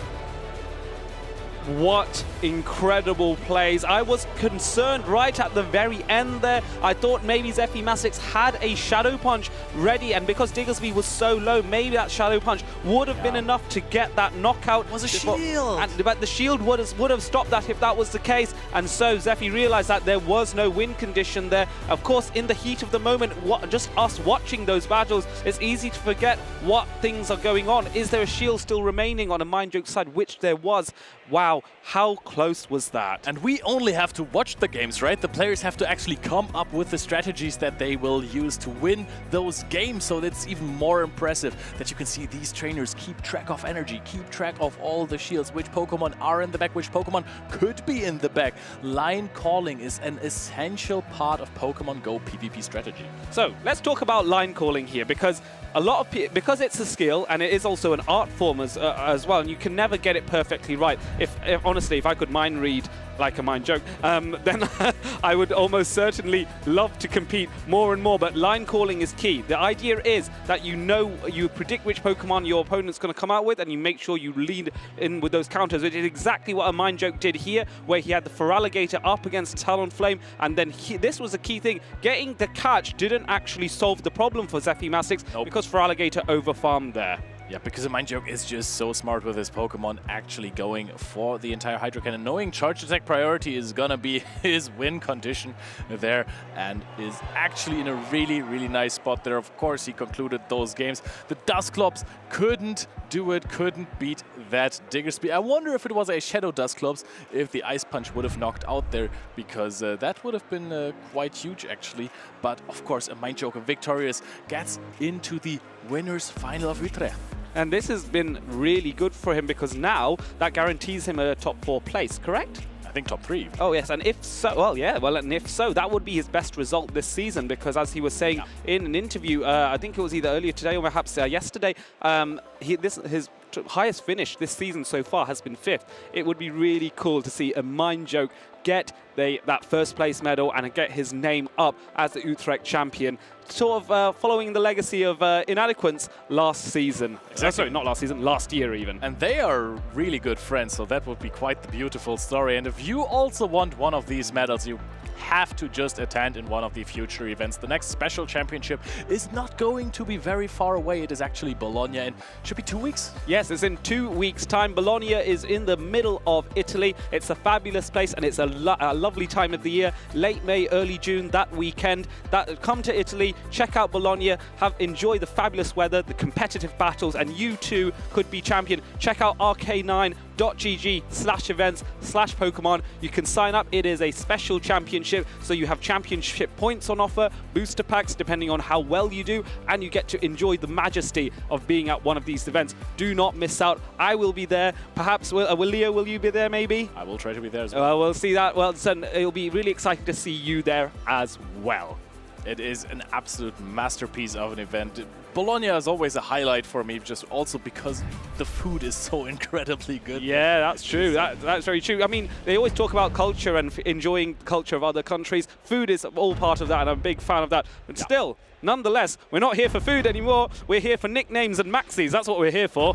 Absolutely, and Nickname has had phenomenal performances in this season as well. Maxi has had a phenomenal performance in this tournament, knocking down Zzweilous into the losers bracket. So strong. He was playing out of his mind yesterday evening. I talked to him quite a bit, and he is very, very happy with his accomplishments and is looking forward to keep it going. I think Nickname has just gone up a level since becoming a regional champion earlier this season. I personally think something has happened to this man. He has done something to go up from where he was before, and he was already a champion before, but I think his skill level has gone up since, and now he's becoming an even more intimidating presence. However, Maxi has had a reputation for doing well, getting multiple top cuts in seasons past, and he's coming back into it now. Not as frequent on the scene this season, but every time he is here, he is a name to be reckoned with. Also, biased here, but he is my top contender on my caster picks. I have a lot of hopes for this man to do well here, but I do have a lot of love for Nickname as well, so I am somewhat torn. I think you might have already won that caster fantasy draft, because I don't think that Howie is still in the tournament. Elepfandflasche must have beat him there in that losers round one. I wonder how he did this. Yeah, so in which case, in that case, Maxi doesn't have to try, right? This is true, yeah. You already got it. Oh, that's fine. Okay. But let's look at the matchup for a little bit. In that last matchup versus Koksik, Nickname had the Ferret Masterclass, just went through the entire team, put too many problems in there for Koksik to handle. How is it looking against Maxi? Well, the thing is that Maxi does have a better answer against the Ferret in that Shadow Drapion, because it resists the Sucker Punches. The Trailblazers are also resisted, so the main threat comes from the resisted damage from Sucker Punch, because it's such a good fast attack, but also the Swifts. Key thing to note, though, Drapion is one of those rare Pokemon that can pace to a charge attack quicker than Ferret can. Ferret requires 5 Sucker Punches to get to Swift, whereas Drapion can get to an Aqua Tail in 4 Poison Stings or to a Crunch in 5 Poison Stings. That means Crunch will launch at the same time as Ferret Swift, but Drapion, I believe, wins charge attack priority there. It has way higher attack, and that is why in an even matchup, if both Pokemon come in at the same time and pace at the same time, Drapion has the upper hand. Sometimes Ferret being used as a safe swap really helps against that, because if you are up energy, 2 Swifts do knock out, and now we're going to see a matchup that it used to be very bad for a Jumpluff, but now with the acrobatics change in the Might and Mastery season, that's an even playing field.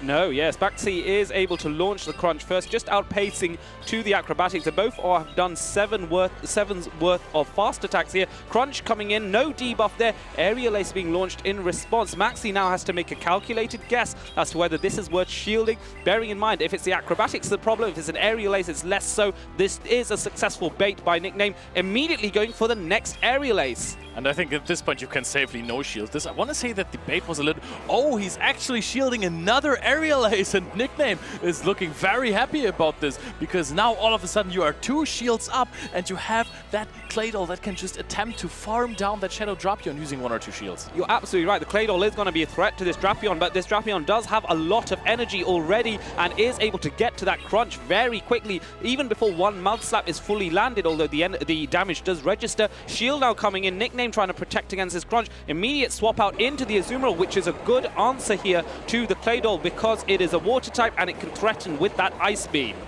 Yep, Ice Beam is a good shout here versus the Claydol. However, if you're throwing this immediately now, you might get caught, because I think we're going to chip, debuff, and dip into our own Azumarill. And now the Azumarill of Maxi has an HP disadvantage. Yes, you have so much more energy, but what does it really do in the mirror match when you're debuffed? Yeah, it is going to be problematic for Maxi, but this is not the end of the world. It's not the end of the battle either, because... Let's play soft. Yes.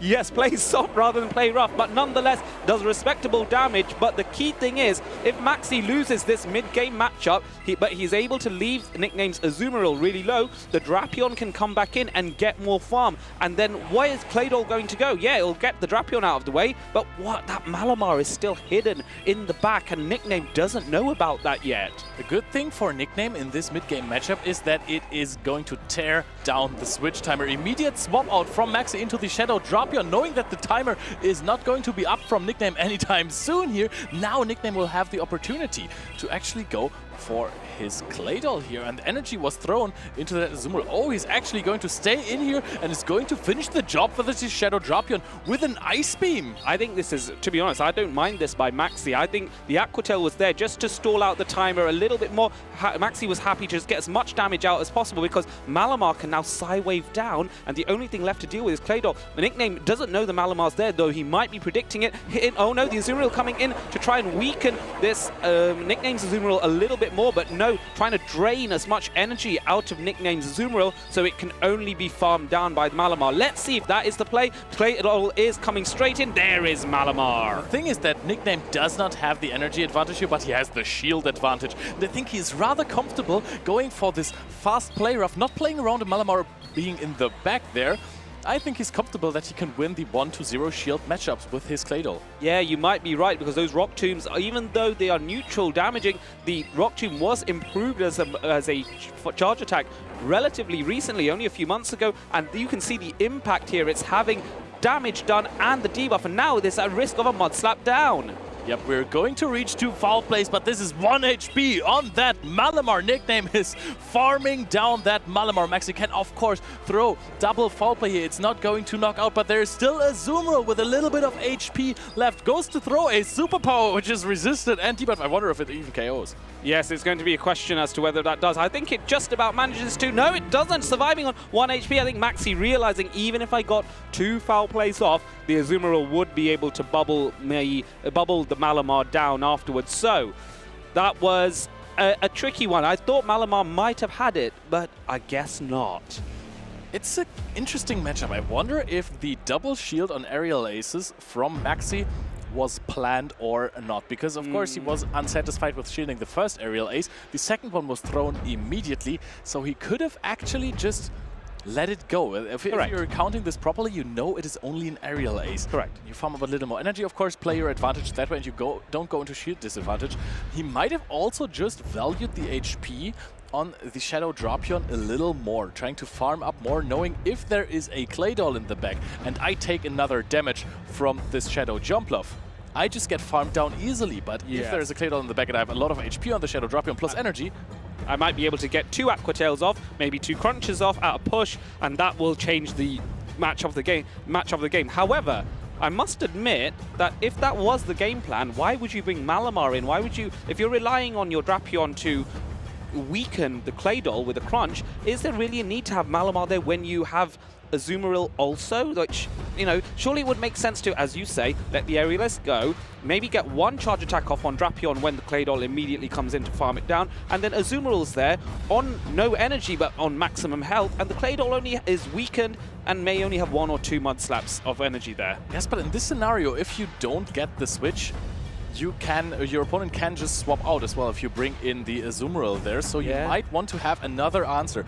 If you have your Shadow Drapion, if you win the lead, you still want to have 2 answers for the Claydol, because otherwise, if Nickname farms down your Shadow Drapion with the Claydol, everything is going to be super tough in the back for you to withstand those Rock Tombs. So you have to swap out. You need another answer in case these Claydol swaps out again. The players are ready. Game 2 of the winners semifinals of the Special Championships in Utrecht is starting now, and we're looking at the time because this is Azumarill into Azumarill. Now, time to reconsider our lines.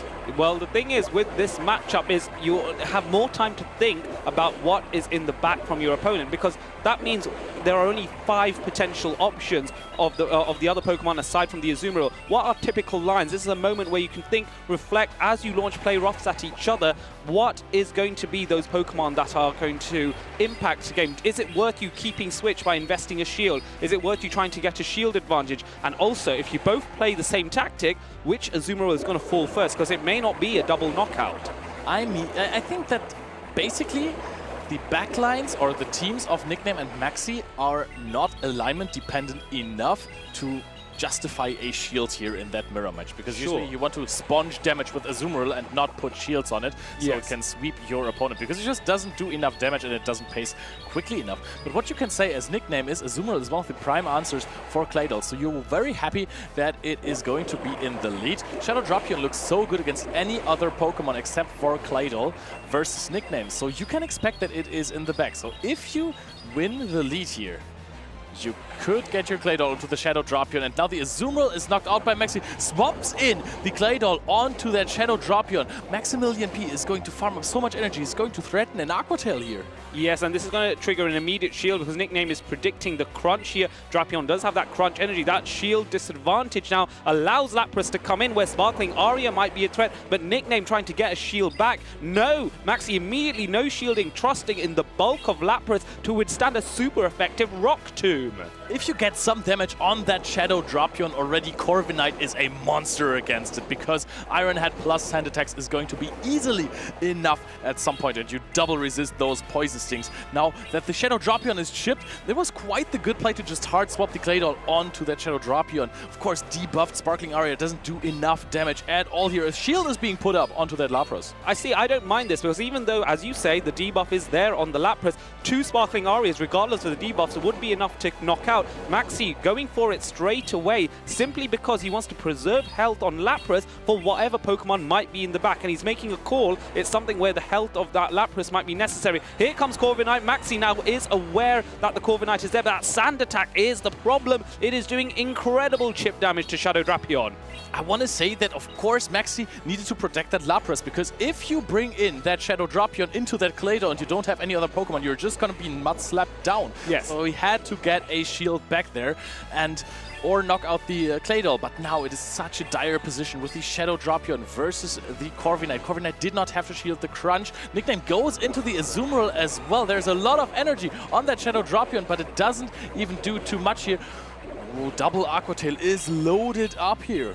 Yes, Nickname has to think, how much energy does Maxi have? Is it worth shielding this? It really isn't, and he knows that. So this time he lets it go, and now it's again going to be a case of how close is that Drapion to getting knocked out? Will Maxi be able to get another move? Bear in mind that Sand Attack is a concern. It is shielded here. Nickname does not know that it is only an Aqua Tail. Now we're in the race here versus the Lapras, but Lapras doesn't reach the Sparkling Aria. Nickname goes for the Iron Head here versus Maximilian P. That is going to knock out the Lapras. The Shadow Dropion is in the back with 1 HP. Gets to another Aqua Tail, but it is not a crunch. This is not nearly enough. And Nickname, again and again and again, advances to another Winners Finals. Congratulations to Nickname on this fabulous achievement to keep going. He never seems to stop winning. He is on another level of talent. I cannot believe what I'm seeing. Nickname has truly bloomed into his own majestic beautifly, I guess. That sounds like a good nickname for him. I want to be honest. But Nickname, his performance this season were absolutely phenomenal. Another Winners Finals here. He's on an absolute run. This was a peak performance so far. Now he's going to play versus AMindJoke in the Winners Finals, of course, but not now already. Yeah, we're going to see some more losers matches before that. Yes, of course. So before we get to the Winners Finals, we need to work out who else is going to come through the Losers Finals to contest on that lower Losers bracket. So it's important that in a double elimination, you can lose once and still be in the tournament. But let's say out of Nickname and AMindJoke in the Winners Final, whoever loses that, because they haven't lost anything up until that point, they will get another opportunity. So we can see in the Losers bracket who are the trainers that are currently in the mix here. Maxi has just dropped into the Losers bracket. He's now waiting for the matchup between Zzweilous and Paulasha. I mean, that matchup alone should be a grand finals match. It's so good.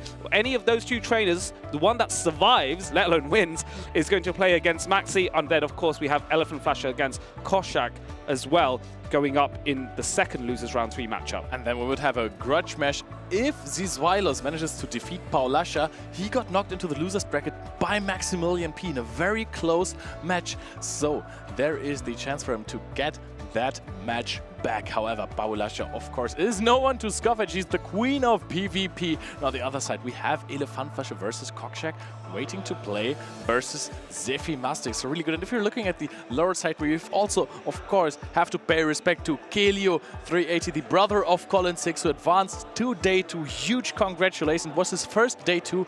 Very great accomplishment. Stone Collection losing to Paulasha in a close 1-2 there. And of course, we also have Velan and Howie. Yes, Howie was the only other trainer from our caster picks who made it to day 2, I believe. So that was a good going from him. Again, yes, I want to echo Keelio being able to get to day 2, very much following in the footsteps of his brother who has made many day 2s, but this time it is the day of Keelio within the Collins family, shall we say. Yeah. And Keelio, it's so interesting to see because he picked the game up, or the PvP, because of his brother. True. I went to the Dutch locals once or twice, and you could just always see how much better he was getting with every single tournament. So huge congratulations. He's I think he's a future champion, I will be honest with you. Oh, well, there is a bold prediction. So if Keelio, if he's watching in the stands, you know, you've got high expectations. Leo here is banking all on you, yeah? Yeah, you got this, dude. Yeah, you got this. But let's look back at the match that we just had, because this was absolutely insane. Nickname just seems incredibly powerful, unstoppable. I don't even know the right adjective here. I mean, it's Ferret that I kind of missed in this game. But that's the thing, he didn't bring Ferret, and he still dominated with the Pokemon he has. I think Maxi was trying to go for a tactic of having a lot of energy on the Drapion so that it would intimidate the Claydol more, but it just wasn't enough. Claydol was just oppressive against everything. The Drapion, the Lapras with the Rock Tomb, it was just so tricky. And then the Corviknight being able to have Sand attack as its ground type fast attack, and the Claydol means that that tactic of using Drapion just really wasn't the play. I will say that Claydol is like Cradily, one of those Pokemon that were going out of the meta for a little bit. People started to either disrespect it during their team building and saying, okay, I won't prepare for this Pokemon that much. Yeah. Or they have started to bring, you know, Shadow Typhlosion in Pokemon like that, and all of a sudden, if you're bringing Claydol, we have 2 of them in the winners semifinals, so that is absolutely strong. Also, Zzweilous performing with a Claydol here, so maybe Claydol was also the call of the event, even though it is always like a very good Pokemon. Yes, it was so versatile, having ground type coverage, rock type also coverage, Tinkaton, and ice coverage as well. Yeah, no Tinkaton to be seen here. I think all the Claydols and Diggersbys have been scaring it off. Azumarill, however, staying in there as the premier fairy, probably because it can handle those ground types a bit better. Do you hear that, Marcus? Azumarill is everywhere. Azumarill is there. Azumarill is watching you at all times. Yeah, but it's watching you so happy. Oh, okay. So it can't be. So it can't be that bad, right? And you asked that there was no Tinkaton. Paul asked, like, oh, here's my Tinkaton. What are you talking about? There it is. Very, very good shout. Sorry, Paula. Of course, there is a Tinkaton. Malamar, Shadow for Alligator, also such a huge call at the moment because it's just quite frankly, I think this is one of the Pokemon that pushed Claydol out of the meta game a little bit. I don't want to say it pushed it out of the meta, but it declined in usage a little bit just because Shadow for Alligator applies so much pressure, not only with Shadow Claws, but also with Hydro Cannons. You outpace heavily. You don't get farmed down in 2 shield scenarios, but also if you have residual energy from a previous matchup, you force shields very, very easily. And I think the trainers have locked in already 2 absolute masters of Pokemon Go PvP. Zzweilous versus Paulasha 97. You're in for a treat. This is a battle you must not take your eyes away from. Shadow Typhlosion immediately there against Malamar. And bear in mind, Malamar does have Psywave, which does a huge amount of fast attack damage, but then Incinerate, one of the hardest hitting fast attacks in the game, immediately launching the Thunder Plunge with no rush at all. Malamar has to respect that because of the damage output Shadow Typhlosion can do. It's Wusha Wusha versus Thunder Punch immediately being shielded, of course, because you know it does not knock out, but you're going to be farmed down if you let this attack through. And Paulasha is doing so much damage with Psywaves. The big question is, can you actually farm down with 2 shields? Yes, and we'll have to give it a shot and see. Paulasha recognizing that this is not worth the fight. I have weakened this Typhlosion enough, and I'm happy to let Malamar go and farm down with one of my many water-type Pokemon. This is what we've seen before. Shadow for Alligator with a lot of energy, but is it going to be enough? No, it isn't. Thunder Punch is able to be launched. A shield has to be used here. The Thunder Punch goes through, gets the shield back, so now we are at even shields. No, actually, Zzweilous has the shield advantage here, and also has the switch, so huge for him. And of course, there's a lot of energy on the Shadow Feraligatr, but if you have Azumarill instead of Tinkaton, that is not a problem for you. Yep, Azumarill, a water type and a fairy type, means it resists the Hydro Cannon, it will resist the Ice Beam, and for those quirky Feraligatr running Crunch, it will resist the Crunch as well. The main threat is the Shadow Claws. There was an attempt at a catch there, no response to that, so Zzweilous responds with the Furret. Trailblaze is the threat here. To quote the great Withered 9, oh my days! That was a great play from Zzweilous, knowing that there is a potential catch that might be the win condition for Paulasha. Just waits there until the switch has concluded, brings in the Ferret, and of course, Ferret is a Pokemon that can ramp up, and that is so much damage from Trailblaze. You're still going to get outpaced here, though. Yes, but Zzweilous does have the shield and it can use it at any point. Now is the time to use it. Can Zzweilous even farm down the Lapras at this range? Because you might not even need another Trailblaze. Sucker Punch might be enough. Is he going to go for the farm? No, not risking it. Going for the Swift, eliminating this Lapras nice and quickly. I think the logic here is you don't want Paulasha to try and make a catch here if you take the Pokemon out of the game. Yep, there could be a potential combo play as well without you getting rid of that Lapras. Paulasha is now going to throw that Hydro Cannon. We're going to see how much damage a Play Rough does to a Shadow Feraligatr here. Waits a turn there. It is going to connect, and that is not a Play Soft, that is a Play Rough. Yes, it was undeterred. Azumarill, happy as Larry to wipe out this Shadow Feraligatr, were very quick. 1-0 by Zzweilous here. The power of Azumarill is unmatched in the Great League. I've said it times and times again. This Pokemon is so incredibly strong. If you put it in the right meta, it is such an advantage to have it. Tinkaton just doesn't have those matchups that sometimes from time to time pop up. You know, there's other matchup that Tinkaton wants to have, right? So I think between Azumarill and Tinkaton, it has to be a meta call for the event, because if you're playing like a lot of Ariados, you're still losing the 1s and 2s straight versus straight Trailblaze Ariados as Tinkaton. But if there's a lot of Ariados, you might not want to have Azumarill. No, that is true, and so there might be a reconsideration also of other Pokemon. Where has Swalot gone? Yeah, I think the rise of Malamar makes bringing Swalot so much harder because... And Tinkaton as well, but then Tinkaton's now... Lapras. Sorry? And Lapras. And Lapras as well, all those Psywave users that are so dominant with their fast attack pressure. That's the tricky thing.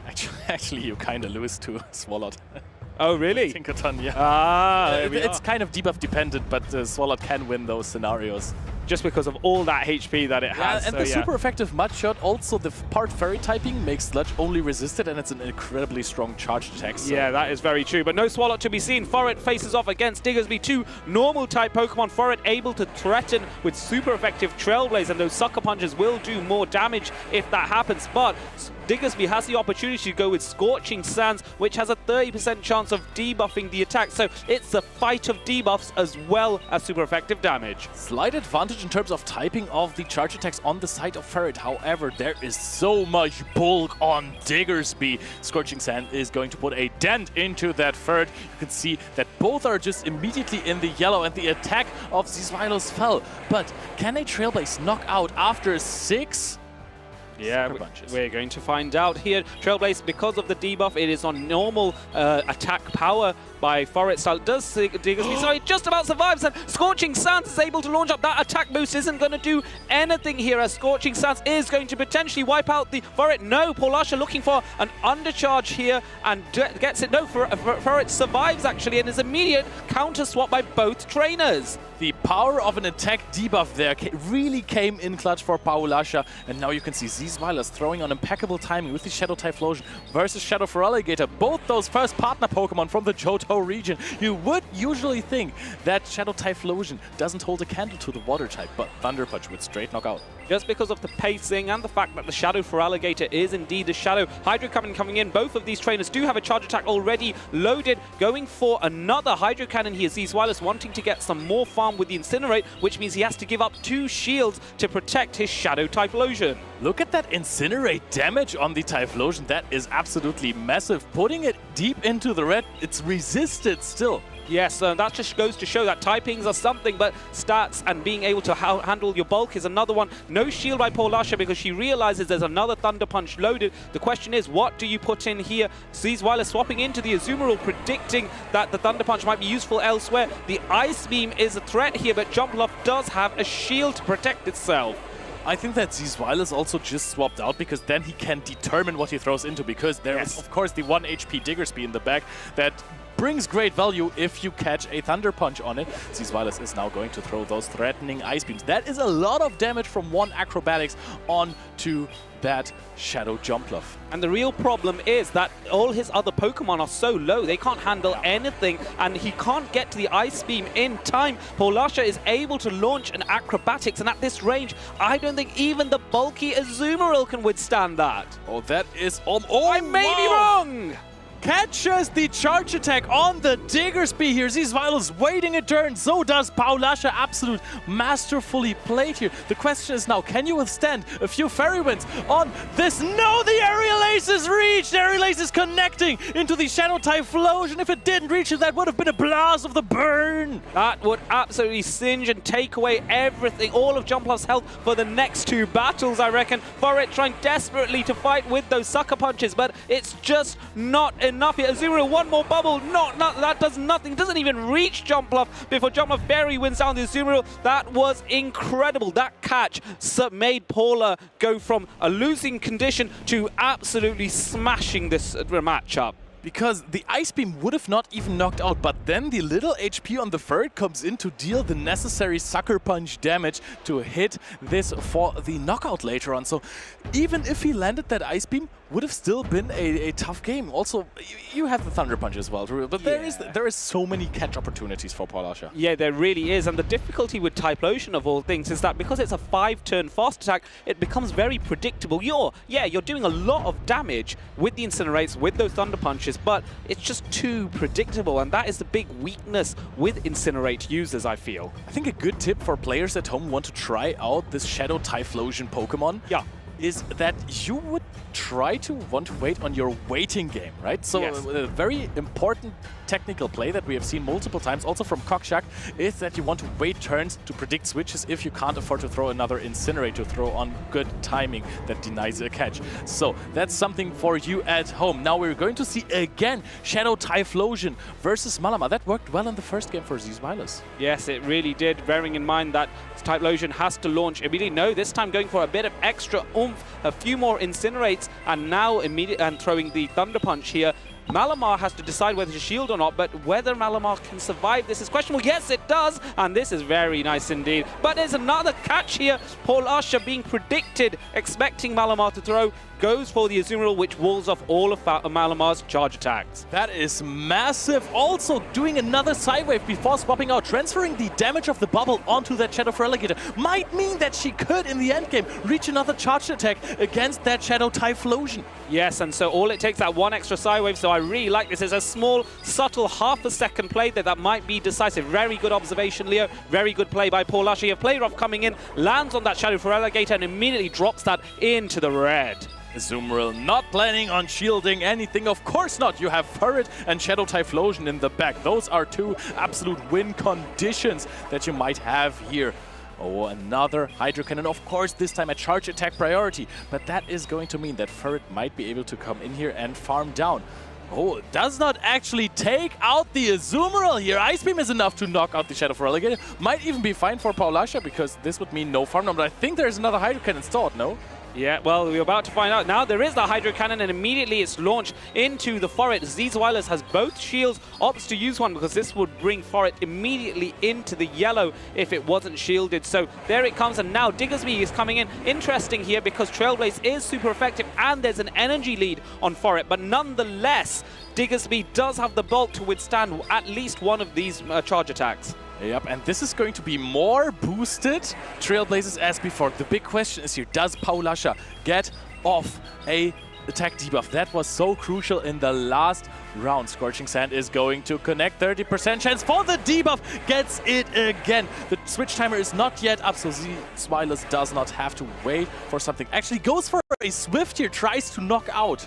Yes, will Swift knock out at this range? The attack is neutral here, and also there's no overall attack adjustments either. A shield by Paulasha, wanting to get the fire punch of Zzweilous, recognizing that this could also be a threat, choosing to shield as well. Both of these trainers are not letting up an inch. He now needs to wait a turn to prevent a catch. It does not, goes for the Swift. This will do some damage. It is just neutrally. Does this even knock out the Digger Spear? Are you going to get off another fire punch? Does not knock out Paulasha. Immediately swaps into that Shadow for Alligator. Now to 1 HP Pokemon. This could not get any closer. Gets off the fire punch and it's caught on the Shadow Typhlosion. Zzweilous knows exactly what Paulasha is about to do and reacts to it in impeccable time. Does no damage at all. That Incinerate is going to go through. 2 quick attacks might do it, but no. Typhlosion has the charge attack. 1 more Psywave, and there we have it. Psywave is going to launch the foul play at the Typhlosion, but Zzweilous already has other Pokemon ready. Zzweilous already put the phone out. Paulasha got to another charge attack, but now the Ferret Sucker punches down that Malamar. That got closer than it should have been in the end. Zzweilous beats Paulasha 97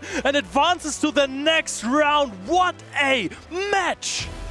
Zzweilous is in the top 4 again. No, not quite. Almost top 4 into the top 8. He seems to always do well regardless. As soon as he's in that top cut, he just seems to master play his way into these good positions. I actually going to make a bold call. I think he knew, even if he just stopped tapping for a few seconds, he would have still won that. So I think that was even deliberate by Zzweilous. Listen, I said that you have to work on your waiting turns game with Shadow Typhlosion. Don't take this too seriously. Don't completely stop tapping and not farm down anything. That is not the way to play Shadow. Unless you're Zzweilous and you just know. He can just do anything. Yeah, absolutely. Fabulous plays by Zzweilous, but let's not take anything away from Paulasha. She too is a regional champion in the past. Both of these trainers are regional champions, 2 times regional champion, and so a trainer of that caliber is not beaten easily, and it took some meticulous planning, meticulous plays, and I think this was catch central here, personally.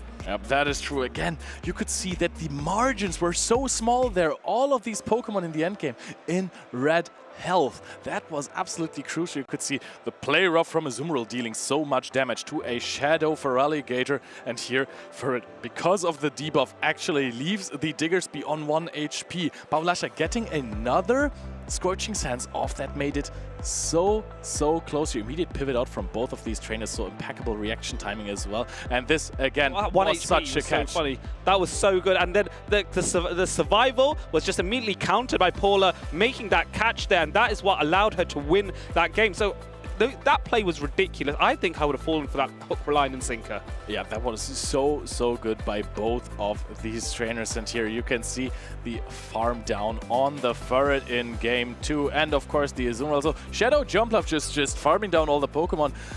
Fairy Wind is a good attack, and here you could see the Thunder Punch hanging on here. Azumarill catching the energy, and that is what makes Azumarill so dangerous in the Malamar matchup. You can catch so much of that energy and completely look at this. Yeah, that was a trifling amount of damage. Azumarill, a fairy type, a bulky fairy type. Malamar only... my days. This was too good. I saw this and I was like, wow. I just wanted. You can see Zzweilous' face, his reaction, looking at Paula, going, I know, right? I know. Go on, yeah, you throw this, it's fine. Even if you knock me out, that's fine. Don't worry, you do it now. Look what I'm going to do as soon as this foul play is launched. Here is my little Ferret, and boom, 1 hit. Bye-bye. But look at the HP management on Paulasha. She had 3 Pokemon on basically 1 HP, and all of them had a charge attack. So actually made it really difficult until the last second for Zzweilous to play this game and to win this advance in the Special Championships in Utrecht. This was a masterpiece of a set. And there have been so many trainers around the world who have been competing as well, because it isn't just in Utrecht where we are having a special championships. There's also been 2 other events happening. In Melbourne, there have been some regionals happening there. And how cool is that? Because we actually get a little insight into what happened. Actually, not in Melbourne. This was in Santiago in Chile. This was the other region I wanted to mention. So Santiago in the Latin American region in Chile. That is where you saw this as a meta, and look at the differences. Sure, the top 6 seem pretty similar, but Unova and Stunfisk, Primate makes an appearance in the top 12. Look at this, fighting types have almost not happened in this tournament in the Special Championships in Utrecht, but there it is in the top 12 Pokemon. Ferret with the same amount of numbers as a Primeape, for example. Yeah. Ferret is so cool. And you know what's deceptive about Forest is that if you look at its Pokédex entry, it's a lot larger than than people would consider. It's actually almost as tall as me. Yeah, it is so cool. And my height is 6'3", just to put it out there. I know, that is definitely true. Okay, so Ferret, really strong Pokemon, and the animation of the attacks is quite cute, I want to say. So let's actually look at Melbourne here as well, 55 trainers. Where's Ferret? But Golisopod up there, Shadow Drapion? This is a lot more different to what we see here in Utrecht and also in Santiago. We have some more unusual picks. As you say, the Golisopod is there. Corviknight, I think, is coming into play as well. That's the one that stands out, but I am really shocked at just how much Golisopod there is. A quarter of the trainers in Melbourne used it, and I think it's because it has such good matchups against a lot of the Pokemon that are becoming more prominent in the meta, like that Malamar. Yep, and of course also the Corviknight usage is definitely up there. Also, I think it kind of shot up in usage when Rookidee was available as a wild spawn. Yeah, if you don't have a great one yet, try to trade with players from these tournaments. Zero interaction trades are really nice because you can have zero investment on the attack basically. And sometimes you really want this. You want some HP on your Corviknight so it wins the zero shield scenario versus a Zzweilous with 1 HP. And that can be the difference between a win and a loss, especially at this high level. And two trainers that are known for competing well at high levels is Elepfandflasche. She has been a regional finalist in, I believe it was Lille a few seasons ago. Koksik, a few seasons ago, was the Warsaw regional champion. All of these trainers have huge accolades to their name, and they are no strangers to battling at this high level. So what's the deal? What are the teams that stand out? I see Shadow Typhlosion on Koksik's side. All right, listen. Has Elepfandflasche watched the match of Nickname versus Koksik? Because he should have been. Could have seen that Ferret in the lead versus Koksik was absolutely incredible. Even against the Typhlosion, the pressure of Ferret won Nicknamed the game back then, so maybe Elepfandflasche is taking some notes. There is the Ferret lead, of course. It is the absolute answer to the team of Koksik, as Nickname proved. Let's see how it plays here, because Cradily is actually a really good answer to it. Yes, that's because the Swift is not going to be a threat anymore. Koksik actually throwing on bad alignment simply because he wants to get the Rock Tomb off first so that the Trailblaze that subsequently is launched by Ferret does not do as much damage. So it's a rare instance in this case where perhaps having bad quote-unquote move timing isn't as bad as it sounds. Also, throwing after 4 bullet seeds is going to fix your timing for the next attack. So now you can throw after 3 again. The matchup becomes quite good for Ferret if you have a little bit of energy advantage, because then your Trailblazers will not be debuffed. But in this case, they are. Of course, you also go up to neutral attacks with your Sucker Punches again.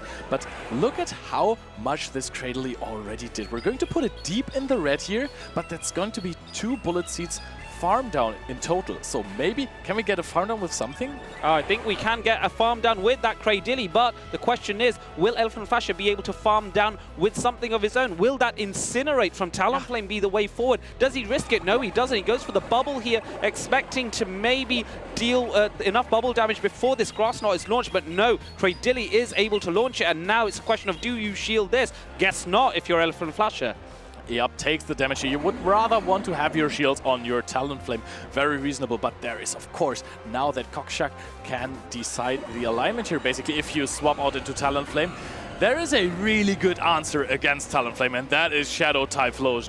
Yeah, and the problem here is that Typhlosion outpaces Talonflame. One of the rare things to do it with as an Incinerate user. This is where Thunder Punch is launched. No shield. Elepfandflasche is actually happy to take a Thunder Punch here, which is incredible. An incredible call. Fly now coming in, which means Elepfandflasche has a shield advantage, but is leaving it all to Azumarill. I will say that is a brave call, because yes, you are up 1 shield. Your Azumarill has already taken so much damage. You basically need to farm that Shadow Typhlosion down. But Shadow Typhlosion Explosion got a farm down on your Talonflame, and therefore it is going to throw Thunder Punch after Thunder Punch while the Incinerates chip you into Iron Head range. Yes, and it's going to be really tricky. I think Elepfandflasche recognizing that, going for the Ice Beam here, resisted damage, but at this range Typhlosion will be able to, it doesn't really matter with such low health. Now another Thunder Punch being lost. Koksik recognizing he wants to eliminate both the shields of Elepfandflasche so that Corviknight can play cleanup job. Yep, we're coming in with the Steel Crow, or Raven actually, but it is going to farm up to a charge attack, throw the Sky Attack here and knock out Azumarill. Koksik has found a solution to the Ferret lead. He is nodding and he's like, okay, I got this. I know how to play this matchup now. Yes, he does, and Corviknight sweeps through, blasts Azumarill back into its Pokeball, and Corviknight is the Pokemon reigning supreme on that battlefield. 1-0 to Koksik, and this trainer is moving a little bit closer, potentially, to those grand finals. I will say, incredible detail on the table. There is a Malamar that is upside down. So that's a little hint for trainers who caught a Shadow Inkay and don't know how to evolve it. You actually have to turn your phone upside down. That is kind of hilarious. Yes, and I mean, the Malamar is considered the topsy-turvy Pokemon, and it only evolves, yes, if it's upside down. And of course, in Pokemon Go, you have to do exactly that. So to put it upside down, turn your phone upside down, evolve it, make sure you have a really good Malamar, because I'm pretty sure we'll see more Malamar in Bologna, and we will certainly may even see some Shadow ones in Bologna as well. Don't forget Portland next weekend as well. The Malamar will be usable there, but not the Shadow. Golisopod, Azumarill, Cradily, Corviknight, Typhlosion, and Dugong. Sounds like a team that is kind of weak to Ferret here from Koksik, but he has found a solution. Corviknight looks like it is the perfect, the prime answer for the Ferret because it resists all of the energy, and Sucker Punch, while it being a strong attack, it is not same type attack bonus boosted. But Corviknight can actually lose that matchup, as we have seen before, if some shields are invested on the side of Ferret, and Ferret can actually farm down after it Trailblazed first with 2 shields. So that is a very, very interesting matchup there. The players are ready, they're locked in. Let's go into game 2. Oh yes, Cradily is coming back in. It's a little Cradily wibble wobble mirror match even.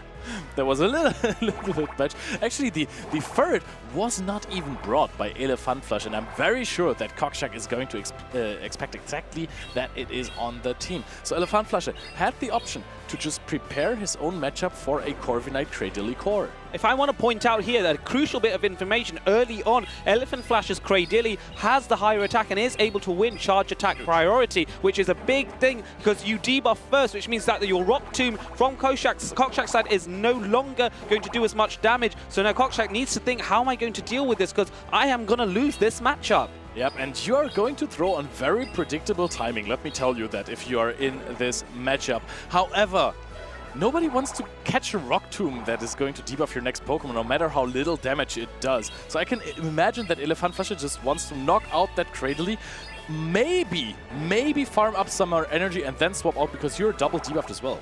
No, he's not taking any chances. Is launching the Rock Tomb straight away. At this range, this will knock out Koksik's Cradily. So let's see what happens here. What is the next Pokemon that Koksik opts to go for? Goes for the Corviknight here, and that's responded to with an Azumarill, and there's no real answer on Koksik's side to deal with this, so he has to stick with the Corviknight. Corviknight is at least walling the Play Rough from Azumarill, so it has to go for the Ice Beam that hits a little less hard. Sky Attack actually with some decent damage in there. And Koksik wants to go get a catch here with a sneak on the Ice Beam. That is double resisted. Very, very good. Tries to get every single edge that he can. But let me tell you something. Actually, on Elepfandflasche's side, if you want to see the Dugong somewhere, it's on the Azumarill. Yeah, that's very true, and Koksik's going for the Icy Wind here rather than the harder hitting Drill Run, but the reason for it is you want to debuff this debuff this Azumarill early so that its Play Roughs are not going to be a threat going forward. Elepfandflasche now has to consider, do I launch a Play Rough here?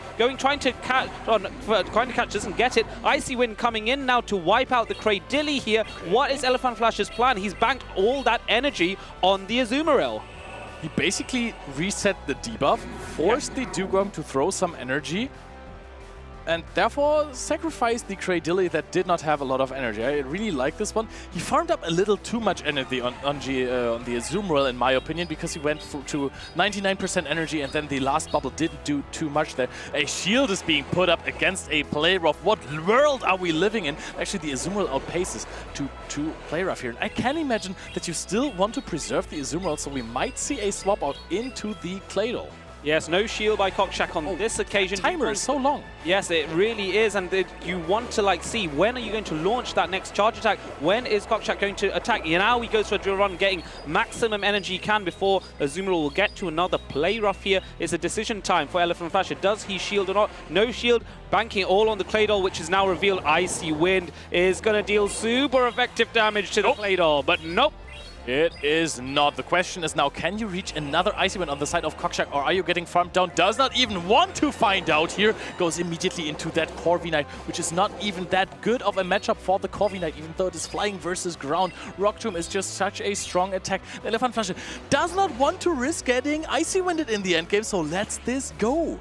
Yep, lets this go, and the Rock Tomb is now going to come through, making Corviknight less of a threat here. However, the main damage out will come from that Rock Tomb, and that didn't really do a lot either, so this matchup might take a while. Koksik's now looking to get to the Sky attack. Is he going to launch it in time? Yes, he does. This is going to do a little bit more damage. Does Elepfandflasche respect this charge attack from Corviknight? He does not, and I want to say that at this point I'm a little worried that Elepfandflasche might get into Ice Shard farm down range from the Dugong as well. Like, he's going to farm up a lot more energy, but if this is being let go, then Dugong may be able to have a play here, and Koksik recognizing that Corviknight actually survives, instant swap into the Dugong here, trying to race to the Icy Wind. There's nothing he can do. Rock Tomb is going to be shielded. It might lower the damage. However, Koksik is one Ice Shard away, regardless of the debuff, and down goes the Claydol. Dugong is back. Koksik wins this game in a very decisive manner. Yes, applaud for yourself. That's the way to go.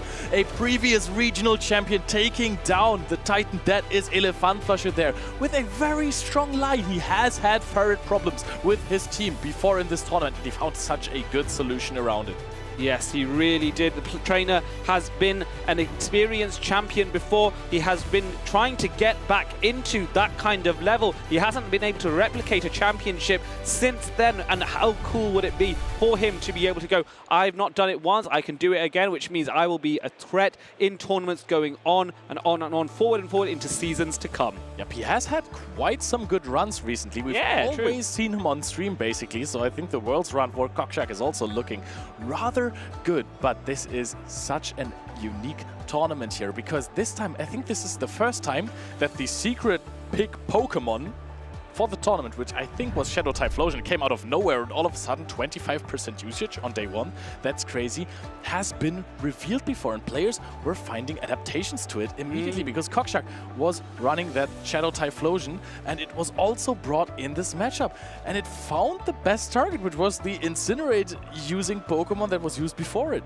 Yes, and that was Talonflame here in this example, and this is an example of where Talonflame does struggle against Typhlosion, and this is why a lot of trainers have been leading to that fabulous catch there by Koksik. That was a play and a half, and I think Koksik's celebrating there because he knew that was going to be a significant catch in this matchup. Yeah, it's what got him back in this game, and eventually, if you're looking at the HP on the Dugong, that's also what won him the game, because if that was a play rough, that would have knocked out, that would have not even been close. No, it really would not have been. Yeah, definitely not. And you can see here, this is the thing where trainers sometimes forget about how much HP they have or don't have in this case. And so they save their shield, but they take too long to actually deploy it. And then when you're shielding against something where you're going to be knocked out in a few fast attacks anyway, that shield is useless. You need to have a good amount of HP to protect in order to use your protect shield. So make sure if you are battling, you don't wait too long to use your shields. It's good to not be too blasé about using them and use them all straight away, but there is a balance to be had. Be careful how you use those shields. Calculate the risk and make sure you do not get farmed down while you have both shields available to you. Elepfandflasche made a call there, just saying that This Dugong might reach another Icy Wind when Claydol tries to farm it down, so he decided to keep a shield for that. In the end, Corviknight applied too much pressure, and Koksik at any point in this game, he knew exactly what he was doing in a rather tough matchup, and that is absolute world class. Of course, we want to show you every single world-class play that we can. So we have a video prepared for you. If you want to get to world-class level, take some notes, because we have the world sizzle video for you.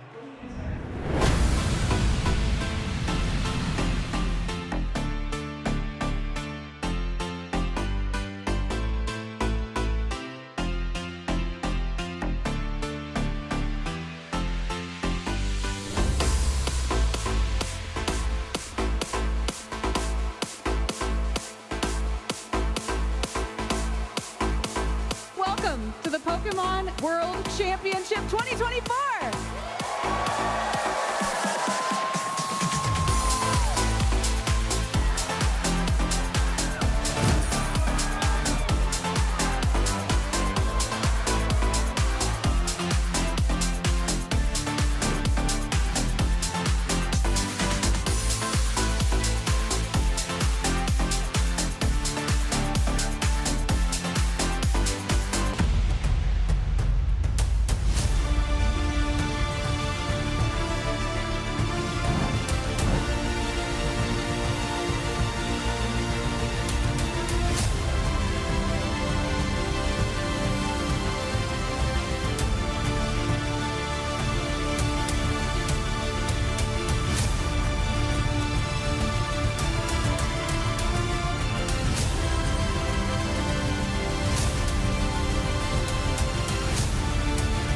We're so excited to come together and celebrate Pokemon.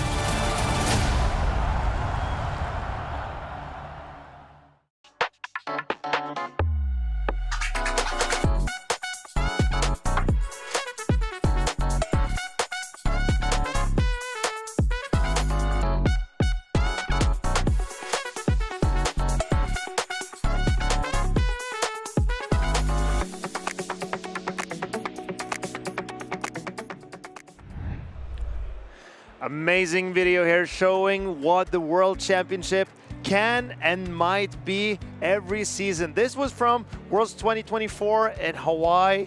I really enjoyed that tournament, and even though there are a lot of competition going on, you could also see that there is so much other stuff than not the main event. I mean, I saw a little cameo appearance of you in that video as well. And then coming from that, getting to see the highlights of the event here in Utrecht as well, I think is really, really sort of a fun extra thing. Always, we get to see all of these really intense battles, but sometimes you don't get to see the fun things that are happening or the side events that are happening at the different places, the different, you know, actual cups that some of the trainers who are already knocked out of the tournament are participating in today. But that is not the big moments that we're looking for right now. This is what it's coming down to. We have a grudge match here.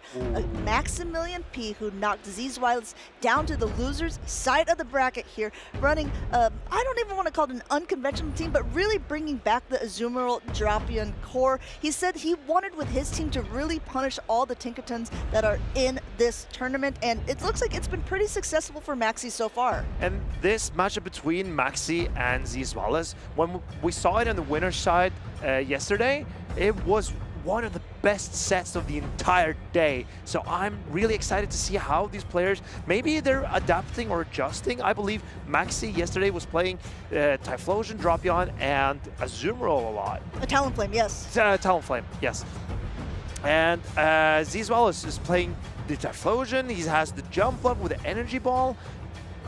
I'm not sure what picks he's going to bring here, because the Corviknight is so risky if it's on the Talonflame. There's a lot of different scenarios that these two trainers can play out. Typhlosion obviously has really decent matchups against a lot of Pokemon that people have been bringing to this tournament. We saw Zzweilous just earlier on in the day powerhousing through some tough matches with that. But in the meantime, I mean, the Talonflame is really able to negate a lot of energy, and also with the jump up on Zzweilous' side, I don't think that it still has a lot of play and a lot of targets. I think it's necessary for Maximilian to bring the Drapion to control the Ferret. because a Dropion as a dark type resists the sucker punches, and Dropion also up shields can do so much into Zzweilous' team. We also saw Maxi run Malamar, if I remember correctly, yesterday, and you know, I love that wishy. So I hope to see more of Malamar, and I don't think it looks bad here either, but it doesn't have as clear targets here as it has in some of the other teams. I think that these two trainers, I was talking to them a little bit backstage, they're ready for the matches. They want to see who's going to be moving on. We're getting very close to the finals here. This is losers round 4, which means whoever wins this matchup is guaranteed to get a medal here in Utrecht. This is very important. One thing to note is obviously beforehand that Skullbash would have been doing so much in the Zzweilous, pivoting out into that ferret that you were talking about from Zzweilous' side. And this is where Skullbash on the Lapras comes in so handy against the Zzweilous. Zzweilous wanted none of that and swapped in the ferret. Maximilian has his Malamar in the back. It's going to take this Trailblaze and then outpace the ferret to its next charge attack. And now, after taking the Sparkling Aria, this foul play from Malamar will threaten a knockout on the ferret. Got this shield coming up. Zzweilous wants to keep a little bit of health left on this ferret. It is already at a charge attack of his own. It's boosted from that first Trailblaze, just going ahead. Great timing here by ZZ, throwing before the next foul play is available, and Maximilian decides to return his shield in kind. I wonder if Maximilian is considering farming, side-waving all the way down, but the ferret gets to another attack, so Maximilian needs to throw his energy. But Zzweilous can come in with the Zzweilous and sponge up all the foul plays and superpowers for Malamar. Maxi was the one who knocked Zzweilous down to this. This is called a redemption arc for ZZ if he's able to get there, and he is able to mudslap down before the next foul play is available, getting ahead on energy and being able to throw this Rock Tomb to lower the attack of the Zzweilous, putting Zzweilous in a very comfortable position, even though the Zzweilous has a decent matchup against this Claydol. Zzweilous has not managed to flip up the order of the Pokemon. He still has the Claydol on the Azumarill. Oh, and ZZ tries to make a catch, but Maximilian is patience himself and goes and answers the Azumarill with his Lapras. Does knock knock who's there? Turns out it was no one. It was almost a simultaneous swap at this point. Player up coming through. Since the Skullbash is not reached yet, they still do a nice chunk of damage to the Lapras, but you can see now the Skullbash will be reached. This is heavy hitting attack, and this is going to not only hurt the Azumarill, it's going to boost the defenses of that Lapras. First one coming through. Azumarill being so tanky, it can handle one Skullbash, and now with the additional sucker punches that Lapras took from the ferret, the Lapras is threatened with a knockout. Oh, but it hangs on. Hangs on by thread, able to get this Sparkling Aria off. We know that it's not going to do that much, but chip damage is very important as well. As the Azumarill gets lower and lower, knocked into the red. Another Azumarill comes back in here. Now, throwing the Ice Beam, I like this play. At this range, most likely able to knock out, and even if ZZ is able to get to an attack, the Azumarill still from Maxi's side is in good range. What CZ needs here is to just get Azumarill as low as possible. Maximilian, he knows that he needs his health point on the Azumarill. And here, takes the last shield away from the Claydol. Claydol will now throw a Rock Tomb and debuff the Azumarill. Azumarill using the Protect Shield as well for the rest of this portion. That means the Azumarill's attack is going to be down for the rest of the game. The Ice Beam is super effective. It is reached ahead of time. No Protect Shields remaining. The question is, since this is debuffed, will this still knock out? I'm not sure. Claydol is a very tanky Pokemon. I believe it's getting its Rock Tomb off. And can Azumarill withstand this Rock Tomb from Claydol? This is not over, trainers. This is going to be down to the wire. It does hang on. Claydol goes down. There's one bubble left, but unable to get there as Maximilian takes game number 1. What a game. Even in this first match, as we promised you, trainers, this is one of the matchups you cannot miss. If you're not having your eyes on the screen right now, you need to switch your focus and get back into this, because Maximilian P is threatening knocking Zzweilous out of the tournament, and this is an incredible set. Zzweilous is one of the trainers that when his back is up against the wall, he comes up with some pretty unconventional ways to be able to wiggle around and play, but Maximilian has had his number this entire tournament. between these two trainers, both have top cut in the past. Zzweilous has top cut many tournaments this season alone, also getting second at the European International Championships. Maxi still wants to get his first championship title, and this could be it in Utrecht. He's one game away from at least a medal finish. I'm interested in reading into Maxi's line a little bit, because he went with Lapras, Malamar, and Azumarill, 3 Pokemon that doesn't threaten the jump bluff from Zzweilous so hard. And the jump bluff from Zzweilous is running Energy Ball. That's right. Not Acrobatics. So that is, the jump bluff could have hit Maximilian's Pokemon with super effective damage with the Energy Ball on the Lapras and the Azumarill, or the Fairy Winds into the Malamar. So is this a mind game from Maxi? Is he baiting Zzweilous to run the jump bluff? The jump bluff, while most of them are running acrobatics, ends up being able to at least hit the Talonflame back for some heavy damage. If you're running Energy Ball, that's such a risky play. We'll have to see if they want to do this, because this is the big moment here for him. Both of these trainers are locked in. Let's get into the battles here. We do see it. We see that jump. We see the jump up, and we see a Dropion and a Talonflame for Maximilian. His strategy seems to be working for him. He does not necessarily need switch advantage in this matchup. He needs to align either his Dropion or his Talonflame on that jump bluff. Now getting that first Aqua Tail, super effective damage, but the Claydol still in the green. Now coming in with an Azumarill here. One of the counters that I think Zzweilous would like to see the jump bluff in at the very beginning. The problem is now, as this Azumarill continues to take energy, it will be able to get to an Ice Beam to even throw back the jump bluff should it come in. And Maximilian, with the energy that he threw into this Claydol, has softened it up, so it's a lot easier for Maximilian to handle. Now, Maximilian wants to come out of this matchup with some energy to threaten the jump bluff if it makes a return. This is double debuff, but this is enough at this stage. Claydol has come in, Claydol has gone out, and in comes that jump bluff, only to be met with one of these Ice Beams. I believe this is pretty clever from Maximilian, but will he stay in with his Azumarill, allowing the jump bluff? No! Maximilian decides to swap in his Dropion. Zzweilous, I think he's going to realize what is going on.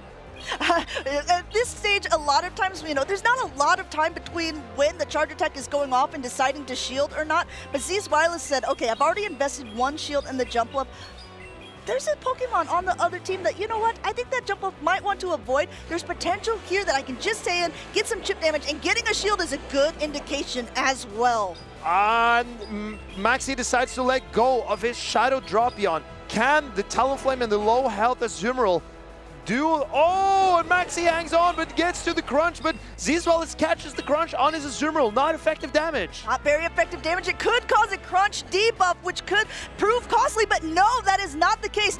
Here comes the Talonflame into the matchup that's not the greatest for it, but the Azumarill still has a shield to hide behind, just like that Talonflame. Throwing its first charge attack here. Zzweilous throwing a nice time. He doesn't want to let an extra Incinerate, that extra damage, go through. And this is where Maximilian would like Brave Bird on his Talonflame, but he has forgone that charge attack and gone for Fly. This does not threaten a knockout on the Azumarill, but he can get to more of these. Coming in now with his own Azumarill at this point, trying to maybe get a catch, but Zzweilous says, actually, I'm okay with this. You have to use a shield at some point. Is this your choice? Are you going to protect it up? And yes, last protection from Maxi being used. In comes that jump bluff again, and I think the jump bluff is more than happy to take this, try to get it off the field. But will Zzweilous shield up this Pokemon? Yes, he does. He wants to double up on energy on this jump bluff and use jump bluff as an answer to Talonflame in this endgame. Zzweilous says, oh, you had a Dropion? Oh, you have a Talonflame? I'm not scared here. I have a jump bluff. I've got a jump bluff, and let me show you what it can do. Aerial Ace to take out the Azumarill, going for the Flame Charge on Maximilian's side here. This will be enough to knock out. But will he be able to outpace the Azumarill, or will the Azumarill be able to bubble down? In my opinion, this is maybe a misplay from Maximilian. Oh, but can he live? He doesn't get there anyway. Very, very well played by Zzweilous. Thing is, Maximilian, he wanted to boost up the damage on his Talonflame, but Flame Charge costs slightly more energy than Fly. So Talonflame can reach 4 flies in 3, 2, 2, 2, 9. 9 incinerates, but it cannot reach Flame Charge and 3 flies in 9 incinerates. So if Maximilian wanted to increase his chances of reaching a fly to take out the Azumarill, he needed to throw a fly into the jump lock. But as it turned out, the Talonflame got bubbled down anyway. And at the very end, it really still came quite down to the wire. And once again, have to applaud Zzweilous for that play there. You look at that team composition, a Shadow Drapion in the lead, which has a fairly positive matchup, especially over the Jumpluff who is running Energy Ball over Acrobatics. Also, a Talonflame, which also has an advantage over Jumpluff running Energy Ball over Acrobatics, and then an Azumarill, which already had Ice Beams loaded to throw at it. Still, Zzweilous was able to maneuver around that to snatch a victory here from the jaws of defeat, and now we are going into a decisive game number 3. Maximilian got exactly what he wanted in this game too. In game 1, he was showing that he was willing to risk going weak against the Jumpluff, and then punishing a potential Jumpluff with his poison and fire types in game number 2. But Zzweilous manages to use his Claydol to flip things around, and he ended up winning that game. And here we see Azumarill into Malamar. This is not great for Maximilian. A lead for Zzweilous here, this time as the Azumarill and Malamar start to face off against each other. Psywave's doing the bigger damage here as neither one of the fast or charge attacks from the Malamar are going to be doing that much, but coming out with a ton of energy is going to be a nice thing for Maxi later on in the game. First play rough coming through, and fun fact about these two Azumarills is they have the exact same attack stat. So when they are going for charge attack priority, it is basically a coin flip to see who is going to be able to throw their attack first. That is very curious. I'm excited to learn that. But how does Zzweilous now play this? Because he has not been bringing a proper Azumarill counter in this matchup. And now his Azumarill is about to get lower. So how is he going to handle all the energy on the Malamar? Such an interesting play. We see both of them staying in. The switch timer is not up for Maxi at this point. Going for a play rough as Zzweilous was ahead by a bubble here. This is not enough to knock out, but the Azumarill is going to be very, very low. And in comes a Typhlosion, and Maximilian decides to save his Azumarill and go straight into the Malamar. But look at the damage from these Incinerates. Yeah, Maximilian P and max out energy here on the Malamar, because look how much energy that had. Able to throw first, and now the Typhlosion getting ready to ramp up energy, throwing its own, getting the Protect Shield off of Maxi as well. Very curious to see how Zzweilous decides to play this, because this Typhlosion is going down either to this foul play or the next. He needs to bank everything on his trusted Claydol in this final matchup here. Oh! Typhlosion lives. That just gives Maximilian more Psywave energy. I would say that's even better for Maxi. They're getting one more Psywave. You see him chuckling a little bit, go hee hee, that was great. Able to now put off this foul play into the Claydol. Super effective damage here. Zzweilous still not using that last Protect Shield. Going ahead and just trying to mud slap down, maybe recognizing that he'll have to take 2 regardless, and that's exactly what will happen. Very important foul play to get to for Maxi there, because he needed to strip away the shields from the Claydol. But here's an Ice Beam from Zzweilous reads what's happening. He's the one catching the Ice Beam on his Azumarill now. So many trainers have been getting the Ice Beams from Zzweilous, but this time he said, oh, I think I know how to do this now. Catching his own Ice Beam on the Azumarill, and both of them are looking like going for the same attack here, not bothering to throw a charge attack. Now whatever is coming in will get an attack here, going for the play rough, but he's not able to get it as he's Psywave down by the Lapras. And this is setting up Maximilian for the sweep with his Lapras. He even decides to no shield the first Rock Tomb. This Lapras can hang on. Hang on for sure. And it does not, like a Claydol hanging around in the air, but Lapras is going for the Skull Bash, and Maximilian knows he can finish out the game with a heavy-hitting Skull Bash, boosting up the defense of Lapras, but also not even taking out the Claydol, but Psywaving down for a finishing Game 3 between these two titans. Maxi did it once, he did it again. Zzweilous out of a tournament with an incredible run. Maximilian P continuing on at least a 4th place finish here in Utrecht. Very happy to see such a talented trainer making it so far in this tournament. Maximilian does not roll over. He does not want to give up. He has his eyes on the prize. He is eyeing up the title. He does not want Zzweilous to be the one knocking him out. There will be more opportunities to knock out Maxi, but who can do it? He looks poised to win and go on, and he finds the win conditions in tough scenarios. I think that Maximilian P played all of his matches really fantastic. He had the great call with his lineup game number 1. He had the right call in game number 2, just wasn't able to finish because Zzweilous is, let's face it, Zzweilous always playing around, ducking and weaving, but in the end, Maximilian P had his number. He saw no protect shields remaining, he saw a low health play off, and he saw a skull bash opportunity. So Maximilian, I believe what has impressed me the most with him this tournament is how he has constructed his line to trick the opponent into bringing what he wants them to bring. And that is a true skill and a very impressive one at that.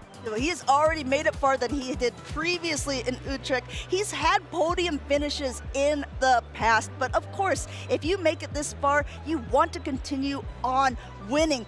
At this point, he's doing a fantastic job knocking out one of the hardest competitors, I would say, in this current meta. Maximilian P has been playing absolutely great. Keep an eye on this trainer for the rest of the tournament. And Maximilian, with his creative team building and bringing back some old favorites in Drapion and Azumarill, he's a threat to everyone here. Even though he's in the losers bracket and some people are still left in the winners bracket, Maximilian, I can see him going all the way. There's a fun thing about the people who are left in this tournament. On the winner side of the bracket, we have AMindJoke, an Italian trainer who has also made many top cut finishes, but has never been able to win a championship. Up against Nickname, who's already won one this year and a previous championship in Bremen. Then we have Koksik, who won in Warsaw a couple years ago, up against Zephy Mastics, also a regional champion from Malmo. So basically, Maximilian P and AMindJoke are the only trainers left who have not won a championship yet. AMindJoke coming in from that winner side of the bracket, feeling and looking pretty confident, but I agree. I think a lot of people's money's on Maxi as well. I believe that all of these trainers left, they do not want to give up the chance to win this title. As you mentioned, a lot of winners and champions still left in the tournament, but the two players who have not yet won, they are eyeing up the prize. They are for it, right? Exactly. They've been waiting for this moment more than anyone for so long. And I know AMindJoke, he came to this tournament to win. And now he's getting closer than maybe he's ever been, because I think AMindJoke has a couple of third place finishes. I think so. But he has never came there from the winner side of the bracket. Okay.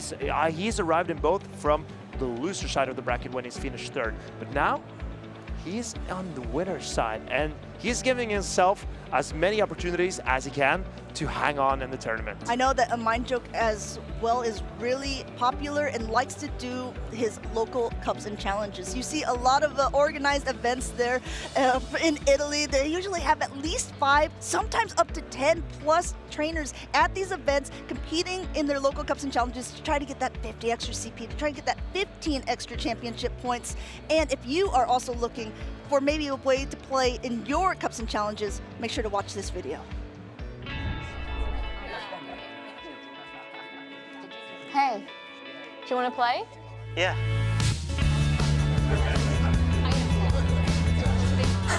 Nice. One shot?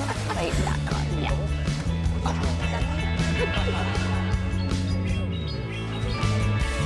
I'll use twin cannons. Great game, guys. Bye. See you next week. Come play at your local Pokemon League. And these are the local challenges and cups that AMindJoke and other players are attending regularly. If you want to have the opportunity to test yourself against some of your local talent, to see if you have what it takes to make it onto the big stage, scan this QR code here and find the closest event near you, and you never know, you might get a lot of new friends as well. I know that for a fact that we're in the Netherlands and there are so many different cups and challenges here where so many of these trainers who have participated here in Utrecht have been trying out different Pokemon, and it is a very big gauntlet to go through just at these local challenges and cups alone. You have trainers like Totectical, Inadequance, Status Stan, Colin 6, his brother Keelio. There's so many good trainers here, and there's still so many good trainers left in this. Once again, we have two former champions here. We have Zephy Mastics on that left-hand side against Koksik on the right. And what an interesting team from Zephy Mastics. I spoke with him briefly earlier today, and it was 2 weeks ago he realized he did not have a team ready for this tournament, but he decided to just throw some things together that he knew how worked and that he liked to play, and it was comfortable. He has not changed his team for 2 weeks. Now he's just running Pokemon that he enjoys running. Our fellow caster and friend Lou the Pikachu took a look at that team and said, I have to be cheering for Zephy in this. There's a Furret and a Gastrodon on the team for sure. That is my guy. Koksik, on the other hand, running a little bit of a less conventional team as well. We haven't seen many Dugong in this tournament, and Golisopod, while it was quite popular in Seville, has not been making as much of an appearance here in Utrecht. We also see the Shadow Typhlosion, one of my favorite Pokemon this weekend, and we both have it on our caster prediction to do well.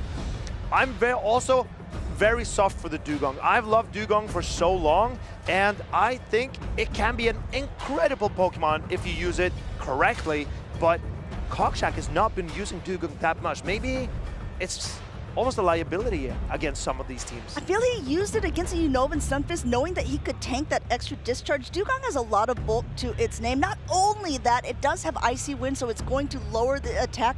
So there's a couple Pokemon on Koksik's team that can lower the attack of his opponent. That Cordili with the Rock Tomb and the Dugong with the Icy Wind being those two here. We're hopping right into battle number one. We talked about Cordili. There it is on the screen up against that shiny Dusclops from Zephy's side. And this is a deviously good matchup for Cradley, actually. I believe that with the debuffs, Cradley have the opportunity to win this.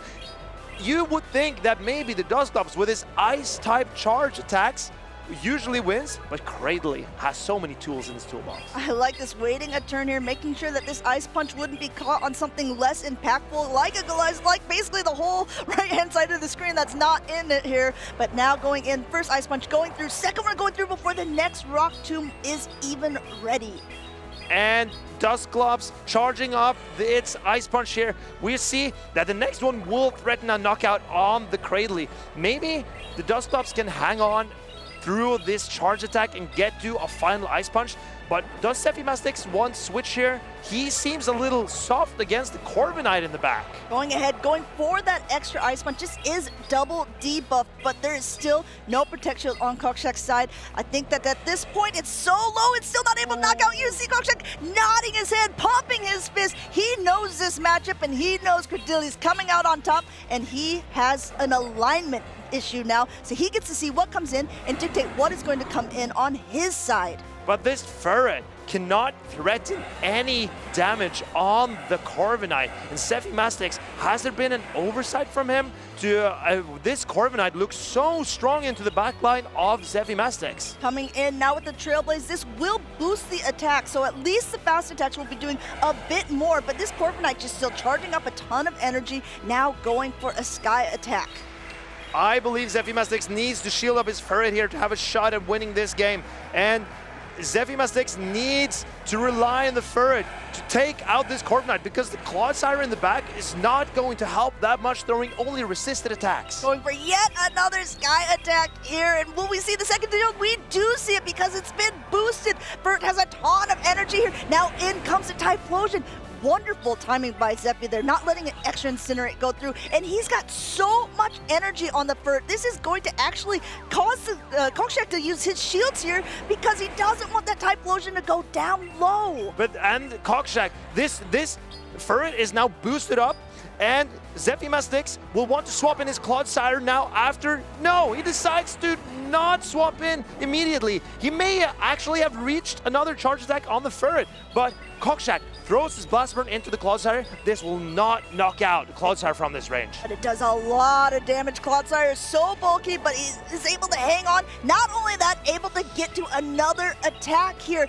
But even though this looks okay for both of these trainers, it really depends on energy on the Corviknight, because the Corviknight will be able to possibly farm down this Clodsire, come out with an attack onto the Fur, or will he be able to get to this Earthquake? Oh, and Zephy Mastics threatens the Earthquake. Koksik realizes he needs to throw the Iron Head to take out the Clodsire before the Earthquake is reached. Zephy Mastics can now come in with a Fur. Is he going for the Swift? Is he going for the Trailblaze? He needs to finish off this Corviknight before it reaches an Iron Head. This is not going to be doing that much damage, but the Corviknight is super low with fast attacks afterwards. The little Furret might be able to do it. Almost at an attack on Corviknight. And it takes out! Incredible! Incredible play by Zephy Mastics. He looks at the camera, realizing what a close match this was. Zephy was laughing at me a little bit earlier on. He told me, you know that you always comment about how expressive I am during my matches, and I said, well, you then stop being so expressive, because you can just see on his face the moments. He's so entertaining to watch. Koksik also, he's, you see in between each trainers, they'll sometimes look at the camera when they know that they have a good moment or they've done a good play, and it's like breaking the fourth wall, saying, okay, yeah, I also acknowledge this. Very impressive to see Zephy managing to find a way around the Corviknight that looked to be such a big problem for his backline. You know what? I was not a Furret believer going into this tournament, but really, I've never enjoyed playing Furret myself. I see. It's always felt like a little bit underwhelming. You have to go down in shields to get the full potential out of it. But now, seeing how it can fight back even against something like a Corviknight, it's making me question some of the opinions I've had previously.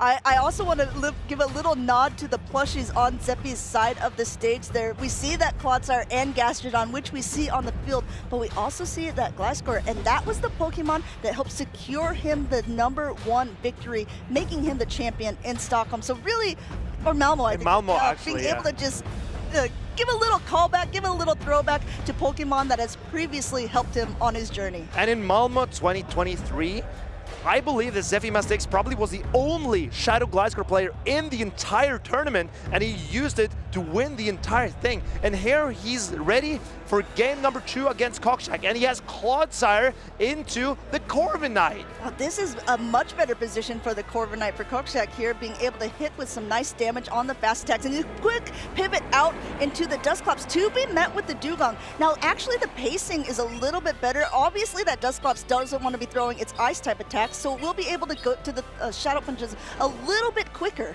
What is troublesome for Dusclops in this matchup, in my opinion, is how many charge attacks Dusclops have to throw, because Shadow Punches don't do a lot of damage, but they come quick. But as Dugong is also throwing 3-turn fast attacks, that means Dugong gets a sneak every time you throw an attack. And Dusclops throwing many more attacks than the Dugong will give Dugong more fast attacks than Dusclops gets back in return. That's absolutely true, and not only that, each of these punches that are coming in are going to be doing a little bit less and less as the icy winds continue to lower the attack here. Already at 2 punches, and you're absolutely right. If you're watching the screen, you see those fast attacks from the Dugong going through, but will this be enough? I don't even think so. With the next one coming through, I think he'll try to throw actually on charge attack priority. Oh, but Zephy Mastics decides to let his Dusclops go. Even though it had a lot of energy, he wants to farm down on something else. On the Charge Bug, Oh, and the Charge Bug is looking so good for Zephy Mastics here, because now the bug typing on Charge Bug can threaten the Cradley for heavy damage. And being able to get there first, because he was a couple volt switches ahead, is going to be a really nice extra addition for Zephy here, getting that first Protect Shield off of Koksik's side, and we're have to see how they want to play that out. Actually, an immediate pivot back into the Clodsire, but now the whole team composition of both of these trainers has been revealed.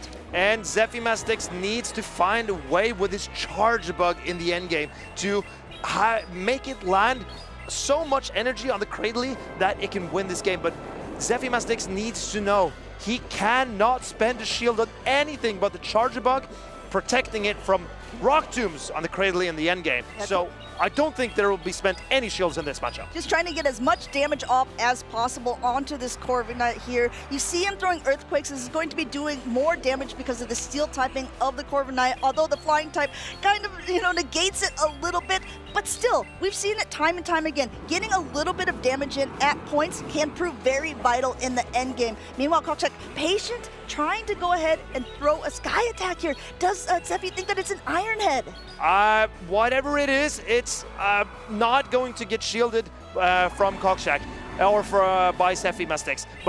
And this is what Zephy has been saving his shields for. It's the Rock Tombs from Cradley. And Zephy needs to land some X-Scissors into this Cradley, and he needs to do it quickly. This is now a double debuff Charge Bug. Yes, and also both shields have now been used up by the Charge Bug. Charge Bug just continuing to try to ramp up energy at 2 X-Scissors, going a little bit above here, going to maximum energy before the next Rock Tomb is available. Does Koksik want to use his shield here? It is double debuffed, and he says, nope, not the first one. And not maybe the second one, but I don't think this threatens a knockout. It doesn't. Zephy Mastics, he is so debuffed that even the super effective X-Scissors are not knocking out. You see them waiting there a little bit. Well, I don't know. It's at this point, the Cradilly's pretty low. The Corviknight already expended its energy onto the... Now coming back in, there is still a shield to hide behind on Koksik's side. This looks so tough for Zephy Mastics. The great lead that Koksik got in the start of the game is proving too hard to overcome. Can Zephy Mastics reach the Earthquake and get to the knockout? Koksik gets there first. This Sky Attack, will it knock out the bulky Clodsire? Going ahead and making sure he's swiping all those bubbles, because Clodsire is all that's left on Zephy's side, and it can't hang on. Koksik ties up this series here, taking game number 2 with the bird from the sky. I think Zephy Mastics made a pretty good game plan, and getting the farm down on the Charge Bug was really, that could have been the decider in this game, but he gave up an entire Dusk, so much energy on the Dustclops. True, yeah. To maybe set him up for that endgame. I'm curious if Zephy Mastics could have played it differently, but maybe this was his best shot. It was a difficult decision to be in, because I think that the extra farm on that Dugong when the Charge Bug came in was really impactful in the game. So he kind of needed to lose that matchup to be able to get at least 2 volt switches in. But you're absolutely right. With just such a strong backline, with that Cradilly being able to negate a lot of the team compositions that Zephy can play, I think if I'm Koksik, I'm bringing that absolutely every single game. It can hit hard against a Charge Bug. We saw Grass Knots from it going to take out that Gastrodon, and those Rock Tombs will knock the Talonflame from the sky. Zephy has to really dance around how he wants to play it and really hope that he gets alignment in what could potentially be some rock, paper, scissors scenarios. I think that Zephy's best plan to deal with the Cradley is to try to get shields down as soon as possible, because the Charge Bug, if you throw the X-Scissor immediately, as soon as you get to it, yes, you are giving the Cradley an entire free bullet seed, but you land, if you land it in the zero shield scenario, if you land an undebuffed full power X-Scissor, you will win the zero shield scenario, but you need to throw on suboptimal timing, because you will get to X-Scissor number 2 before Rock Tomb number 2. And Charge Bug can withstand one Rock Tomb because the Bullet Seeds aren't doing that much. Yeah, that's a hard one to call, especially when you're a 4-turn attack like a Volt Switcher, like that Charge Bug, going up against a 3-turn. You always kind of have to throw in suboptimal timing in those types of scenarios, or you're letting them gain up too much energy. We're hopping into this decisive game, number 3. Let's get going here. We see the Charge Bug once, we see the Charge Bug again. This time, this is a great target for it at the beginning here on even energy. And Koksik has decided to bring his Shadow Typhlosion in the back. If Zephy is thinking about this, if he's been watching Koksik play at all, whenever Koksik has his Shadow Typhlosion, he's always saving the shields for it. So it could be a good indication to Zephy being able to know which will be able to be in the back here at maximum energy, throwing this Juice Charge, no Protect Shield from Koksik's side. And how does Zephy decide to play this? Because he must realize that the Charge Bug is not looking bad in the back. But I assume Koksik is letting this go and wants a farm down on his Typhlosion. See what's coming in. You see Zephy immediately clicking on that Dusclops, hoping that whatever is going to come in, be able to negate that energy. In comes the Typhlosion to be met with the Dusclops. You talked about some fast attack pressure here, trying to catch that Shadow Punch on the Credilli, but Zephy, patient as ever, goes for the Ice Punch instead, refreshing for this Credilli. I believe that Zephy has a clear win condition here, and that is saving all his shields for the Ferret, trying to ramp up the damage, and then Sucker Punch down the squishy Shadow Typhlosion in the endgame. Koksik needs to strip him down off his shields. Going for Rock Tomb number 1, getting that attack ball, but there's still so much on this Dusclops. Ice Punch number 2 going through, not going to threaten the knockout, but as you can see, this Credilli is getting lower and lower, and the next Ice Punch is already ready.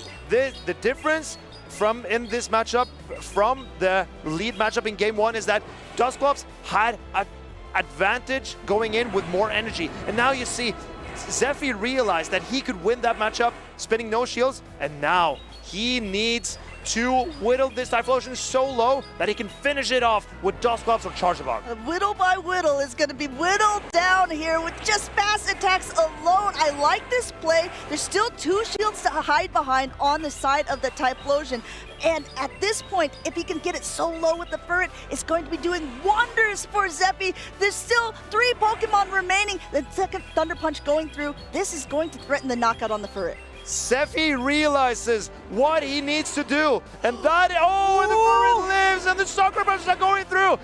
Koksik does not get an opportunity to spend another shield, and Zephy Mastics is through. He said, you want some expressions? There's some expressions at the end for you there. Zephy Mastics continuing on, getting another podium finish here, at least 4th place. He said, I was a regional champion once. I want to add a special event championship to my name as well. And he is still in the running to do so. All the ground types on Zephy's side, I suspect he's favorite typing is of those ground Pokemon, but he benched the ground Pokemon in this final game for the Charge Bug, the Ferret, and the Dusclops, and it paid dividends for Zephy Mastics. Zephy Mastics. I almost want to call him Zephy Master after seeing those games, because he just played so well, recognizing his win conditions. And you absolutely called it, Marcus. You said he just needs to save all those shields for the Ferret there. Ferret on fast attack damage alone was able to just threaten the knockout onto the Typhlosion. And I know a lot of people who have been watching these tournaments for a while probably already know this, but for newer viewers, Zephy had so much energy. Why did he not throw a charge attack onto that Typhlosion? So when you throw a charge attack, you spend 1 turn in game to let the charge attack come through. That means your opponent gets those turns to throw their fast attacks. Zephy knew that Typhlosion had 2 shields.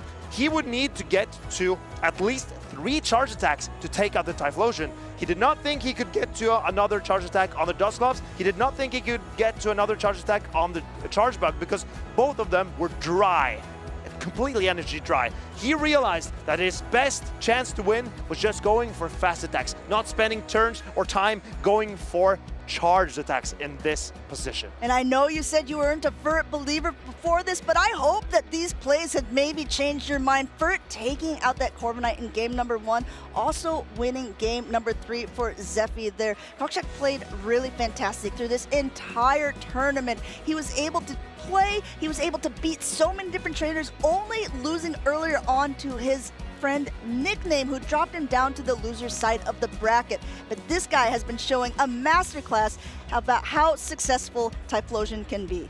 But here we see the Furret, how successful it could be. Zephy Mastics nodding his head, yes, and he's popping off, showing how happy he is, believing in the Furret. When he benched the Furret in game 2, it was tougher for him. It was indeed, and I think, again, Lou the Pikachu might be pretty happy. Gastrodon, we didn't see an appearance of it, but it was at least bench pressure on that team, and we saw cute little Furret there being able to do so much. Speaking of Gastrodon, it was quite popular at the beginning of this championship series, but we haven't seen it so often until Zephy really brought it back for this tournament. And as a water and ground type, this Gastrodon only has a single weakness in the entire game, and though that is grass type damage. So getting rid of a Gastrodon quickly if you do not carry any grass type attacks is very, very hard. One of the big problems, I think, for Gastrodon is the fact that Jumpluff is the #1 used Pokemon here in Utrecht. Now, most of them have been running 2 flying type attacks, so it's not going to be threatening the same way that the Energy Ball would be. Even still, it's a high-risk scenario because you can't throw those, Earth Powers at it. You're just going to have to go for Body Slam Spam. Gastrodon relying so much on on ground type damage makes Jumpluff an incredible counter to the Gastrodon. But someone who knows its Gastrodon matchup is Zephy Mastics. I believe Adelian is ready with an interview. Thank you, Marcus. And yes, I am here with Zephy Mastics, who has come off another win, now pushing in to the top 4. Congratulations, Zephy Mastics, an amazing performance. So, you are a former regional champion. You've already won in Malmo a few seasons ago. How does it feel to be this close in Utrecht? How does this tournament feel for you? Feels very good because since Malmo I didn't have such a good run at all. Like, I made top cut twice, finally enough both times at UIC. And this is by far my best run I've had. Also very tough opponents, so compared to Malmo. I think it's maybe a little more stacked. It's a great experience doing this great again after a while. And It's my first time on the couch even since Malmo, because I did win a few matches on stream, but they were over without interviews, so it's the first time on the couch. It feels good to be back. Oh, yes, it does. So that was the reason why you've been winning all this time, is to sit here, right? Yeah, with of me, course. of all people, right? Of course. Now, you have a Pokemon that the casters and indeed many of the viewers have been talking about. You brought in Gastrodon. I know Lou will be very happy with you, but for everyone else, why do you think Gastrodon is so good for you? Why have you brought it? Because not many people have. Main reason is I started bringing Gastrodon at the beginning of after the last Worlds update when Mudslap got buffed. Yes. And it was very good. Then there have been a few meta shifts. Like, I do believe it's not as good as it was maybe at the beginning of the summer or autumn when it got originally buffed. But I just played it in OGL, GBL so much, and generally that I know how to play it, know its matchups, know every matchup perfectly. So I decided to continue running it.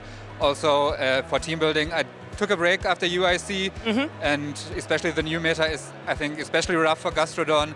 But the first time I practiced, I just put some Pokemon together. I knew how they work, and Gastrodon was one of them. It worked, and it also works in the real tournament.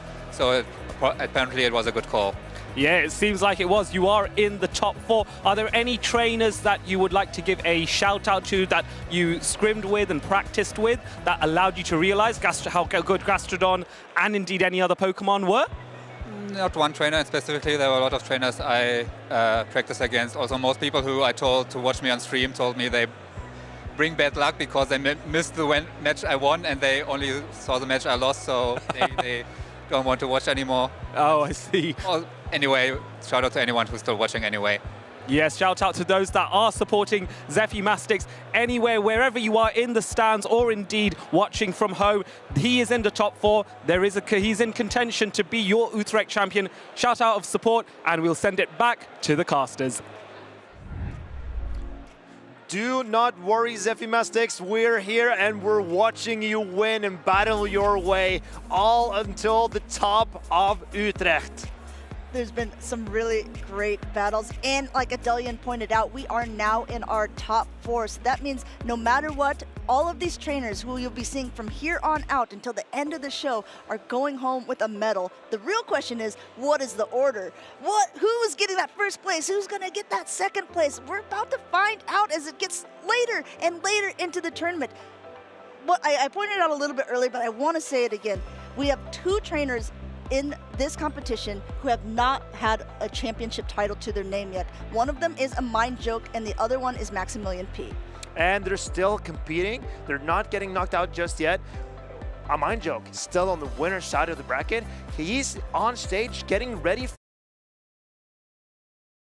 nickname, and that is going to be a fierce battle. AMindJoke, a veteran of the competitive scene, but he lacks that first place finish against Nickname, a 2-time regional champion. If Nickname is able to keep his success up, not only would he be a 2-time, he'd actually be then a 3-time regional champion. He'd be the first in Europe to win 2 in one season in this season. So he is hungry for it. He was saying last night that he feels like this is his tournament to do so. He's been really feeling on form this season, and it's definitely been showing as he's been able to knock out trainers left and right. I'm getting chills just like discussing Nickname's rise to the top of Europe, because he had an incredible tournament in Bremen in 2022. So that's a while ago, but now he's come back to claim the throne here in Europe, and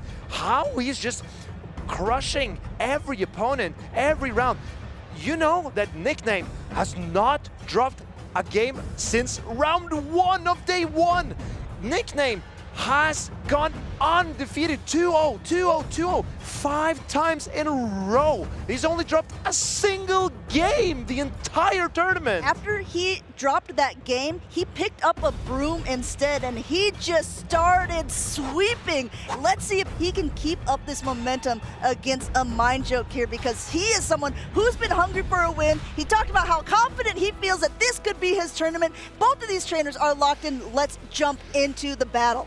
And here we see the jump left from Nickname into Tinkaton from AMindJoke. This would be okay if it was a regular jump left, but this is a shadow jump left. Shadow jump left doesn't like to take those play roughs, not being able to take it as hard. Acrobatics will be able to hit quite decently. Both of these trainers going up a little bit ahead and still managing to throw at exactly the same time. Some of these trainers are thinking in exact same ways, and you can tell that it's a masterclass we're seeing here, trainers. They are realizing what they need to win. Nickname's jump left will get knocked out by 2 play roughs, but he has a ferret in the back, and the ferret does not want to see that Tinkaton at all. Going a little bit soft ABA weak to this Tinkaton, having 2 Pokemon on the same team.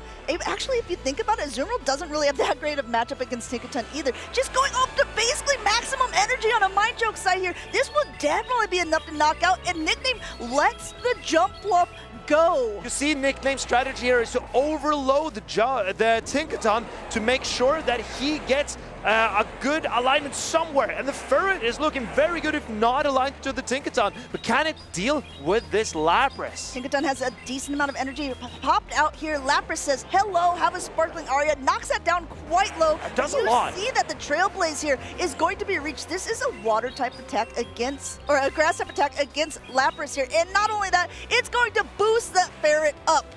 I think Nickname needs to farm down this Lapras. He needs energy to threaten the backline. He knows he needs to put up the shield on this ferret. Going ahead for a sparkling Aria. Number 2 here, Ferret just getting up to that Swift, going up for the pass of Trailblaze, going even more. If he's counting, he's going to throw right beforehand. Excellent counting by Nickname. But he's grimacing. He knows that he needed this energy to handle the backline. He didn't want to go down a shield, had to expend a little bit of energy, but I mean, at this stage, would that Swift be enough to knock out the very low health Tinkaton? I think it is. I believe that. Oh, and this is a cat from Nickname. He's deciding to save the Ferret.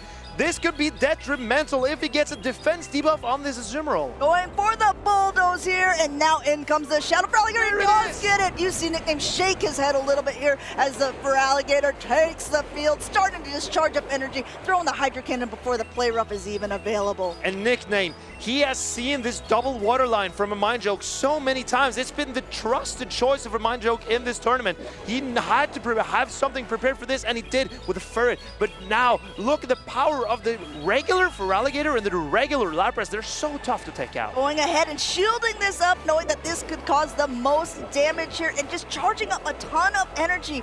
Again, we always talk about how this looks on paper like a good matchup for Azumarill, but really it's in the favor of the Feraligatr, as the next Hydro Cannon is already thrown here, going to be able to get to this Play Rough off at the very last second. Does AMindJoke want to shield this up? It will do a nice amount, but Trailblaze would also put the Feraligatr so low. And this is the strength of Ferret, because Feraligatr cannot fast attack down the normal type Ferret. Can Nickname win this after all? Can he sucker punch down the entire team of AMindJoke? Going ahead and trying to get a little bit of damage coming in now with the Tinkaton. There is a shield left, but the Swift will connect if AMindJoke doesn't use a shield, has to use his last shield here at this point. He's hoping for a fairy wind down, but he's not going to be able to get it. Can AMindJoke get to a Hydro Cannon and take out this Ferret? It was looking so bleak for Nickname with a debuff on the Azumarill. But the Ferret, can it pull through? The Feraligatr cannot hang on. Ferret clutched it up for Nickname. You saw Nickname kind of slouch over mid-game and perk up at the end as the Ferret continued to just do Ferret things. Saying, oh, wait, you know what? I'll just knock out this Pokemon. I'll knock out that. You know, you know what? I'll just knock out the rest of the team. Ferret knocking out, taking knockouts left, right, and center. But we have to remind the viewers, this is not just a best of 3, this is a best of 5. AMindJoke has more opportunities to punish this Ferret from Nickname. And I want to just note how weak Nickname was to Tinkaton in this matchup, with the shadow jump buff that gets knocked out by 2 Play Roughs, the Ferret that cannot hit the Tinkaton even for neutral damage, and also the Azumarill with only resisted charge attacks. But what Nickname did was overload the Tinkaton so that his Ferret could have great matchups in the endgame. I think that Nickname just really put AMindJoke on the back foot, even though that Azumarill was a little bit lower on the defenses because that bulldoze drop. AMindJoke had to figure out, I have 1 shield left.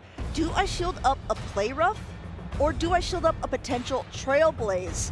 Trailblaze would definitely do more damage, but having to not shield that Play Rough put it in farm down range for that Ferret in the later game. And then the Ferret still had 2 attacks to be able to throw at that Tinkaton. The momentum that Ferret managed to stack up with a Trailblaze and the Sucker Punch damage doing so much, it really was what changed this game for Nickname. Maybe the double water line from AMindJoke, his trusted and most used lineup in this game, is not as efficient against Nickname as it has been against his other competitors. Nickname still, as a reminder, like Marcus said a little bit earlier on, has still not dropped a game since round number 1 of this tournament yesterday. He's been doing so well against all of his opponents, and he just theoretically would need a regular sweep. He just needs 3 points. He needs 2 more games to solidify his spot in the grand finals. AMindJoke coming into this battle here. We see that jump up against a Shadow Typhlosion.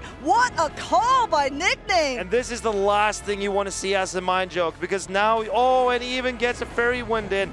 And this is horrible for AMindJoke, because he's answered by the Azumarill into the Diggersby. This is going from hard counter to hard counter here, but going for that Scorching Sands, AMindJoke's not giving up. He knows that everything can be flipped. It depends on how your opponent plays out. An attack ball is a great way to get a little party started here for that Diggersby. Ice Beam number 1 coming through on the Azumarill, and no shield on AMindJoke's side. I wonder if the Diggersby can threaten the Azumarill to shield. Even still, Would Nickname shield that up, knowing that he has his own jump bluff for the jump bluff in the front, and he has an energy lead on his Typhlosion? Oh, a double attack ball is something that could be very interesting, but still an Ice Beam at this range with such a low health Diggersby could still be enough. We're gonna find out because here it goes. Super effective damage. Down goes Diggersby. Back comes in this jump bluff. And it's going to be ahead on energy. I think if AMindJoke wants to, he'll be able to throw beforehand, but he chooses to let that energy from the Azumarill go through and even puts a Protect Shield up on the jump bluff. Very brave, shielding his jump bluff here, knowing that there's a Shadow Typhlosion in the back, just waiting to get in and start cooking up the Pokemon on the opposing side. Look at this, even an undercharge here. He wants to be able to try to potentially fairy wind down the Azumarill before he gets to an attack, so he comes out with almost maximum energy. And now this is a threat to the Typhlosion because Acrobatics would threaten the knockout, and no shield! What a call by Nickname! Incredible shield, no shield decision here. This was just an aerial ace. And now the Shadow Typhlosion is onto Blast Burn, but Nickname has the answer in the back for this Malamar. It's a Shadow Jump Bluff. Still 2 shields remaining on Nickname's side, calling an incredible bait there from that, oh my goodness, from that jump bluff, being able to still stay in, and now his own jump bluff is getting up so much energy, throwing a bait of his own now into the Malamar on, and AMindJoke is choosing not to shield. He puts last second shield in. And this is so good for Nickname now, because what he wants is to just land the Blast Burn on the jump bluff. If he's able to do that, then there's no way for AMindJoke to protect his jump bluff anymore. Going now, if you're paying attention to that energy, there's 2 foul plays loaded on AMindJoke's side. The question is this going to be enough to knock out? It is able to, so this is actually kind of interesting. He's throwing another aerialist. He's going to get some shields here if the Typhlosion doesn't. The big problem is Typhlosion wins charge attack priority on almost everything. I'm so excited to see how Nickname wants to play this out. Nickname should load up 2 Blast Burns and then just blast both of these Pokemon out of the field, and he's going for it. The Shadow Typhlosion is maxed out on energy, and he can now start throwing attacks into all of AMindJoke's Pokemon. This is a Thunder Punch. It's neutral, but it should be enough to knock out this jump bluff from this range, and there will be another Thunder Punch coming in.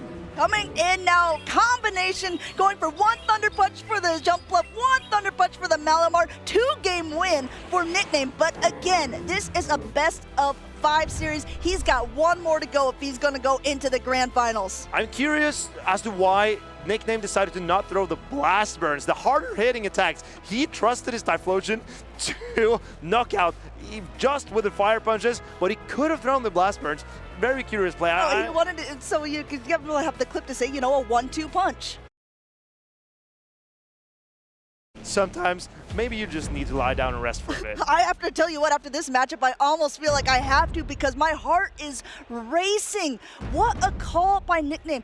If he didn't shield and it wasn't actually an acrobatics from AMindJoke's jump bluff, that Typhlosion would have been history. It would have been wiped off. It would have been able to get those attacks in at the very end, and it would have been up to Nickname's own jump bluff to be able to sweep in the end game. It could have been a completely different story, but it took a lot of grit and it took a lot of guts, and he was able to call that bait.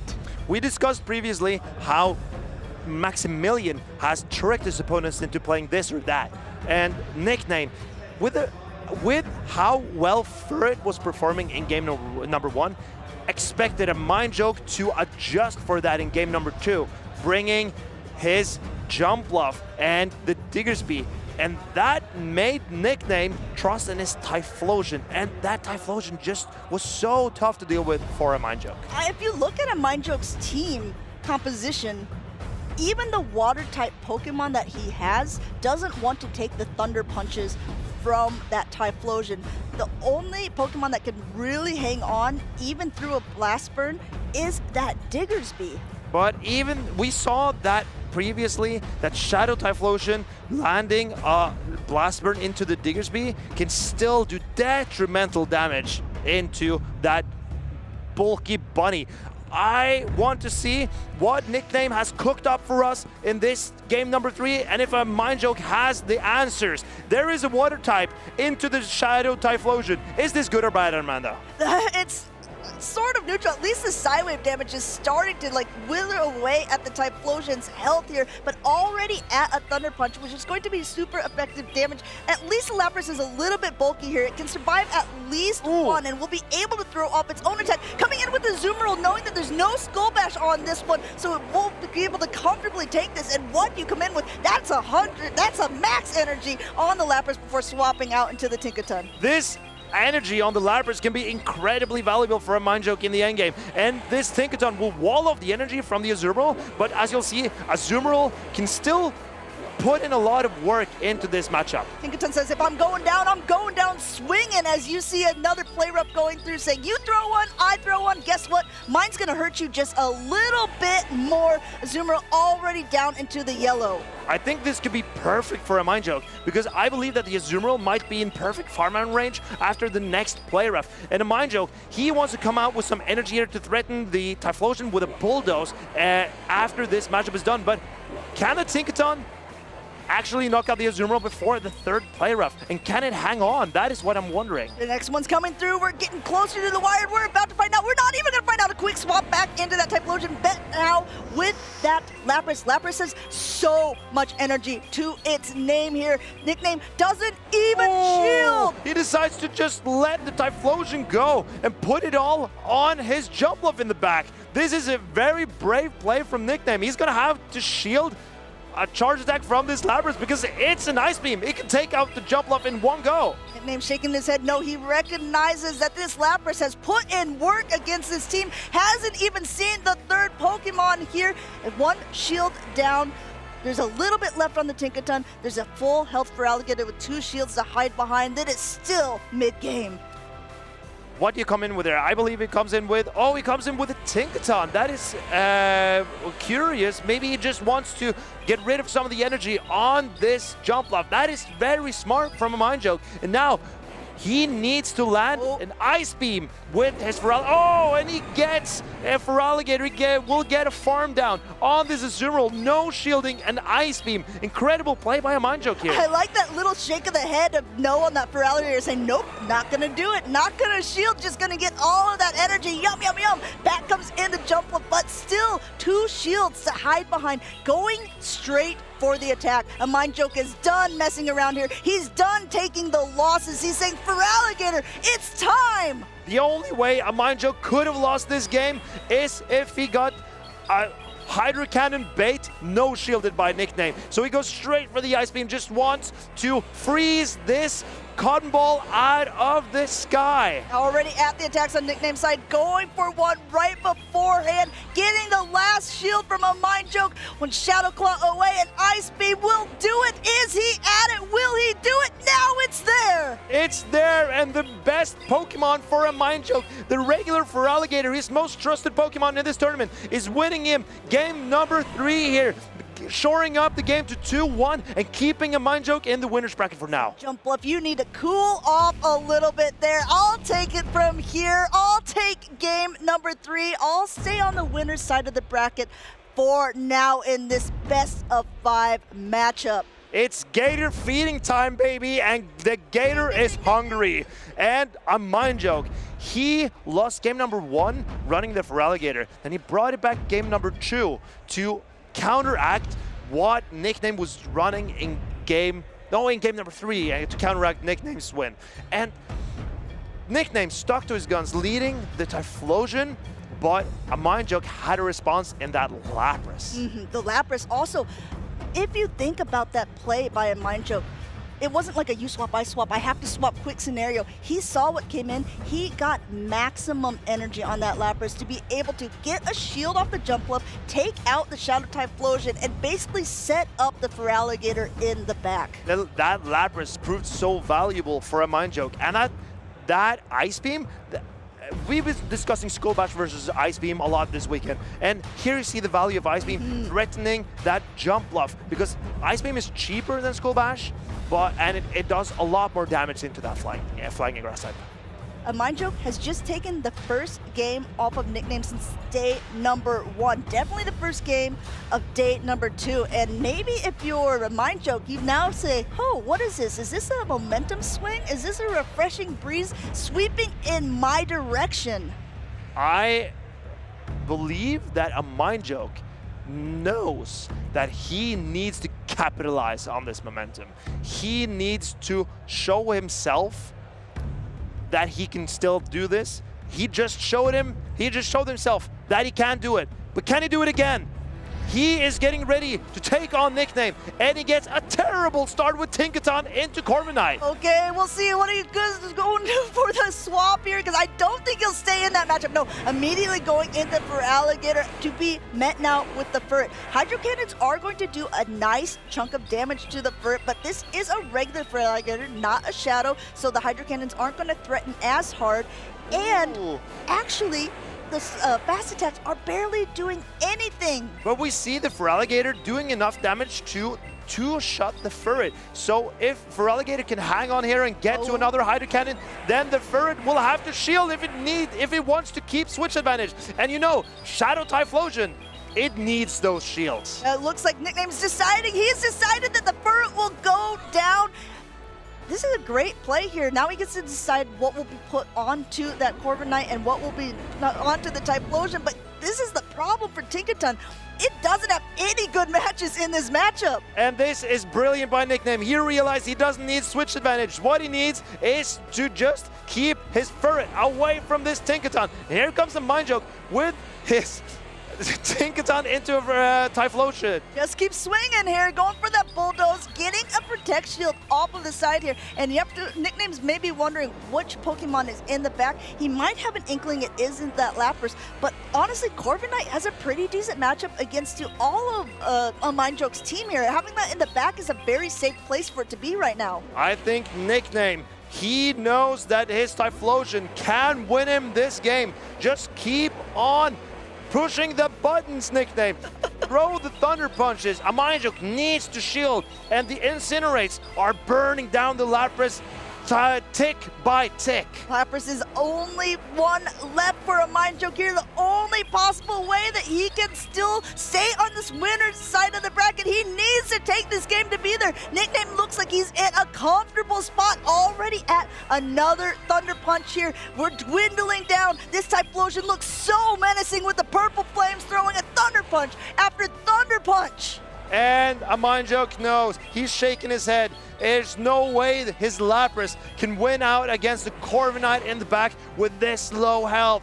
So Nickname coming in with the Corviknight, and he can just sand attack down the Lapras, but he's going for the Iron Head just for good measure. Nickname undefeated going into Grand Finals. You see him there. You saw him earlier on in the season. He wants another title for his name. Nickname hugging it out against one of the hardest opponents that he's had to play so far. The first loss that he's taken in quite a while, but he is feeling confident. He's holding up that Shadow Typhlosion saying, yes, this is the Pokemon that has been giving me such a good victory so far. And I'm excited to learn from Nickname how he put together his team, because I've been looking at teams that are similar to his, and both him and Zzweilous are running the exact same team, except for that jump bluff regular versus Shadow. So I actually have a little insight about why Zzweilous was running the jump bluff that he was running, because as you see, the one was a Shadow, one was a regular, one was running Acrobatics, the other was running Energy Ball. Zzweilous made a prediction earlier on that he thought he would see more Unova and Stunfisk in this tournament, such as there was in Seville, such as there was in other tournaments, and he wanted to be able to have an attack that threatened that Pokemon a little bit more, because flying type attacks don't do too much to it. So that was the reason for Energy Ball. The reason it was a regular instead of a Shadow was he was scared there was going to be more Shadow Primates than there were. And Shadow Primate running Ice Punch, especially after a Rage Fist boost, would be able to completely knock out a Shadow Jump Bluff, but a standard Jump Bluff could hang on. But I'm curious to ask these trainers, how do they come up with these brilliant teams? Because, as you say, there are so many reasons behind, for example, Zzweilous' decision to run the regular jump loft? Why is Nickname running the shadow jump loft? He ran it into the Tinkaton game 1, and it paid off for him. As we see here, this was the game where Furret just took it all for Nickname. Being able to just get down so low at this point. And my favorite part is that Nickname just kind of shakes his head no. You see his posture is so low at this point, but when he recognizes that it's a shadow for Alligator and he has so much energy onto the thing, it just completely changed for him. He started to perk up through this game 1 once he realized he still had a lot of winning potential. And this Furret double resisting the Shadow Claws really put him in a winning position in game number 1. Well, this was a big moment. Yeah, the game 2 where he no-shielded an aerial ace was an incredible play by Nickname. He really decided that he could also do without his Typhlosion, but if he got the call right, he was looking to win the game. AMindJoke fighting back as hard as he could, being able to tank this Ice Beam on the chin of the Alligator, sealing a game off of Nickname here, saying, I'm still on this winner side. I want to try as hard as I can, but in the end, Lapras did so much game number 2, unable to take out all 3 Pokemon in game number, the last one, cinching the deal for Nickname, bringing him into the grand finals on the winner's side of the bracket. And as Zzweilous said, who has a very similar team to Nickname, their team is tailored to beat AMindJoke's team. Because AMindJoke has been running the very similar team to Out of Pocket and Nighttime Clasher, and Zzweilous and Nickname, I don't know if they've been building together or if they just, both of them, came up with the same solution. There is a saying, great minds think alike, and so it could be potential for a situation just like that. And this was a very tough matchup for AMindJoke. I think Nickname has a very strong matchup into this team in particular, and it made it so hard for AMindJoke to get out of the situation when he got a bad lead. So AMindJoke needed to take some risks. He got it with the Lapras when he was leading the Lapras and having the Feraligatr in the back. That worked out really well. Yes, even with the Typhlosion lead. Exactly, because he didn't have to shield the Lapras because the Lapras can take a Thunder Punch, and then he could threaten the Typhlosion with its Sparkling Arias. And he ended up winning that game. So maybe that is something other players can learn from AMindJoke and how to compose their teams against a Nickname. Right, it's so hard, right? You think you have a team composition that is going to be the one that breaks everything else in the tournament, and then you find out that there's a team that's actually made almost to completely counter the team that you brought. We're seeing very, very dynamic gameplay between all of these opponents. AMindJoke just played against Nickname on the winner's side of the bracket, but in a double elimination tournament, that means AMindJoke is still in the tournament. He has been dropped down to the loser side of the bracket, still in top 4. And let's take a look at this gauntlet that these trainers have had to go through. One thing I do want to point out as well, you said that Nickname's team and Zzweilous' team is made to counter AMindJoke's, but it is not made to counter Maximilian P's, because Maxi knocked out Zzweilous with essentially that same team. If he is able to make it up past the losers semifinals, past the losers finals, into the grands, it could have a shot. I believe that both of these trainers, they came in from the winner side of the bracket. They were top 8, went down to the losers bracket, won their matchup, and now is facing off in the losers semifinals. That's Zephy Mastics and Maximilian P. I believe both of them have a better shot at beating Nickname than probably AMindJoke has, because he has a very tough team composition. So let's see, who will it be between Maximilian P or Zephy Mastics who will get the chance in the loser finals facing off against AMindJoke and then potentially going into the grand finals? The big thing is, now that Nickname has cinched the deal that he is in the grand finals for yet another tournament, that means that even if Maximilian P beats Zephy Mastics, he's going to play AMindJoke in that round, and both of those trainers are the ones who haven't won a tournament title yet. So if Zephy is able to knock out Maximilian P, there's still potential either way, but this is going to get so exciting, and this is the moment that we're gonna find out for sure. Let's take a look at these, once again, a really unique team from Zephy's side, running that Gastrodon, that Charjabug, that Dusclops, and Maxi going for counters for that Tinkaton that we've seen so popular, going on that tried and true Azumarill Shadow Dropion G1 core and added in a little bit of Talonflame for flavor. I believe that Zephy Mastics is going to lean into his Ferret here. The Ferret has good matchups into the Claydol, Lapras, Azumarill, and also is fine into the Talonflame. It really only needs to worry about the Drapion and the Malamar. And I believe that Zephy Mastics has several ways to deal with both Malamar and the Drapion. Most commonly is probably the Gastrodon. So Gastrodon Ferret core is looking very good for Zephy in my opinion. Now if we take a look at Maxi's team, Maxi opted to run Talonflame over Shadow Typhlosion because of the different coverage that it has.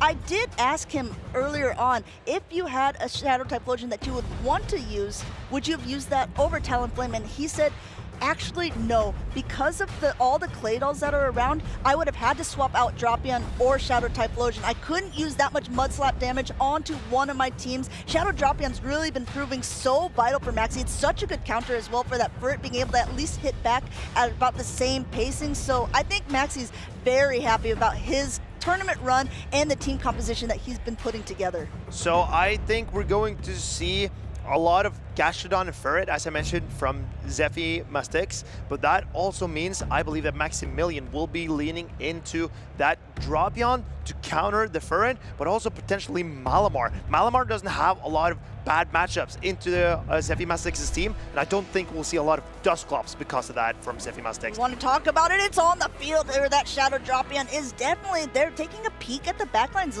just calling it right here. We got that Ferret and the Gastrodon, two of the favorite picks of Zephy, two of the Pokemon that are on the screen with him here. Now the Crunch coming through, potential debuff here, and no shield on that Charjabug. Charjabug can take this Crunch, but it cannot take another attack after this. So Charjabug, even though it threatens some damage on the Drapion, will not be able to take it out, and Drapion wins this matchup in the 0 and 1 shield scenario. Going ahead already at the Aqua Tail, since the Crunch landed here, Shadow damage as well. This might be enough to knock the Charjabug out if all the bubbles are swiped, and they are. Down goes the Charjabug, but in comes the Gastrodon, and a quick pivot out to that Malamar from Maxi's side. This is better for Zephy Mastics in my opinion, because now he can keep the Ferret away from the Malamar. Gastrodon really threatens this Malamar with the Mud Slap damage, and Ferret can win the 2-shield scenario against the Talonflame. Going for the heavy hitting Earth Power. This is the big attack. This is what Gastrodon is known for, and a last-second shield from Maxi's side. A small nod, recognizing that's what Zephy was trying to go for. Just getting up a ton of energy here, now throwing, but not even knowing that this is a body slam. Do you think we'll see another shield? No, Maxi letting that go. I think Maximilian needs to put up shields to make sure that the Ferret will not just 2-shield through his entire team. So Zephy, he wants to conserve his shields. So I believe that the best play for Zephy here will be to shield up the Ferret, and Maximilian will need to force this Ferret to start shielding so Talonflame can land a hard-hitting fly. That's a good way to do it. Getting shield number 1 here with that foul play. Immediate pivot into the Talonflame. The Ferret is a little bit ahead on energy, but those Swifts will hurt. They are on even shielding scenarios here. First one coming through from the Ferret, and I don't think we'll see a Protect Shield at the very first one from Maxi's side, although we might know he's going to let that go through. And these Swifts will not do enough to take out the Talonflame immediately. Zephy Mastics knows he has to try to get the Sucker Punch down on the Talonflame, but no. Maximilian, Zephy Mastics no shields. He knows this is game, and Maximilian takes game number 1. If you look, Maxi had double flies at that point, so even if that first shield was used, he would just immediately deploy that second one there. Zephy, being a talented trainer that he is, also recognized the position. Talonflame just a little too strong, a little too much energy in the back, and I just want to bring up the fact, something that you said a little bit earlier on, where you thought maybe a misplay by one of the players was when they opted to go for a Flame Charge to boost their attack instead of the flies. If Maxi went for a Flame Charge instead of the flies there, he wouldn't have been able to double up in that scenario. So it's a good time to realize when you want to throw your charge attacks. Exactly. I think Maxi, he just knew that he needed the damage on the Ferret as soon as possible, going for Fly, because Fly does more damage than Flame Charge, because Flame Charge, even though it doesn't do as much damage and costs more energy, it does ramp up the attack stat. And Incinerate, being such a heavy damage fast attack, can really benefit of that flame charge buff. But Fly doing that more damage was what Maximilian needed in this endgame. He needed to do damage, he needed to do it quick, and that's exactly what he was able to accomplish, taking game number 1 in the losers semi-finals. As a reminder, we just came from the winner's side where that was the best of 5. We're back down to the traditional best of 3s at this point, so Maximilian needs one more game to take it. Zephy's gonna potential for a reverse sweep scenario. I wonder what the players are locking in. Is Zephy going with the same team? Is he benching some of the Pokemon that he brought to this game? What is Maximilian doing? Is he going for the same strategy to try to deny the Ferret? I'm very curious. These trainers are locking in and getting ready to fight for their losers final. Going in, coming with the charge of bug here against that drop-in. Looks like almost the same team from the beginning of the matchup, but if you take a peek at those backlines, they are very different than what they were before. Dusclops, I think, is pretty glad to be avoiding this drop-in. Meanwhile, maybe that Gastrodon would have liked a chance to play. It's very brave by Maxi to bring in the Claydol after Zephy Mastics showed the Ferret in game number 1. If Zephy Mastics can align his Dusclops onto the Claydol, this is looking very good for him. Being able to do about the same thing that was happened last time, going right away again for that Aqua Tail. We saw it just like in game 1. This will be enough to knock out the Pokemon. I assume in will come the Gastrodon, and we might see how different the Pokemon are in the back as this comes in, and the Malamar comes in one more time. This is better. This is what Zephy Mastics wants, because now he can keep his Ghost-type Pokemon away from the Dark types of Maxi. Maybe Zephy Mastics will just throw Body Slams this time to chip the Malamar down and conserve his shields for the Dusclops. Here's the problem if you're Maxi at this point.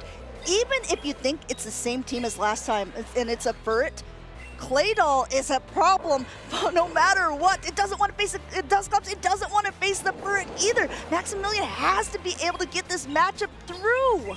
And Maximilian, he probably knows this is a Body Slam, but he decides to shield it anyway. This is better for the Dusclops, but he's assuming that there will be a Ferret in the back. Yeah, it's still, at this point, the Shadow, or I mean the regular even Dusclops has a decent matchup against that Claydol. This Gastrodon goes down. We're going to take a peek at that backline as now it comes in here against the Malamar with no shields left to its name. Coming in with the Claydol, just saying, okay, I'm going to start trying to do as much damage as I can. I think Zephy Mastics just needs to land these Shadow Punches, and he needs to land them quick. But he also must keep some energy and health on these Dusclops to take out the Malamar and the Dropion in the back. He's going to be able to pace here. Another punch coming through.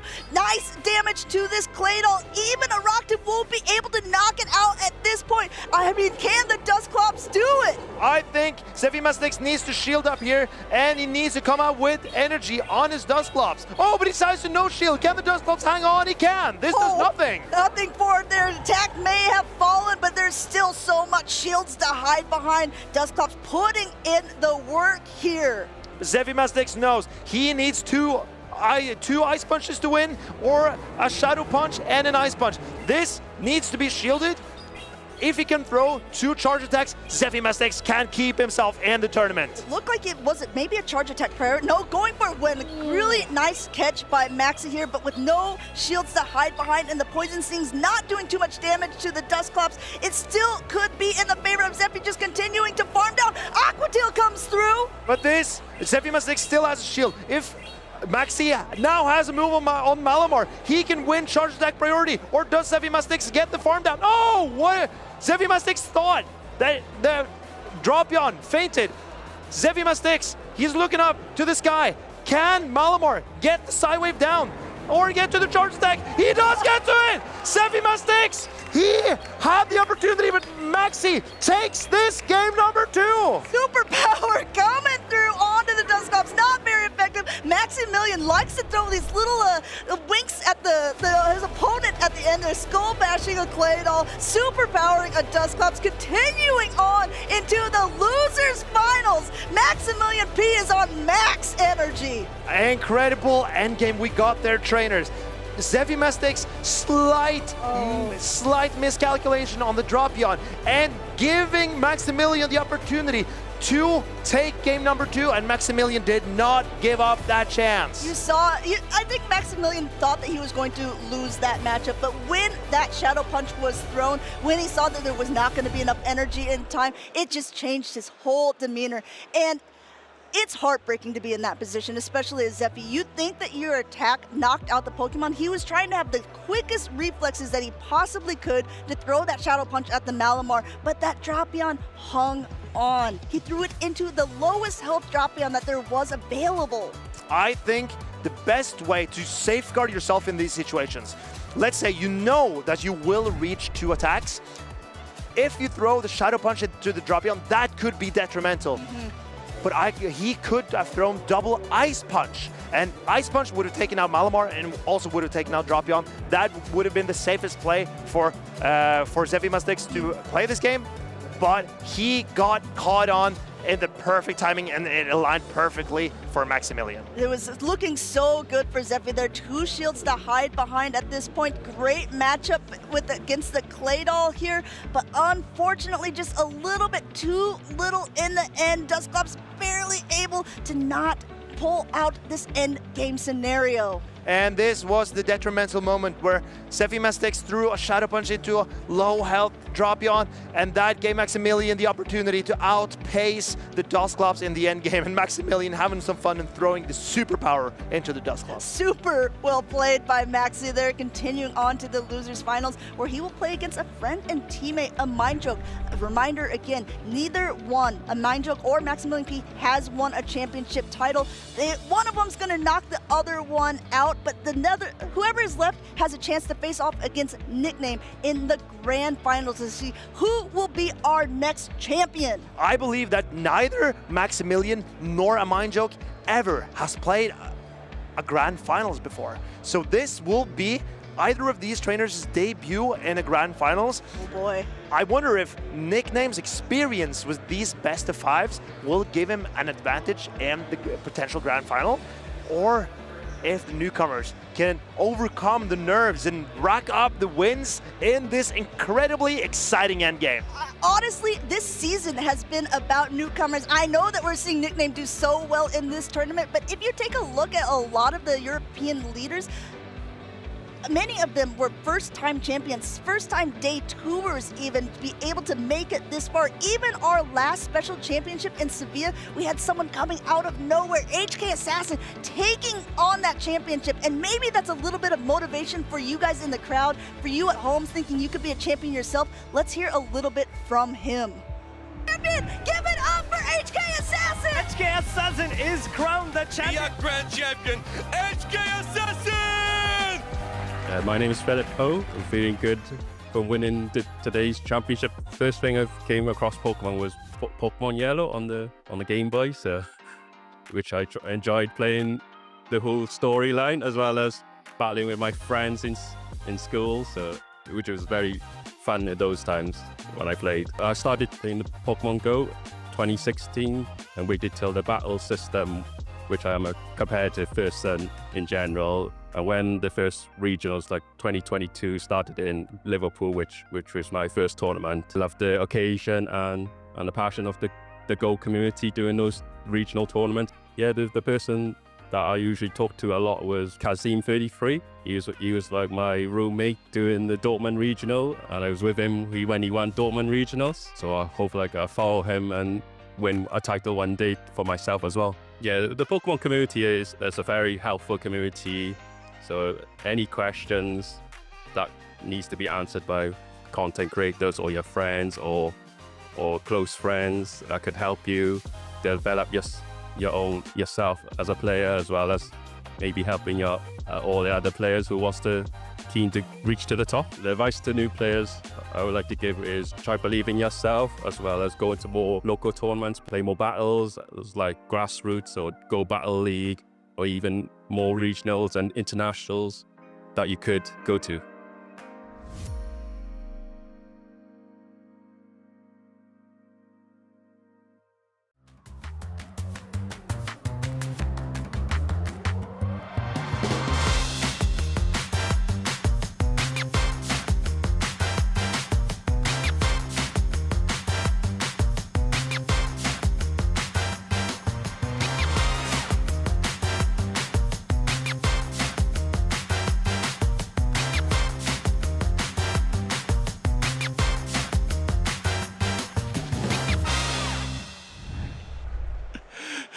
Welcome back, everyone. We are so close to finishing this tournament, to crown another champion, to have another player immortalize their name. My name is Koning Lionheart, and I'm joined by Adelian to deliver you these fantastic matches. Oh yes, I'm so excited. There are only a few trainers left in the running to be your Utrecht champion, and I also want to congratulate Koning Lionheart on being the next fashion model, because after that little skit that you put in there, I think that's going to go on many different pamphlets all over the country. I mean, Bidoof just had a lot to say, was a very good interview partner there. Fell in love a little bit, I gotta be honest there. But yeah.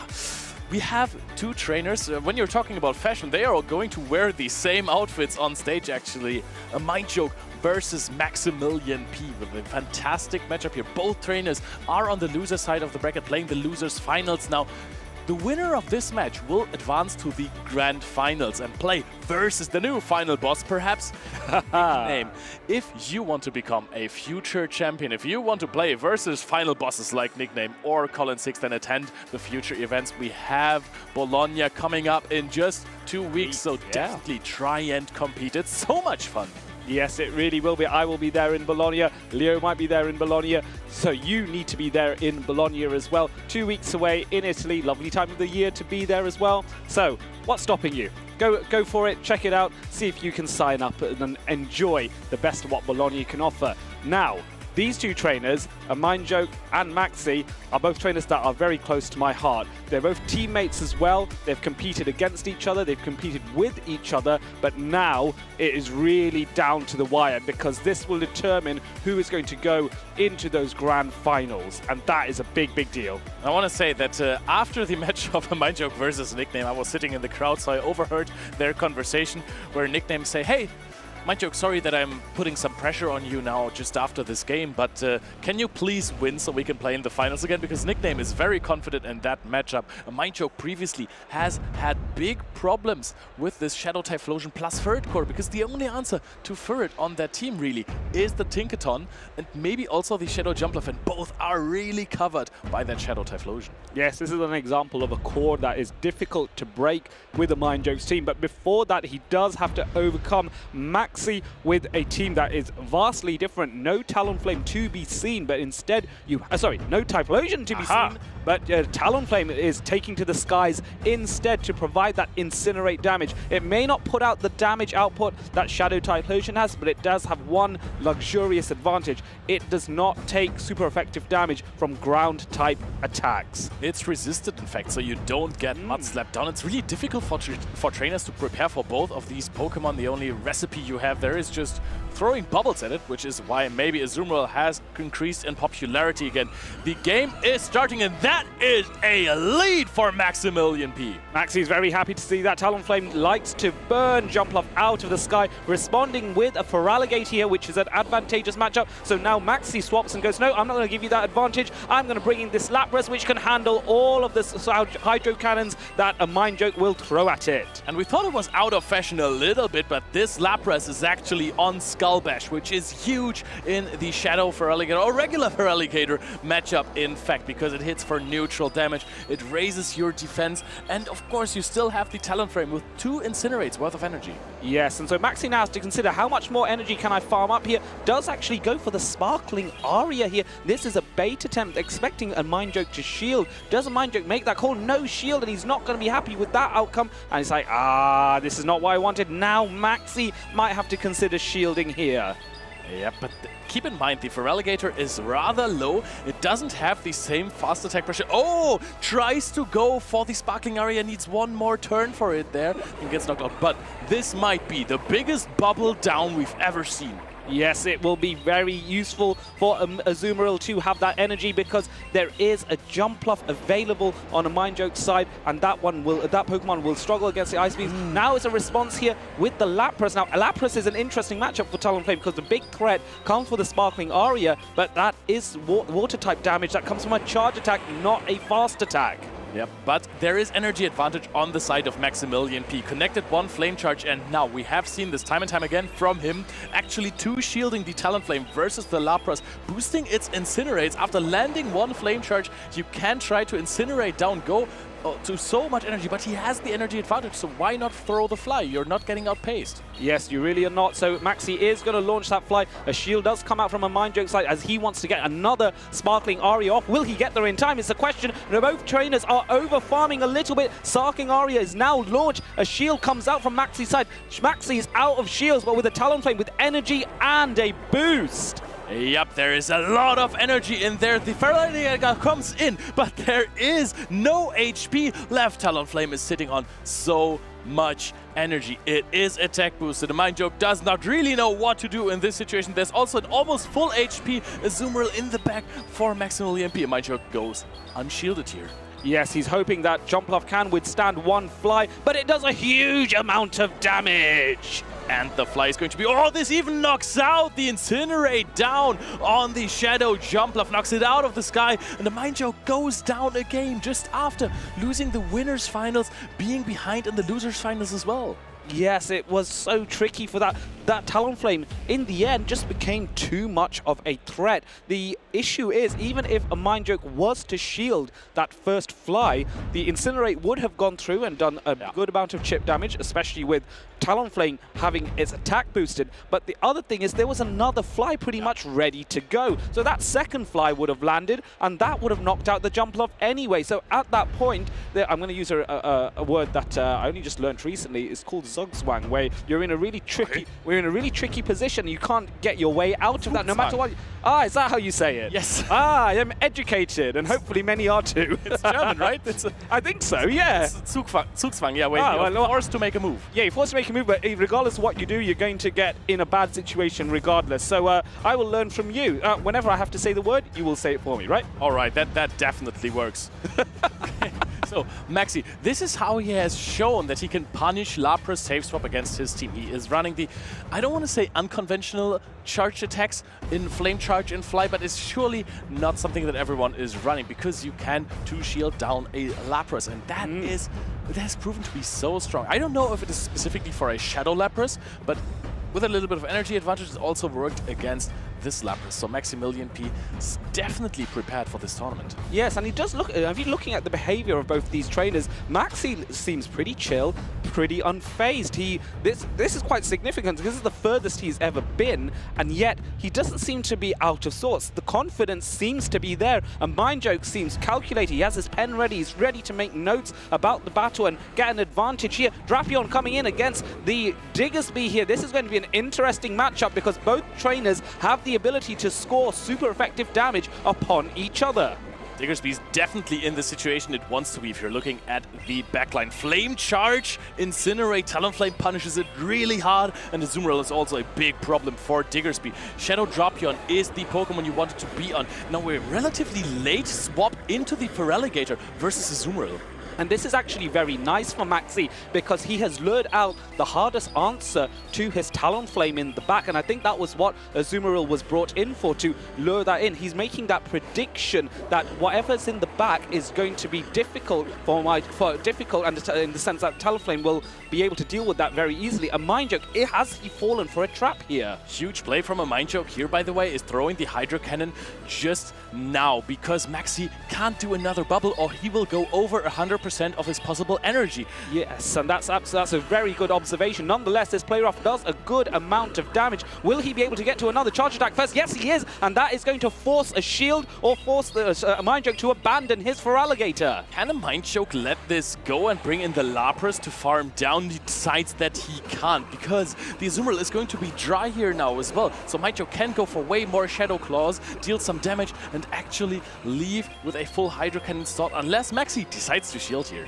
No, he decides not to, because this Feraligatr is so low. There is a possibility he could bring Talonflame in, and with one Incinerate might be able to knock out the Feraligatr. This first Hydro Cannon is going to go shielded, but is the Incinerate enough to knock out before Feraligatr gets another Hydro Cannon off? Let's see. Yes, it is. That is a huge Incinerate down there. Lapras is going to come in one Incinerate behind the one shield scenario, though. So you are pacing quite quickly here.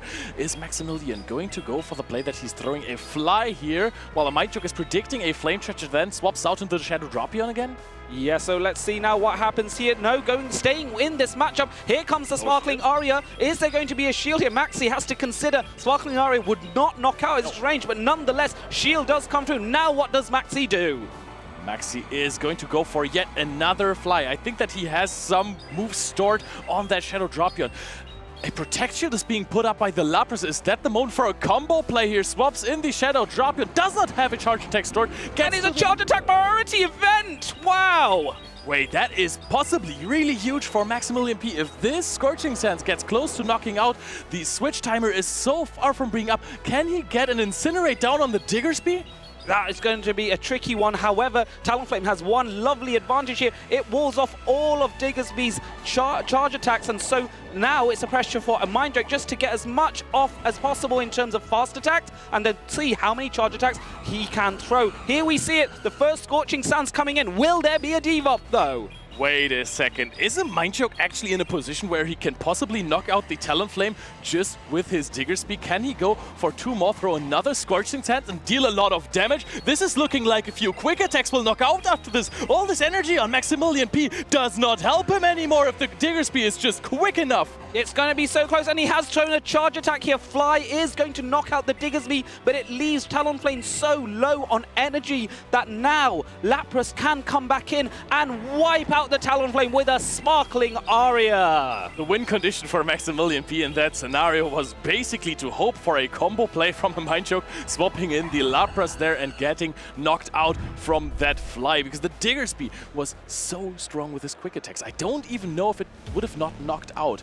Yes, I mean, it was the only win condition Maxi could have played for, and unfortunately he did not take it because he did go for the fly while Diggersby was on 1 HP or close to that. So it was a tricky one. I know I said that Diggersby's matchup against Talonflame gives a huge advantage to the Talonflame, but nonetheless, we also have to not just consider typings, but also bulk. Diggersby's quick attack on Talonflame does do a good amount of chip.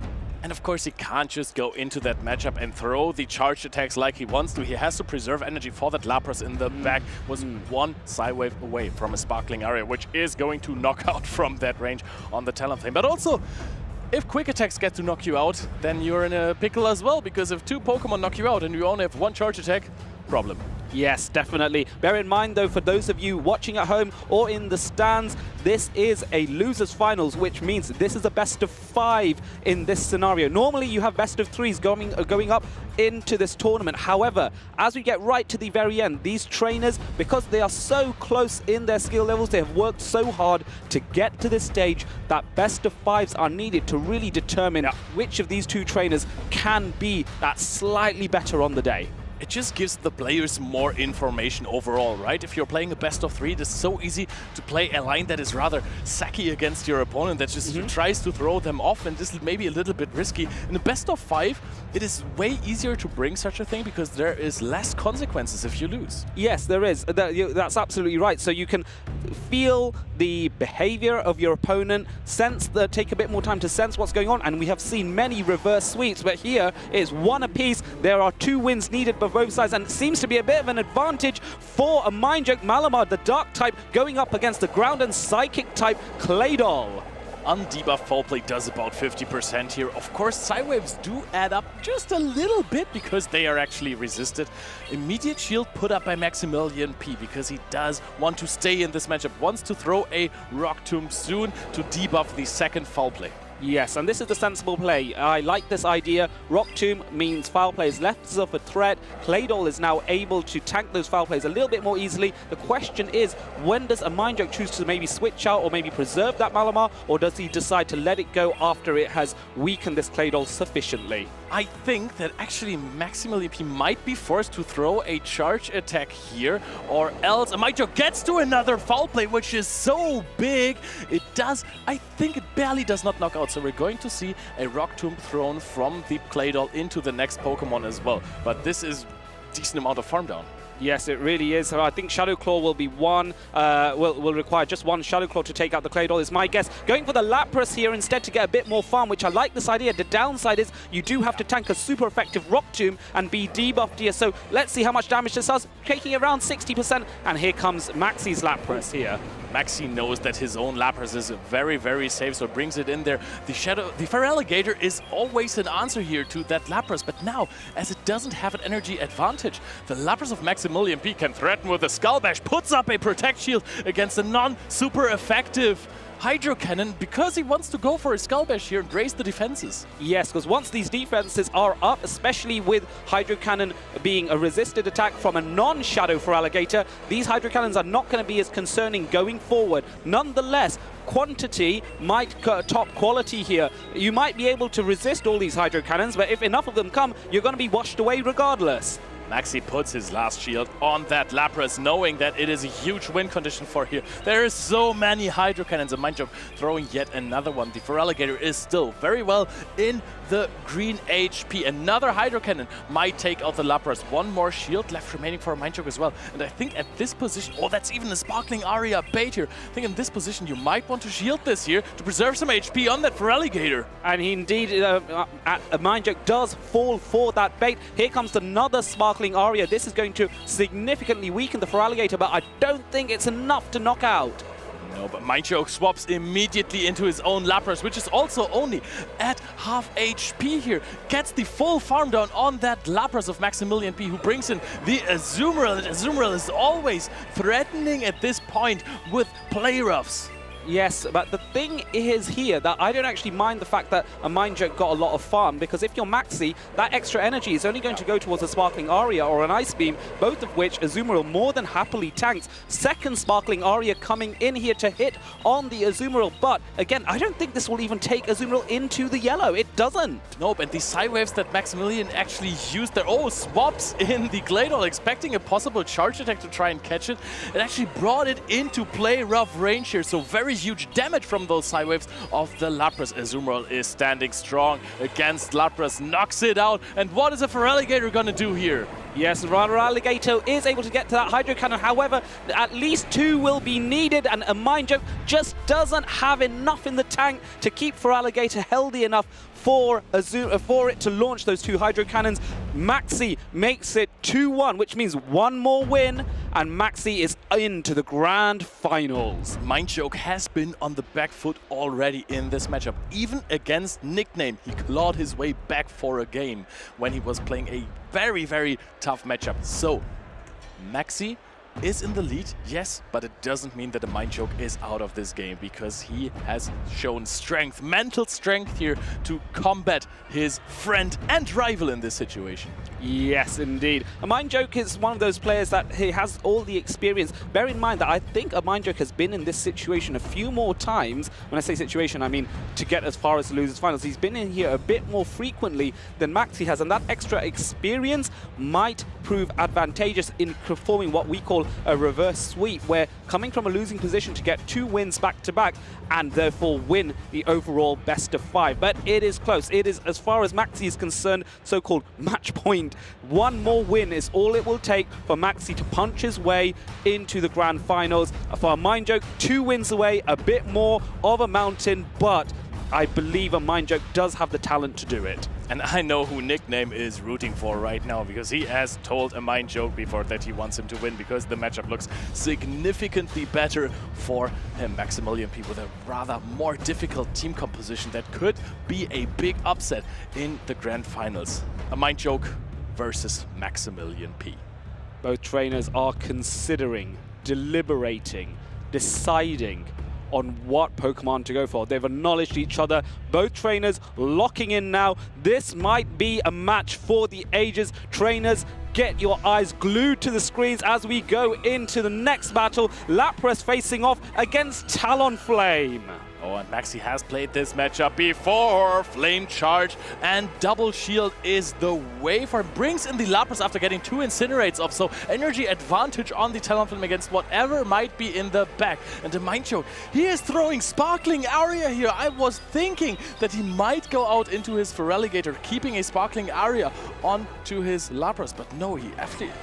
Oh, that's Acrobatics range though. Correct, that is exactly why that AMindJoke did that. He wanted to weaken and use a long-term combination play. You want to weaken the Lapras of Maxi, safe in the knowledge that Ice Beam is not a threat here. Remember, both trainers are aware of each other's movesets. Acrobatics now is in a position to either knock out or bring Lapras so close into the red. Oh, the thing is, the defenses are boosted up here. This is not even farm down range. We're already at another charge attack on the side of Lapras. Was that a miscalculation on the side of AMindJoke? There's so much energy. Another Skull Bash is being thrown instead of just a Sparkling Aria. Yes, and Skull Bash is more than enough to knock out. Does raise the defenses even more from the Lapras, and now AMindJoke's able to bring his own Lapras back in and get a good amount of farm here, but now responding with the Malamar and the threat of a superpower. That is so well played from Maxi, just getting switch here with a little bit of energy disadvantage, but having the Malamar on that Lapras here, and Maximilian P goes for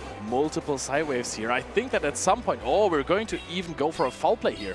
Yes, I think this is sensible. You want to start teasing away shields from this Feraligatr so that Talonflame can have a better chance in the endgame matchup. So now makes a catch here. Is this a sensible catch? I don't think it is, though. Hydro Cannon means a shield has to go through. You have to shield Hydro Cannons at any point. The good thing about this catch was he got a full Incinerate through. So basically, Maxi cheated out 4 free turns for himself. That was genius. And this is an unusual scenario. Normally, you make a catch in order to take resisted damage on your opponent from your Pokemon. Now, he's actually using it to earn extra energy. Another Hydro Cannon coming through. No shield this time. Oh, this would have been enough for a charge attack onto that Lapras. Malamar is staying in here, knowing that there is little HP on the opposing side. They're about pacing to the same.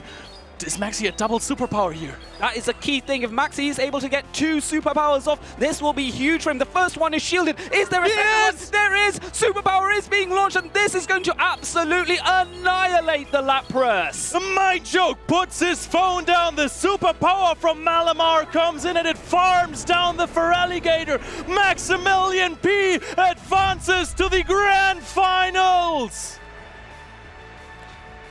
I am lost for words watching that battle. Maxi and AMindJoke exchanging friendship, demonstrating how close their bond is. The respect that AMindJoke has for Maxi and his victory was incredible.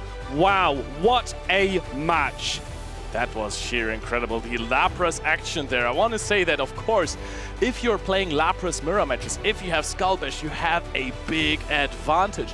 But then the Lapras of Maximilian P got onto that Shadow Jump Love, and this is the point where you really want to have Ice Beam on your Lapras. Yeah, you really do. And despite that situation, that Skull Bash actually was all right, because the second Skull Bash was able to go through, which allowed Lapras to knock out AMindJoke's Jump Love, despite the lack of Ice Beam. Yeah. What is your favorite charge attack set for Lapras? Oh, I have generally rocked with Ice Beam just because I like how it paces a bit more quickly, but generally I have run with Shadow Lapras where the additional bulk isn't all that useful, where you're just trying to get more hits and do more damage and chunk away more with the Psy Waves. That being said, Maxi is making a strong argument for Skull Bash, and he is also proving that Talonflame is the fire type of choice, because that is a pick that I suggested as opposed to Typhlosion. Yep, we're going to see it in the grand finals. Typhlosion versus the Talonflame, actually. If they're paired against each other, usually Typhlosion comes out on top because of the faster pacing and super effective damage. But here you could see an Incinerate down on the Feraligatr. Lapras coming in, and Malamar again and again is such a good Pokemon in this meta. Look at the Incinerate. This was ridiculous. This was absolutely crazy to see. A full Incinerate going through because of the catch with the shield. He was looking to get energy there. He got it. This is a high-level play, and this is not something you see all the time. Catches made for energy gain reasons as opposed to mitigating damage. Brilliant. Because you always have to shield the charge attacks from the Feraligatr. I keep saying Shadow Feraligatr because I'm so used to it. Well, AMindJoke just really wanted to make things difficult for you. That's why he brought it. That was personal reasons from AMindJoke. Oh, yeah. But actually, it was because Nighttime Clasher, who built that team with, I think, Out of Pocket, got first and third place at Milwaukee with some minor shadow differences. Yes. He told him, hey, I think right now the regular Feraligatr is better. There is a lot of Ferret being used, and regular Feraligatr wins the zero shield scenario because you actually do hang on to a Trailblaze. We have seen this earlier. Yes, indeed, we have. And so these subtle differences can make all the difference, and that was demonstrated here. It's been demonstrated early in the tournament. Commiserations to AMindJoke, but let's not take anything away from him. This is one of his best finishes in this season so far, and I'm sure he will be very proud not only of the medal that he gets, but the additional championship points, those booster packs, and the accolade of being one of the top-tier trainers in this absolutely stacked Utrecht Special Championship. He already went to Top Cut in Dortmund, and now he got the 3rd place medal. The question is now, who gets to 2nd place and who will be crowned the Utrecht champion? And we're going to find this out rather soon, but first let's hear it from the finalists and Amanda. I'm with the 2 trainers whose names will be written on the wall of history here in Utrecht, but only one of these names are going to be written in gold. We have Nickname coming in from the winner's side of the bracket, and Maximilian P just having a phenomenal win in the loser's side. Gentlemen, first, let's start out. How are you feeling, Nickname? Are you feeling pretty confident? I'm feeling pretty confident, yes. However, Maxi's team is quite annoying to deal with, and it's not gonna be. It's definitely not gonna be an easy match. But yeah, I'm feeling good. And Maxi, you knocked out a similar team earlier on in the tournament with Zzweilous. How are you feeling? Are you feeling the confidence in this round? Well, there's a big difference. Obviously, it doesn't look like it, but there is a significant difference between the 2 teams. I'll see what I can do. That's all I can really do. I can only try my best in this tournament. A couple of his picks are very difficult for me to deal with, and I feel like I have a little bit less safety than I'd like to have in this matchup. You said you can only do your best, but you have literally done your best. This is your best finish so far. This is a potential for you to get your 1st championship title. I know you just played against AMindJoke, and he's a good teammate and friend of yours. How do you go about playing against someone who you're very familiar with, and then maybe an opponent that's a little bit different? So Alessio is, yeah, he's a teammate, but he's actually the first of my teammates that I've actually beaten a regional. So, so I guess it was nice to finally get some kind of W there, I guess. But a different approach to well, firstly, the matchup's completely different. The water types are different. The water types in general have been clearly the highlight of this tournament. I think Azumarill has risen a lot this tournament. So we've got some nice resonant sleeper mirrors. I've been trying to check the time, during these mirrors, because yeah, I've been here much longer than I anticipated to be here. So yeah, I guess yeah. So the approach I just go with is sometimes I close my against Zzweilous, I close my eyes and pick 3 mons in a couple of the games. So maybe I'll have to do the same approach here. And I know that, yeah, Maxi, you have a lot to prove, being this your 1st championship title. Nickname, you also have potential to make a little bit of a name for yourself as the 1st European to win 2 regional championships in 1 season. So what would that mean to you and your run and your notoriety here in the Play Pokemon and PvP scene? It will be absolutely crazy, and I would also do it in back-to-back tournaments because I didn't attend Sevilla, so it will be basically back-to-back for me, which would be absolutely crazy. But I just want to play the games and see what happens, and not hype myself too much just yet. Well, I think that you're getting a lot of hype in the crowd for both of you. We're not going to delay it any longer. I know everyone wants to see these very exciting battles. They want to crown a champion. We're going to let them get back onto the stage, and we're going to see who will be the Utrecht Special Champion. That's right, Amanda. I cannot wait to see who is going to be the Utrecht champion. Will it be Nickname or will it be Maxi? Obviously, the tactic Maxi has to use is just pick 3 random Pokemon from his team of 6 and just go with it, because apparently that seems to be working. So hey, why change the habits of a lifetime, eh? Listen, I feel incredibly validated now. 2 years ago, I was not that familiar with all of the strategies, so I suggested on a broadcast, hey, I think sometimes if you just pick 3 Pokemon, your opponent might not be able to predict it. And Martijn was laughing at me for it. No, this is the winning strategy. This gets you medals. Yes, and a medal is guaranteed for both of these trainers, the key question is who will get the gold or who will get the silver. The accolade of being in the Hall of Fame in Utrecht is so, so close. Two trainers stand ready to grasp that final step. Nickname versus Maxi. Nickname from the winner's side of the bracket. Yep, and they have very different teams. So what's similar in those teams? There is a Claydol. Yep. There is an Azumarill. Yep. That's it.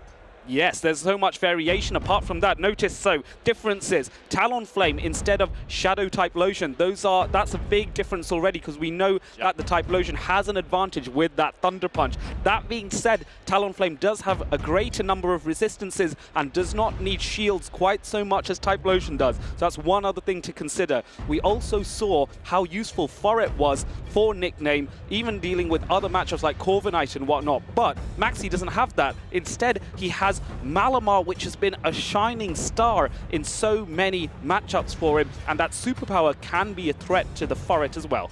Malamar is a interesting matchup into Furret. I think I would consider it definitely positive because you have this huge superpower. Yes. But if you don't time it well, it gets a little bit difficult. Also, if the Furret player is easily investing his shields into the Furret, you might have to swap out at some point, because then you're super debuffed. So if there's the right calls, Furret can actually do kind of well in that matchup. Other than that, there's of course Azumarill, which if you invest a shield is crazy.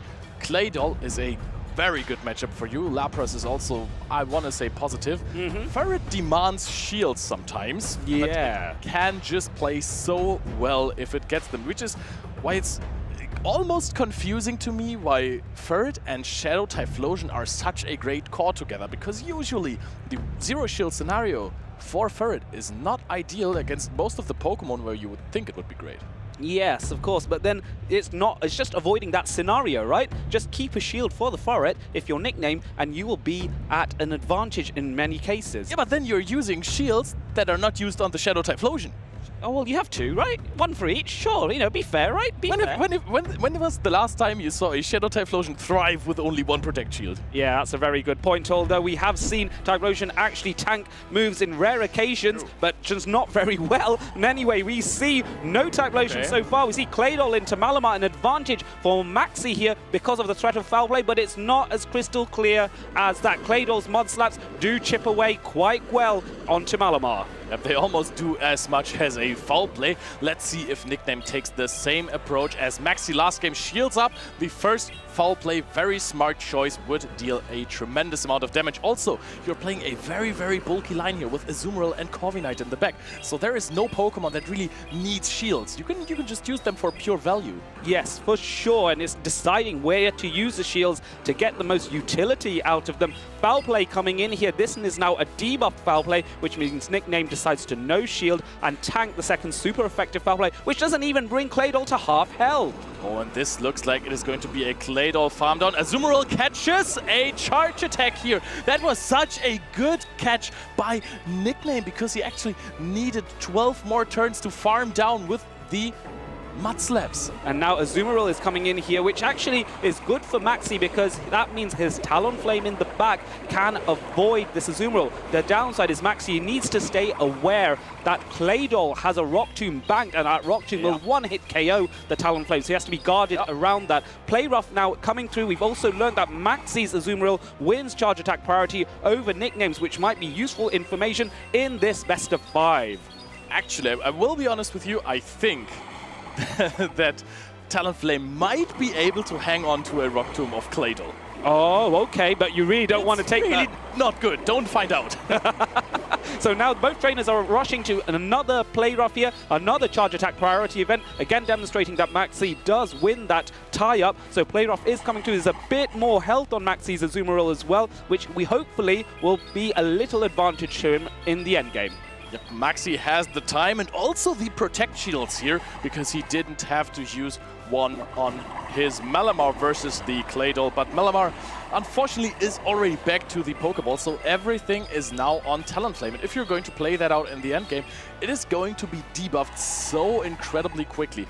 But now with a swap, here comes the Incinerate. Does Nickname swap out? No, he doesn't. He's staying in and he's trying to get the Ice Beam off. Does he manage to do it? No, the Incinerate takes out Zzweilous. That is a huge farm down for Maxi. That is massive. He has the shield advantage. He can clear a possible debuff later on, even though he's going to buff himself up again. There you're going to see the first Rock Tomb. We're not going to find out if it would have hung on here, because also you're severely chipped, but he goes for another Incinerate and now a Fly immediately, because that might actually knock out from that range. And it's such an efficient, it's a more efficient charge attack here, and Claydol does need to be removed because we do not want to take more Rock Tombs here. Now the final Pokemon is revealed. It is that Corviknight. Maxi is looking very happy here. Flame Charge now coming in to boost the damage output of those Incinerates. Corviknight's main threat is that Sky Attack landing on the Talonflame here, because the Iron Heads are resisted, the Sand Attacks are resisted, and there's nothing more Corviknight could do as Incinerate burns through all that steel. So well played by Maxi. Also with a little bit of luck or a great line call instead, with the Corviknight in the back on the side of Nickname. If it was any other Pokemon, Nickname could have had a chance there, even though Maxi, identifying Talonflame as the win condition, played it out really, really nicely. Got the energy on that Talonflame with the Flame Charge, showing just how strong fast attack pressure is. Yes, and Maxi is demonstrating a skill that a lot of trainers have, especially at this high level, and that is about so-called predicting the backline. You mentioned this earlier. Predicting the backline is because you have a team of 6 Pokemon and you've seen the first 2, you can then make a guess what makes logical sense to have as the third. Yeah. For example, if you have a, to use an example, not necessarily from these teams, if you have a Talonflame and you had an Electric type, and those are the first 2 Pokemon that you saw, it's pretty likely that the third Pokemon would be a counter to the counters of the Typhlosion and Electric type. So one common weakness they have is ground. So you'd maybe expect a grass or a water type to be in the back. And this is an example of predicting a backline based on typings. It's a bit more complicated than that, I will admit, because there are Pokemon that have... That's a good example, though. Yeah, but it's a nice example for those of you just tuning in, trying to get a basic understanding of guessing the backline. This is the way to think about it as a first step. Listen, Adelian, sometimes it's not even more complicated than that. If we're taking a step back to Seville, the line that HK Assassin ran the most in the Grand Finals was Talonflame, a Fire type. Yep.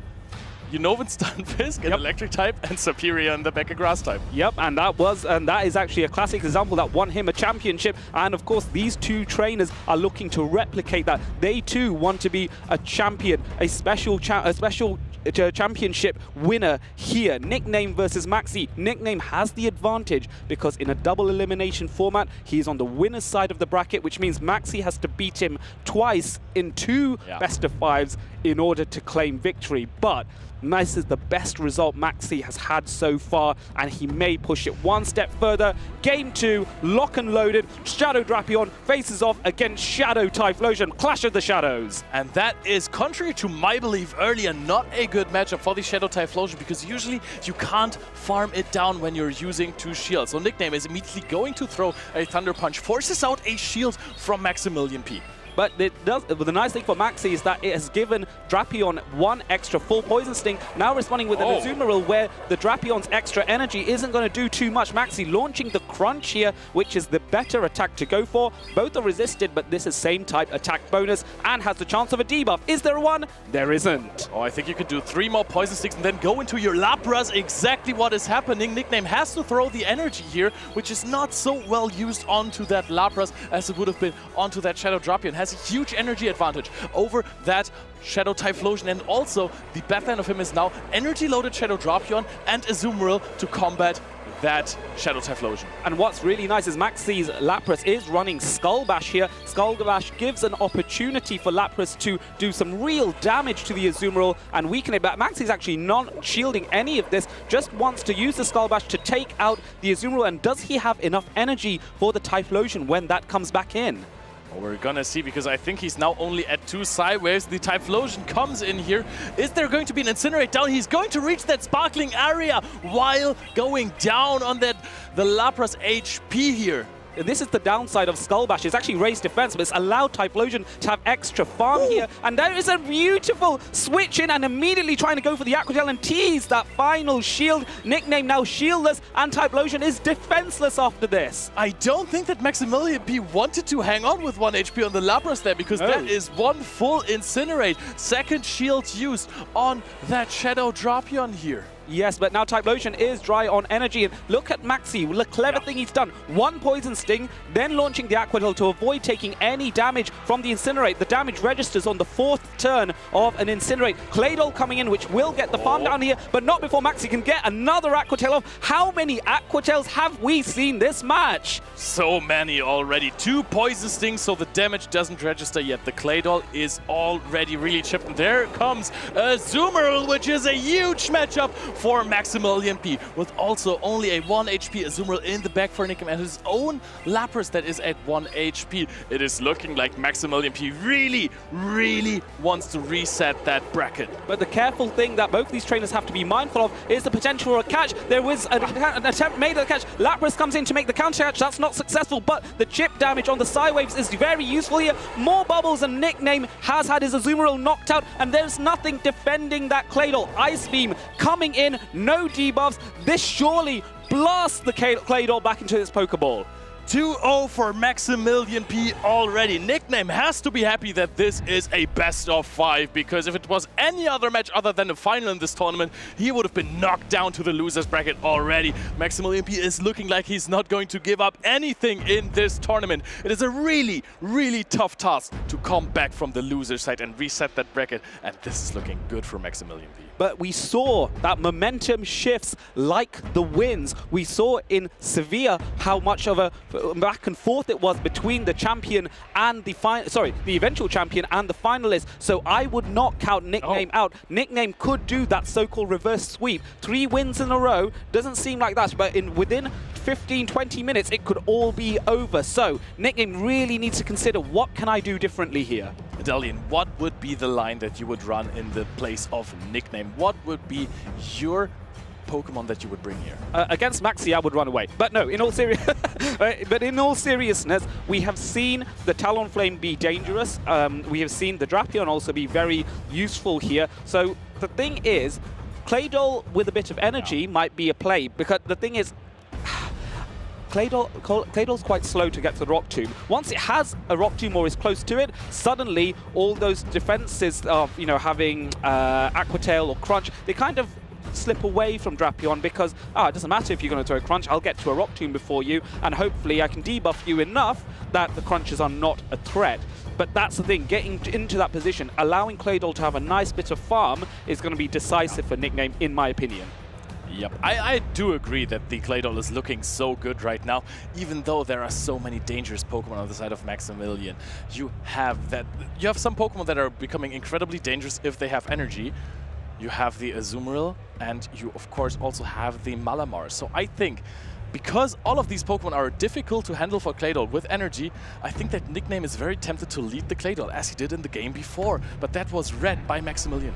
Yes, it really was, and now Talonflame is coming in. This is a read. Oh, it's a read and a half. Corviknight versus Talonflame. Talonflame is going hunting time. Oh, but wait a second. Wait a second. That is not something that Maxi appreciates here. The Azumarill safe swap is really, really good, but he can, of course, go for the good old play, the chip and dip. Throw a fly into the Azumarill and then go into your own Azumarill. You don't get the energy advantage, except for a little bit, but you can secure a switch here with your Azumarill. Yes, the thing to be mindful of is that Nickname's switch timer will run out earlier than Maxi, so Maxi needs to be conscious of that. Nonetheless, this play rough is going to bounce off the blubber of Maxi's Azumarill here, and he can respond with his own play rough, which is potentially going to bring Nickname's Azumarill into the red. Yep, I think that Maxi is almost guaranteed at this point to keep switch, to have the Talonflame on the Corviknight. So as you said earlier, Nickname will have to put it all on that Claydol. He needs to get a farm down with Claydol, and he's trying to enable that by chipping on this Zzweilous from Maximilian P, but the HP disadvantage that he has is just so huge. Actually, Maxi is going to exit that matchup with a little bit of residual energy, so even if you're bringing in your Clay Doll now, it's going to get ice beamed. Yeah, that is going to be a threat, so let's see what happens. No, Corviknight's coming back in, because the idea is for Nickname that you don't want to, you're happy to take the damage on the Corviknight, which is going to get burnt by the Talonflame anyway. Might as well take the damage with this Zzweilous on the Ice Beam. So I like this play by Nickname. Can he utilize this advantage to the best of his ability? The question is, does he swap out into the Clay Doll now to get energy? No, he wants to have residual energy on the Corviknight to threaten some damage into that Talonflame and perhaps get a shield from a Sky attack. Ironhead is going to be used now to finish the HP of Zzweilous here. Yes, and now Talonflame, I expect, will come back in. There comes an Incinerate. They're both, I think Maxi waited a little bit as well to see if there would be an immediate swap out. There wasn't. Maxi, considering whether to shield or not, decides to no-shield the Sky attack, which takes a huge amount of damage onto the Talonflame, and now it's a Clay Doll mirror matchup. Which one wins the charge attack priority? That is the huge question that you have to ask yourself. Both go for the Rock Tomb immediately. Charge attack priority tie win by Maximilian P. All the stars seem to align for him. It really does seem to be working out very nicely. These trainers now exchanging Rock Tombs. Bear in mind that the first Rock Tomb is going to cause the debuffs, which means that Nickname's Rock Tomb does less damage, immediately giving an advantage to Maxi. That's compounded by the charge attack priority event. At least you're never going to be in a situation where your Mud Slaps are more debuffed than the ones of your opponent, because they're pacing to the same time. This is also not a coin flip. Maximilian P's shiny Clay Doll keeps winning charge attack priority. And the thing is, even if Maxi loses and allows his Clay Doll to go down, if he leaves the Clay Doll of Nickname quite low, that means Talonflame can incinerate it down. So this is looking very good. You can see that Maxi's Clay Doll is actually a little bit lower, got to the red first. They're over-farming Lane, trying to get a catch, and there was no that wasn't been caught. Corviknight now coming in, Talonflame trying to burn it down. It is a race, a shield comes out right at the very last minute here. Is Corviknight going to be able to break through after this shield? Maximilian P has another shield left. He's going to throw that fly into the Clay Doll. Clay Doll sits there and wants to continue playing this game. He does not give up on this winner's side spot, but he is going to throw a Rock Tomb here. No, doesn't reach it, doesn't knock out the Talonflame. Fly is going to connect, and Maximilian P with a 3-0 resets the bracket. Absolutely incredible. I cannot believe Maxi has been able to pull that off so decisively. Trainers, for those of you watching at home, a bracket reset has taken place, which means Maxi is the first trainer to issue Nickname with a loss across this entire tournament. Now something is going to happen that I find absolutely hilarious. That is because both of these trainers who made it this far in the tournament, get an L to their name, because they are both now in the loser's bracket. Yes, and so with this bracket reset, these trainers will get a few moments to consider, to consolidate their thoughts, because this is a fresh new set of 5 battles potentially. So this is where it's going to be, you know what? What worries me is that the thought process, because the pressure is really on, especially if you're Nickname. Yeah, pressure's on. Because you're like, I've lost 3 in a row, just bang, bang, bang like that. How am I going to get myself out of this? And I have to wallow in that worry.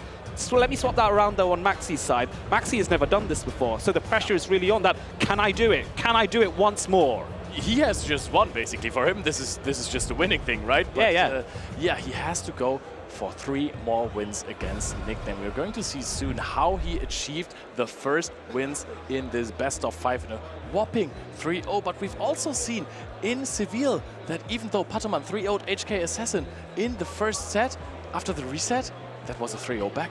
Yeah, and of course, Pataman was so good. This was a sublime catch. I really like this. This was very predictable for Nickname to recognize that, you know what, just before Clay Doll goes down, it's going to try and throw a foul play. What's the best answer to take all the charge attacks of a Malamar? Of course, it's got to be a Zzweilous. Yep, a Zzweilous is walling this energy, which is a reason why people disregarded Malamar before Sevilla, and after that it just rose in popularity after Borja MN danced his way to a medal with the Malamar. Yes, indeed, he did. And also, you have to consider that Tinkaton going down in usage means that actually there's a little bit more space for Malamar, because Tinkaton is a harder answer to Malamar here, but not as useful into the rest of the meta. So it's interesting to see all those relationships between different Pokemon in the meta and how it almost stops being like this beats this, beats this, and becomes a web of this kind of beats this kind of beats that, and this really does beat this. But then, of course, that's all assuming a standing start. What happens when you give a little bit of energy to this Pokemon or that Pokemon? That is what makes a difference when trainers know and expect the outcomes based on a little energy gain. Exactly, and of course, it always sounds easy to say, hey, if yeah, you're giving your Shadow drop you on some energy, it just goes through the entire team of your opponent. You're asking yourself, how do I get energy? Because my opponent is just going to get the same amount of energy. Yeah. And the secret to that, the secret sauce, is soft losing matchups. Yes, yes. In fact, why don't you tell me a bit more about soft losing matchups? Because I would actually like a refresher.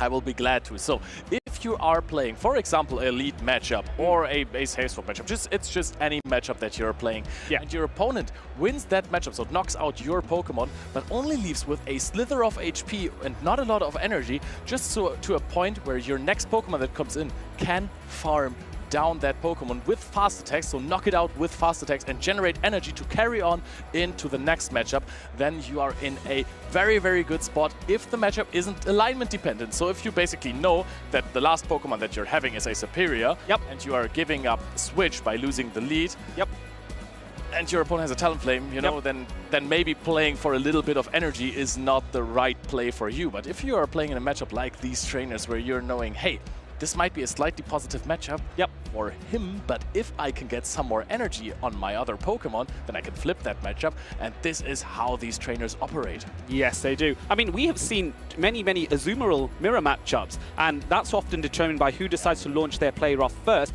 Charge attack priority and a little bit of additional bulk may make the difference. But, so the Azumarill that wins, you might think, oh, great, I beat my opponent's Azumarill, but your Azumarill is left on quite low health. Then a Feraligatr comes in and can Shadow Claw your Azumarill down, and then suddenly you've got a Feraligatr that you're facing with a bit of energy, and we've seen how many Shadow Feraligatr sweeps just because they had a huge energy advantage. That is the beauty of being able to farm down and farm down a Pokemon that's already quite weak. And in this specific scenario, most of the time, which other Pokemon is bulky and resists all of these Hydro Cannons if it is not the Azumarill on your team? Yeah, that's true. So you are in a very big pickle if that is the case.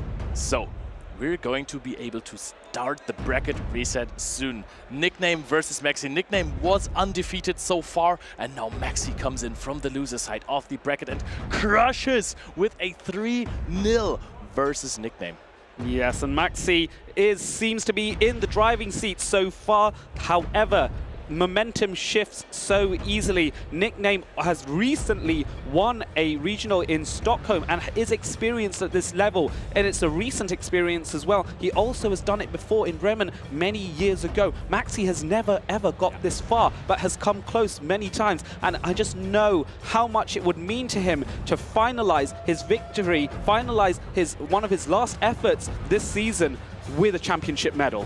We almost even saw a rematch of the Bremen finals from back then. Zephy Mastics going to 4th place in this very tournament. Yeah. Who played the finals versus Nickname in Bremen that he won.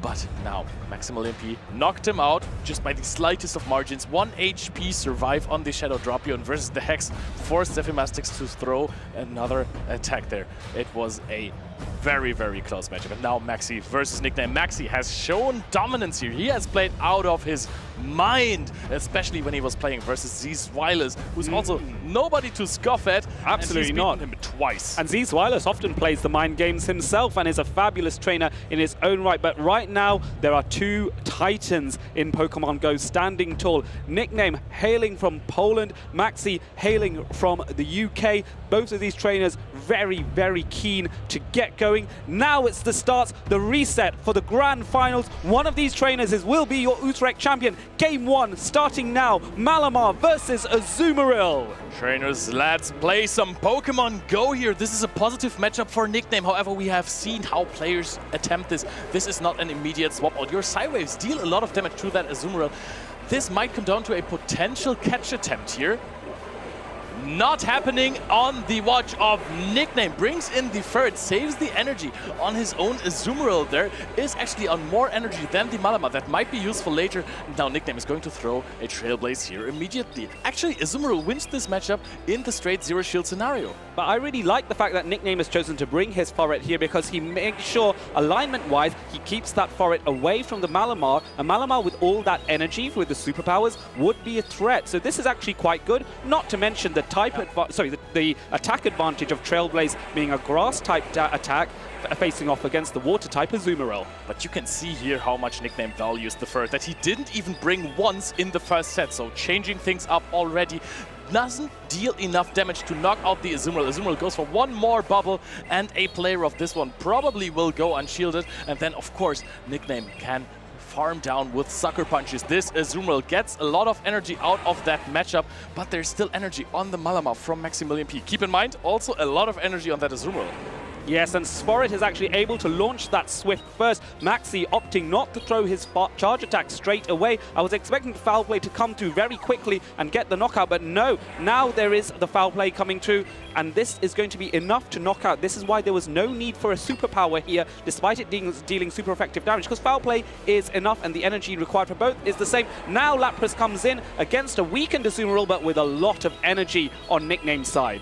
But Nickname can also follow this up with the Claydol. Of course, the Azumarill is still very healthy, so you don't have to have exactly one charge attack stored to beat Malamar in that endgame, especially at this low HP. And now, of course, if you're having one shield only, I think you're tempted to use it now once this is undebuffed. You're going to throw a Rock Tomb very soon. Yes, and Rock Tomb is coming very, very soon. Now we're here. As soon as Nickname has it, he's launching it. Maxi has to use his shields here. This would guarantee a knockout otherwise. For now, because of the shields, only the debuff goes through. Down goes the attack of Lapras, but that Sparkling Aria is still going to deal a lot of damage. I see one potential play that Maxi can do here, and that is go for the Sparkling Aria here, farm up a little more energy, and then go for the foul play knockout on that Claydol. Get rid of all of this precious energy there, and then have a 2v1 versus Azumarill, because you still have a lot of energy. Oh, it actually hangs on here. Azumarill is being brought in. Can it get the bubble down here? Yes, I think it can. I think Maxi needed to farm up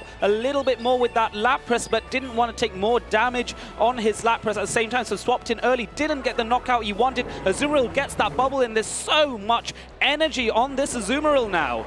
Oh, the big question is, can Azumarill outpace? It is going to throw an Ice Beam into the shield. Is that the win condition for Maximilian P? That this is an Ice Beam bait? Does he call it? No! He actually does not call it. Puts the Protect shield up, and now the Azumarill is going to rush to that player off. You're going to throw a Sparkling Aria on Charge Protect priority.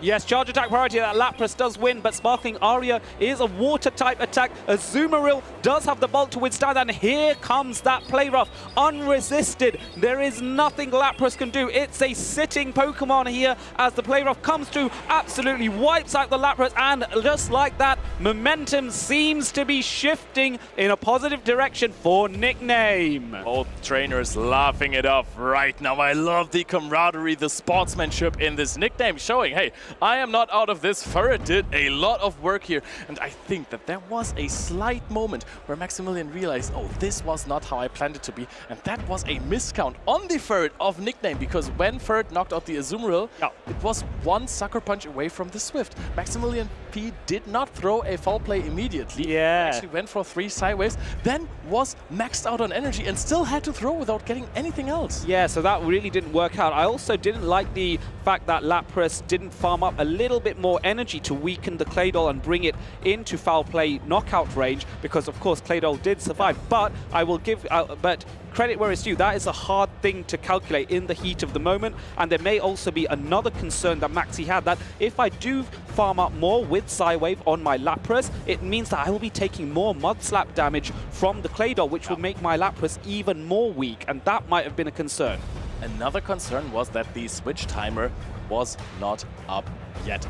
I think that Maximilian P wanted to completely deny a potential catch, even though with 1-turn fast attacks versus 3-turn fast attacks, you can basically always guarantee to not get caught. Yes, that is very true as well. And of course, these trainers are aware of each other's talents, are aware that catching is going to be a very common thing that these trainers try to do to each other, because we saw earlier in this tournament with both of these trainers and with others, just how decisive one catch can be to completely change the direction of a battle. So trainers are considering, you can see how much thought is needed at this level, because Maxi needs to bring momentum back to his side after that first loss he's suffered so far against Nickname.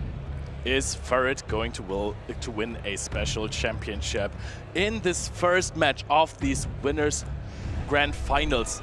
Nickname did not bring the Ferret, it didn't work out, and now the Ferret is on the team twice. He's already won one game, he's 1-0 up versus Maximilian P, and now it's Zzweilous versus Shadow Drapion. I know that matchup, I've seen that somewhere. Yes, this matchup is quite common. Drapion does have the advantage with the poison stings, however the charge attacks from Drapion are not that great against Zzweilous. The fairy typing resists the dark type Crunch, the water typing of Zzweilous resists the water type Aqua Tail. Crunch coming in, a debuff would make things very nice here. No debuff this time for Maxi though. And I think if Maximilian P shields up this Shadow Drapion rather soon and gets a debuff here, he might be in a really good spot, because look at the backline of Nickname. There is no Claydol that can farm you down. And the debuff has indeed happened, and now the Poison Stings will be able to do more damage. A play rough coming through. Maxi actually opting to no shield this, maybe expecting the Claydol's going to be there and doesn't want to give too much farm. It is a charge attack priority event, which Drapion wins, and Crunch is going to get the knockout here. Now will Maxi realize, is there a Claydol in the back? He's about to find out.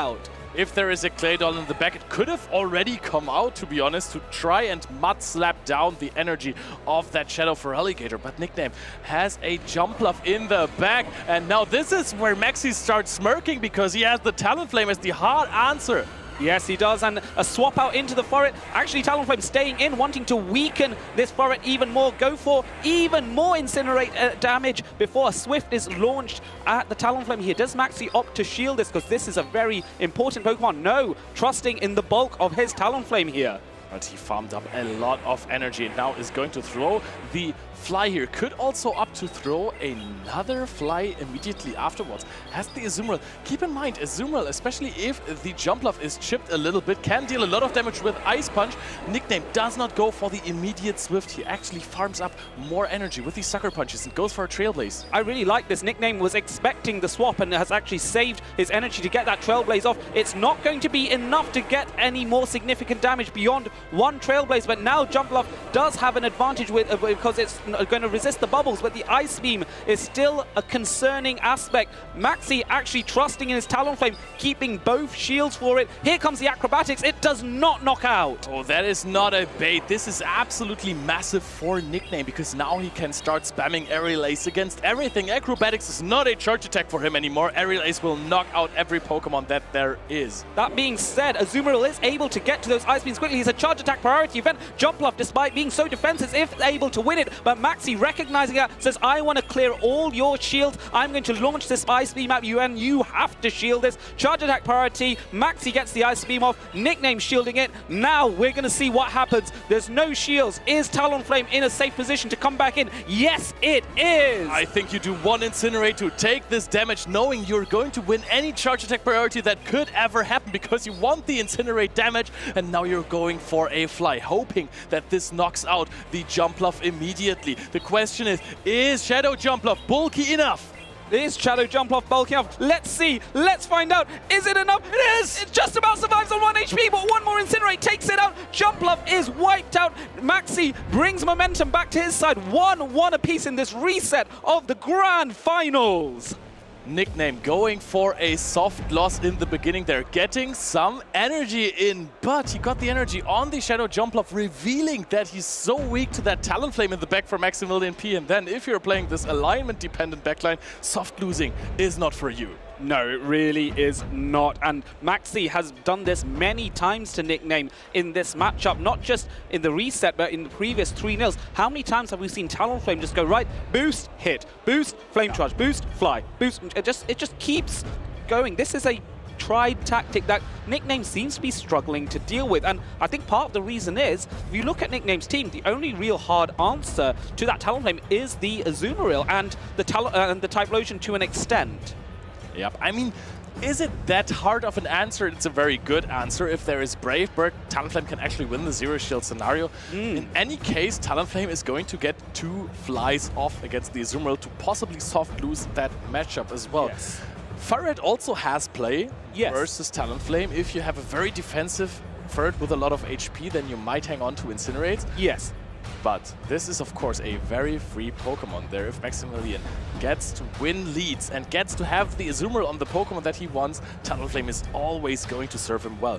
But there is, of course, I think one harder answer to that Talonflame, and that is Shadow-type Lotion. Yes, and Shadow-type Lotion could come in and be very useful here, but it's such a risky thing for Nickname to bring in because the Drapion outpaces with the Aqua Tail. The Lapras is able to threaten and tease shields with Sparkling Aria. There are so many other Pokemon that can be a threat here that's going to cause Nickname to go, oh, I don't want to risk it.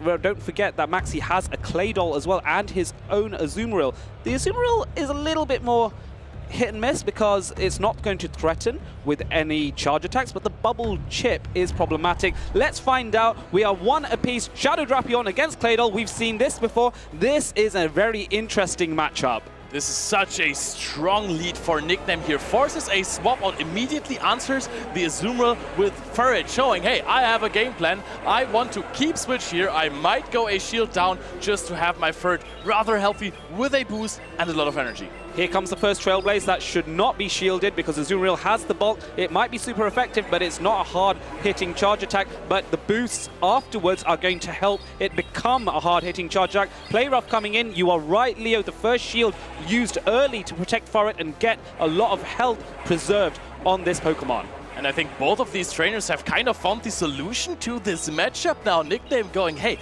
I try to win with energy. Maxi also did the same thing basically, but now we're going alignment dependent in the backline because if Nickname keeps switch here, which I'm very sure he will, actually, unless he stops tapping. Yeah, if he stops tapping, then let's see what happens here. I've noticed Nickname undercharged slightly on that Trailblaze. Maxi jumping back in with the Drapion to get some extra energy. Keen to prevent Azumarill getting farmed down here, and that extra energy means the Claydol coming back in is now going to take a bit more damage. Let's see what charge attack is launched. Maxi opting for the Crunch here, which is the harder hitting attack. Does Nickname use his final precious protection? No, he doesn't. But Claydol is going to withstand all of those poison sticks. And in the backline, there's Azumarill waiting for the Malamar. So Nickname really just needed switch here. By swapping out into the Shadow Drapion, Maxi guaranteed that switch again, even though Ferret would have just Sucker Punched down that Azumarill. There's a possible catch opportunity here. But oh, Nickname actually going for 2 more Mudslaps, throwing a Eruptum here, maximizing energy. I actually like this because Nickname had to do that, use that, build up that extra energy. He was safe to do so. He knew the counts of the... Perfect. Yes, and this is where Nickname is able to get that Rock Tomb off on the Malamar here and weaken it a little bit more, and then he can perhaps consider swapping out if he wishes to. Yep, he does not even have to, but he very well can. I think you're dealing a lot of damage with those Mudslaps. It makes it easier for Azumarill to go for a bubble down here. We're going to see a foul play eventually launched at this Claydol, but there is Azumarill in the back. The Water and Fairy type that has dominated the meta for years and years is back, and it's looking to close out this game. And Maxi realizing that I do not have enough firepower to deal with my opponent's Azumarill. There are so many answers that he might have on the team, but he doesn't have any of them on the field anymore. His own Azumarill knocked out early on, and he was often using Azumarill to deal with his opponent's Azumarill here, and now that's just not there. Malamar able to do nothing as it is Ice Beamed down. This is a very Azumarill-centric matchup for both of these trainers. You have a specific target for your Azumarill. In the case of Maxi, it is the Azumarill of Nickname, actually, that he wants to lock down with his own, because Shadow Drapion has problems with his energy. The Lapras is very good against the Azumarill, arguably. You don't want it on the Talonflame, you don't want it on the Claydol, you don't want it on the Malamar. You need your own Azumarill to be on that Azumarill. And now that Nickname has figured this out and knows how to keep switch with the Ferret, for example, this is very hard for Maxi to achieve. I think that Nickname might have cracked the code. Yes, and this is what practice and playing against your opponent regularly and multiple times over this last grand finals, and as well as the first 3 matches of the reset, has allowed Nickname to gain that pattern. This is all about observing, watching your opponent's play style, and this is what, for those watching at home or those on stage, watching at the stage, you can see what the tactics are from what your opponents do in prior matches, and use that to your advantage when you play them if you end up on stream against them or on the Pokemon Go Hive playing off stream. Now I want to see if Nickname uses this information advantage that Maxi just gained against him immediately. Is he going for a rather energy important backline there? Because there is the chance to play the offensive core of Ferret and Typhlosion and show how flexible Ferret really is by actually not winning the matchup that it plays, but soft losing them against something like an Azumarill and then get a huge Incinerate down. And once Incinerate down happens, with 2 Incinerates, it's very hard for your opponent. Yes, it very much is. This is the time to bring Shadow Typhlosion, I think, if you are going to. So let's find out what these trainers are thinking. What is in the minds of these 2 trainers? What adaptations will be there? Does Maxi opt, because he saw how iffy that Claydol was and how much of a struggle it was to deal with that matchup, does he go with it back to that double water strategy he was running with the Azumarill and the Lapras? Does he trust that Shadow Drapion and the outpace? We are about to find out. It's 2 matches won by Nickname. He's looking for 1 more to be your champion. Maxi needs 2 more wins. A relatively safe matchup. We've seen this before. Drapion into Azumarill. Those poison stings dealing super effective damage to the fairy type Pokemon. Nickname, I think, still might be a little happy to see this. Another catch attempt for an Ice Beam or a play rough here does not happen. Ferret is the answer. There is a lot of energy on the Shadow Drapion. Keep in mind, no Claydol on the line of Nickname. Yes, but Maxi doesn't know that the Claydol isn't there, but nonetheless, that extra energy will be useful for whatever's in the backline in some way, shape or form, because the energy is most useless against the Azumarill of Nickname, and that Azumarill is still on the field. So this, that Azumarill is, we have to remove the alignment from it if you're Maxi. So Maxi's bringing in his own Azumarill to try and weaken this Ferret and try and at least allow for more farm down later on, maybe. Ferret is now going for a Trailblaze here. Maxi, of course, no shields. This Nickname wants to have multiple ways to set this up for a win, because he kind of needs the Azumarill to be on that Shadow Drapion. So I think even though you have a Shadow Typhlosion in the back, you might want to shield this. He decides not to, wants to maybe go for a Farm down here. Is this the Incinerate down that I was talking about earlier against an Azumarill? Yes, so let's see what comes in. Here comes that Incinerate. Is that going to be up? No, he gets 2 Incinerates, which is perfect for Nickname. He now has a Thunder Punch lock and loaded, and a 3rd one coming through. Aqua Tail, though, so much energy. This is going to tease that shield from Typhlosion because it cannot handle any sort of Aqua Tail damage. That is going to be all the Aqua Tails in the world. Immediately throws a Thunder Punch. Full Poison Sting sneaks through here. This is going to be, of course, another shield for Maximilian P. Using that one. Should have another one in the back. Both trainers at 1. Combo play from Nickname with an Ice Beam onto the Shadow Drapion. And that is really, really tricky for Maxi because he needs to preserve that shield for Typhlosion. Does actually preserve it and switches back out. Lapras now coming in to 1 shield apiece. Lapras does have that Skull Bash, which means that Azumarill is going to struggle to deal with it, but the play roughs are going to come in and weaken this Lapras as well. This is kind of looking good for Maxi because now the Lapras is very strong in this matchup against Azumarill. This is what he wants to target it with, and he wants to exit with a lot of energy, get a potential farm down there, force the last shield from the Shadow Typhlosion to finish the next attack with Shadow Drapion. But Nickname is aware of this and shields the Azumarill, valuing that the Azumarill needs to weaken this Lapras even more. And is the idea for Nickname to bring Typhlosion in to get a farm down afterwards. But this Playrough has not done enough damage. Here it comes. Is it going to be able to get it? No! Typhlosion has to launch the Thunder Punch here. He launches the Thunder Punch, but the Lapras is going to be able to reach that sparkling area. Does 3 more, doesn't even take that damage if he wants to. Could have done 1 more and take the Incinerate damage, decides not to. There is the Azumarill in the back for Nickname. The win condition for Nickname here is Azumarill again. It is so low on energy, it might even be outpaced to a Skull Bash. Maxi throws the sparkling area. I think this is a really good play by Nickname, by Maxi, because the sparkling area will bring bring the Azumarill into crutch rate. Is there going to be a combo? No, there's no combo here. Going to the Ice Beam. What is going on? Is he going to go for the side wave down? Is he forcing the energy? Circling Aria comes through twice over. What a way to find a win condition. There were so many, and he went for the one that got us by the edge of our seats here. Sparkling Aria annihilates Azumarill, and it is 2 apiece in this grand finals reset. Lapras hangs on and gets to that sparkling area. It is game 5 of the Special Championship in Utrecht in the grand finals reset. Maximilian P has been playing out of his mind the entire tournament, but so has Nickname. Nickname going into the grand finals completely undefeated, then being swept by Maximilian P and identifying, hey, this is not me. I'm not losing 0-3 here. I'm going to come back stronger. Gets into the lead twice against Maximilian, but Maximilian is fighting back. He is crawling back in this matchup. Every time he loses a game, he just comes back stronger in the next one, finds the alignment that he wants, knows that he has to target down the Azumarill.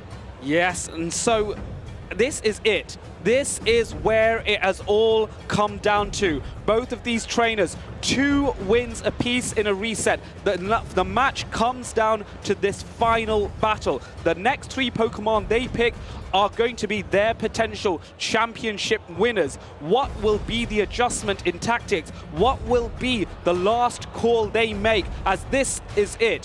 1 step away. You can see Nickname shaking his head. He's worried. He's thinking, how do I deal with this? Maxi doesn't seem to show any emotion at all, which I find surreal. I think he's just going back to the good old strategy of just locking in 3 random Pokemon. That's what his face tells me. Of course, right now. But no, I do think that at this point you know how to play this matchup. You know what the risks are, and you know that this Azumarill of Nickname is going to be there every single time. You need a Pokemon on it that can handle it. You need your Azumarill or you need your Lapras on the Azumarill of Nickname. That has to be the strategy. The thing is, Nickname has been leading that Azumarill in 2 games. Do you call that it's in the lead or is it not? Yeah, that is the tricky thing. Of course, for us watching here, we get to see both sides when the battles eventually start. However, for the trainers, they are thinking, what could my opponent do? They're thinking and then counter-thinking their own thoughts, and you end up going into almost like a 3-way thought process as to, if he leads this, I should lead that. If he leads this, I should lead that. But we don't have to wait too much longer, because the grand finals are here. Battle number 5. Match Azumarill versus Claydol. Advantage to Maxi early on. He's looking happy with this one. That is huge, but that Ferret save swap is absolutely powerful here. Of course, you might be able to chip it with an Ice Beam or a Play Rough here at some point, but your Azumarill is going to take some damage from that Ferret already. Maxi now has to figure out how to deal with the Ferret. It's boosted already. It has some energy. You need to deal some damage to it. Maybe then go into Talonflame? Maybe. Let's see what Maxi does. Play Rough coming through. It's immediately no shielded by Nickname here. This is going to bring Ferret into the yellow. Does this allow for a swap out? It does indeed. And Talonflame comes in looking for that farm down. Swift, however,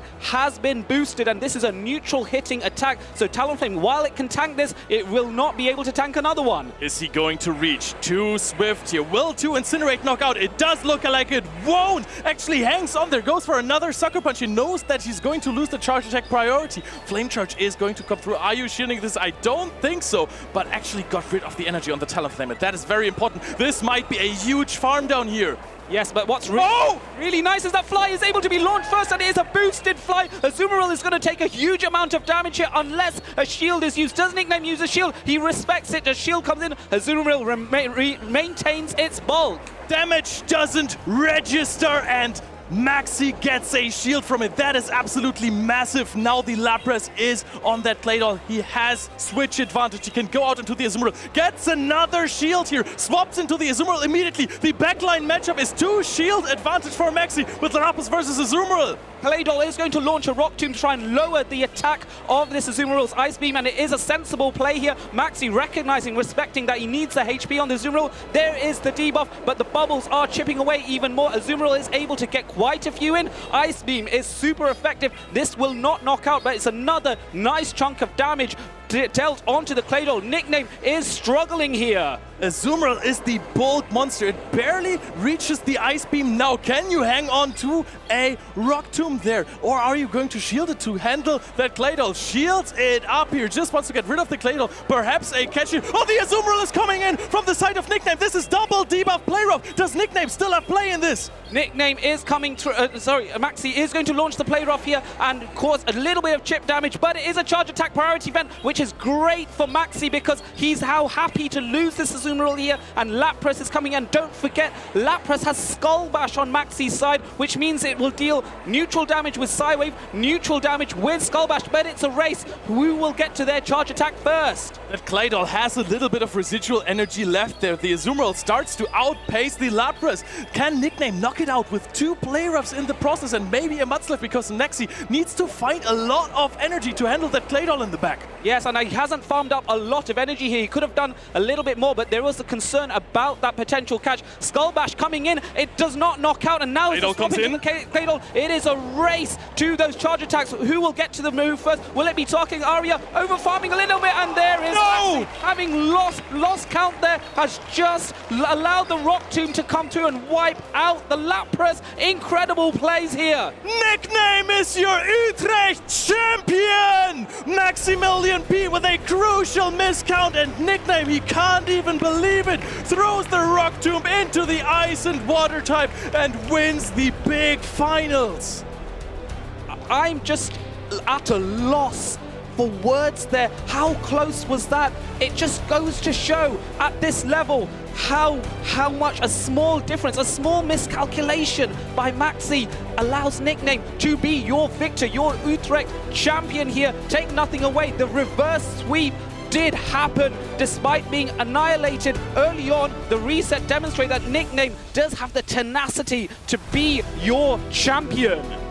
Nickname is not even celebrating right now. I think he's still in utter shock that in Game 5 of the bracket reset, this happens to Maxi. He did not throw the Sparkling Area, even though the Azumarill still also had some residual energy left. I think maybe it actually didn't. You could have thrown a Sparkling Area back-to-back that deals some more damage with those side waves. The Lapras was in a decent position to win that game for Maximilian P, but he did not throw it, and Nickname is just shocked after even being set on the back foot. They had a huge farm down with the Azumarill against Talonflame, but the damage of the bubble didn't register. So Maximilian P actually got a boosted fly-off. Yes, that's very much the case. The thing is, with Sparkling Aria, we are watching it here along with you watching at home, and you're thinking, why did Maxi not go for more energy when he could have thrown the Sparkling Aria straight away and secured the knockout against the Claydol? And the key thing is this: Maxi was considering that he needs to have some energy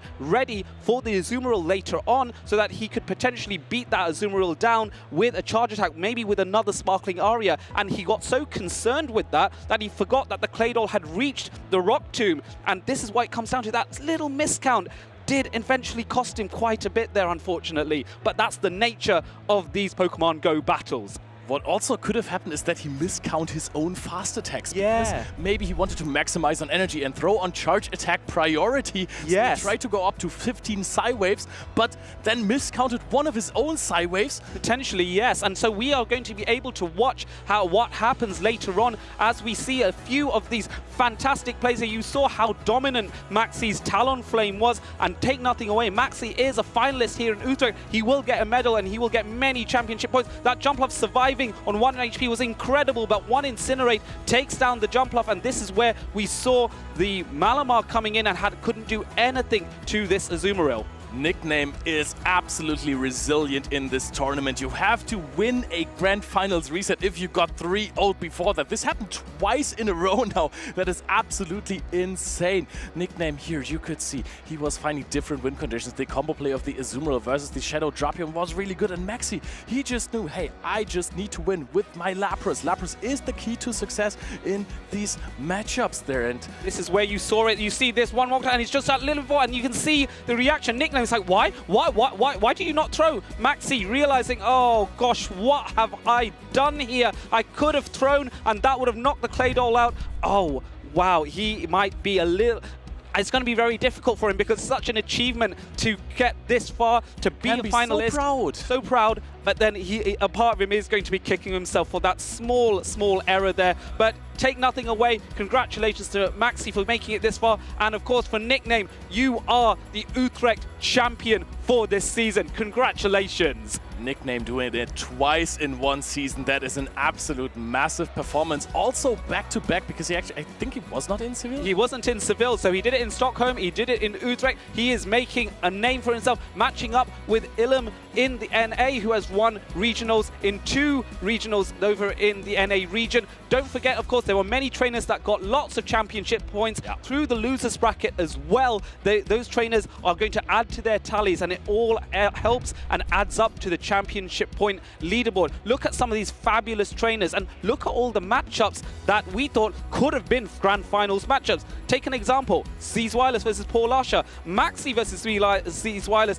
We talked about the 2 Polish trainers facing off against each other in the winner's side of the bracket with Koksik and Nickname as well. Stone Collection versus Paulasha would have also been an insane grand finals, but in the end, it was Maximilian P who was playing out of his mind and then in the end wanted to be too perfect. Yes, that is one of those things. It's close margins here. 1/2 a second turn can make all the difference. Let's also look at the winner's side of the bracket and see who managed to get all the way here and who knocked them out. You can see the journey that Maxi took, making it to the grand finals. But Nickname had to go through some big names himself. Nickname took out his fellow Polish trainer Koksik out. Koksik was a Warsaw regional champion. Nickname then actually pushed Maxi for the first time into the losers bracket and then had to deal with AMindJoke of all players. Yep, and that matchup just went so well for him. AMindJoke even was surprised that he won a game there because the Tinkaton was a must-bring against this, or Tinkaton or the Shadow Jumper were must-brings against a Shadow-type Lotion of all. Yeah, that one was the problem then. That's the thing. You have just 2 Pokemon that can deal with the other threats, and so it becomes very alignment-based there, which Nickname was always able to dictate, and so he would have loved to have seen AMindJoke in the finals. As it is, Maxime decided to make things really difficult for him, and it went down to the wire, and that momentum shift in that grand finals on the first set of 5 was incredible, absolutely incredible. And you could just see the matchup for both trainers to be really difficult, and them slowly but surely, and this is what, if you're from the winner's side, is amazing about the winner's side of the grand finals. They were slowly but surely puzzling out how to play the matchup. They were knowing what your win condition is. And for Maxi, it was to deal with Azumarill in a proper way. So he couldn't play a team that is 2 times rather weak to Azumarill and then his own Azumarill. That only works if you win the lead.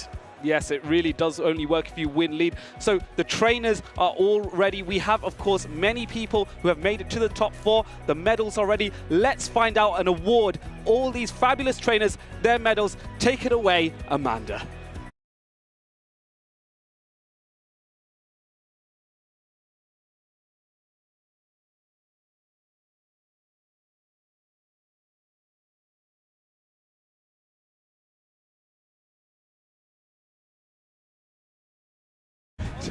Okay, so thank you, Adelian. I am here, and all eyes in Europe have been staring at Utrecht, here in the heart of the EU region.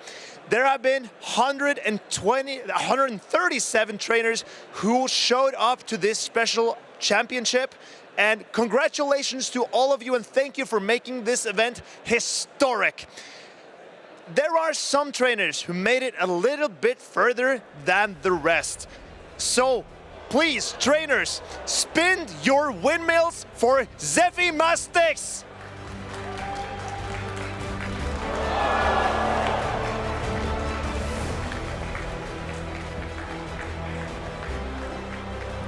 Congratulations. I'm sure that you must be proud of how far you went in this tournament. Yeah, top 4 feels pretty good. First really good tournament since Malmö, and this color was still missing in my medal collection. So you're very happy with your 4th place, are you? Yeah, especially as a special event, there's no prize money, there's just the glory on the line, and I'm happy with 1st place for this time. Okay, well, I'm glad to hear that you see it that way. You have performed incredibly well, and it was a joy to watch you on stage. Thank you. Another time for Zephy Mastics!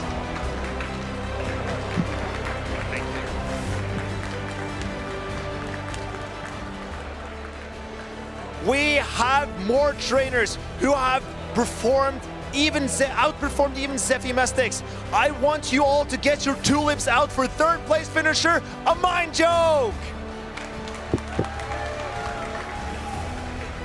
Congratulations.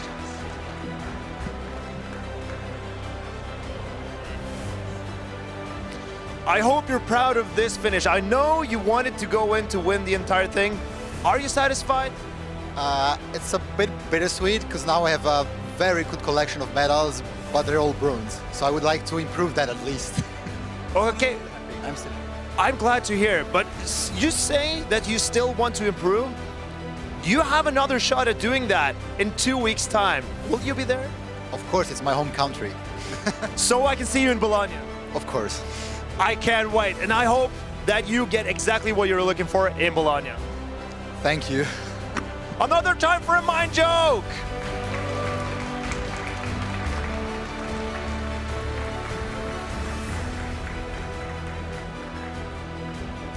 And we're getting closer, trainers. Knocking on the door of greatness. A third place finish from before, coming in at second place. Ring your bicycle bells for Maximilian P. Congratulations.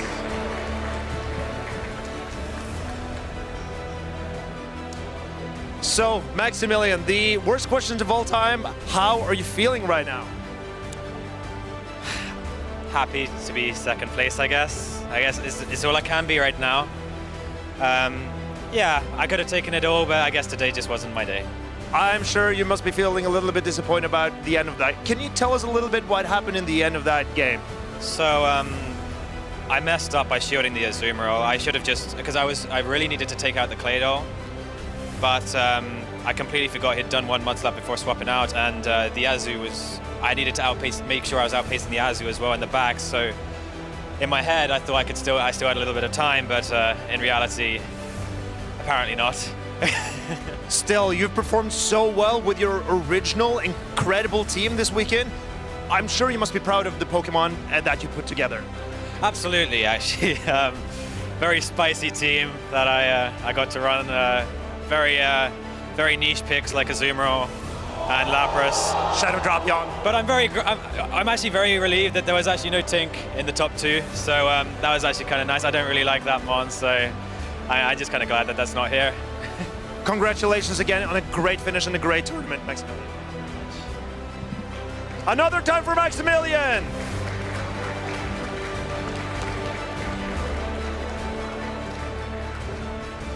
And now we've come down to the best of the best. He's been proving time and time again that he's a force to be reckoned with. A historic champion, a champion of 2 regional or special championships in 1 season in Europe. That's never been done before in Pokemon Go. Give it all up and stamp your wooden shoes for nickname! Congratulations so much.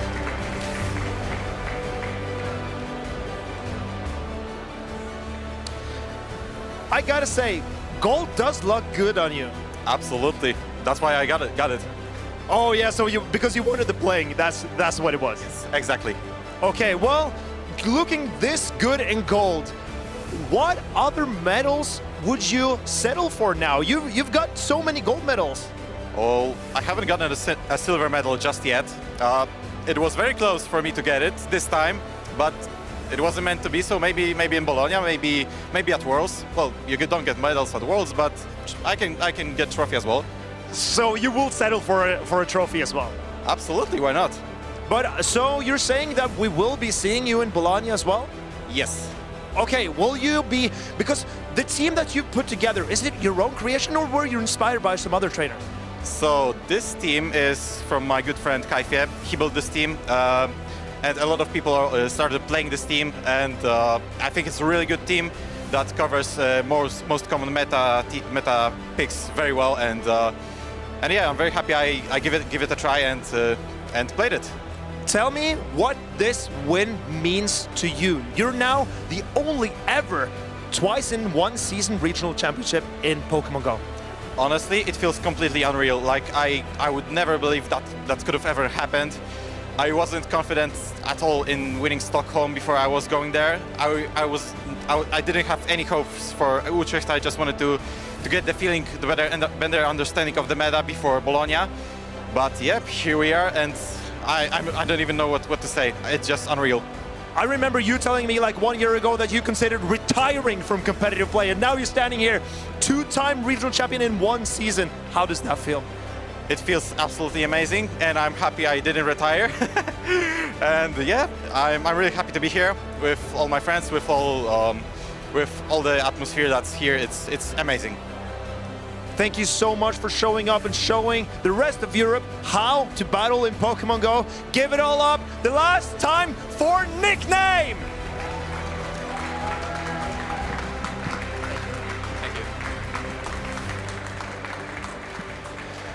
So as we finish off this final event, the final day of this event, I'm happy to stand here with the champion, but now we've got to, don't go anywhere. We have the post-show going still, so see you guys in just a few seconds.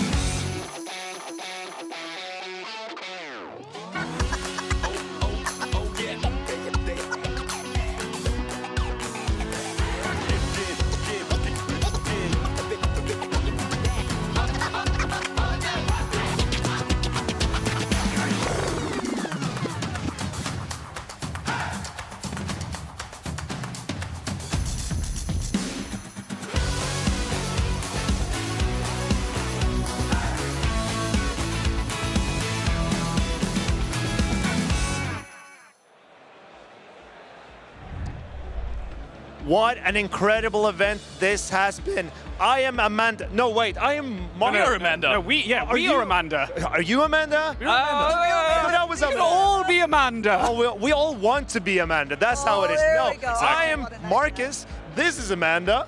This is Leonard, and this is Adele. And we are so happy to have been here for this historic event in Utrecht. Do you guys have a favorite moment from this entire tournament? I think it was just watching Maxi. Oh no! Let's not go into that. It was amazing to see though. I obviously picked Maxi as one of my caster picks. I absolutely adore the guy. He's a great human being, and this is his best result to date. So I couldn't be more proud of him. There were so many moments that I really adored, but for me it was just the performance of Ferret. Ferret was so crazy flexible. You could sweep through entire teams by giving it shields, or you could just soft lose to set up your Shadow Typhlosion against Zzweilous to get 2 Incinerates, and what a Pokemon!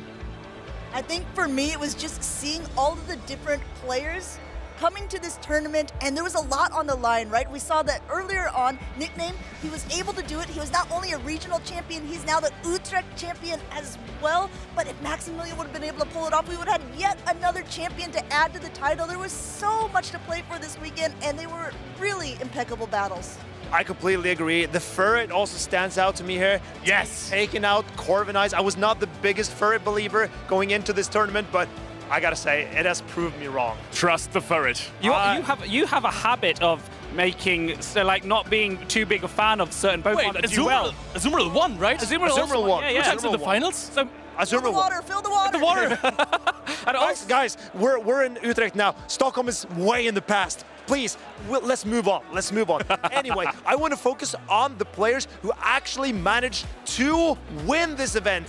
And there were a lot of winners.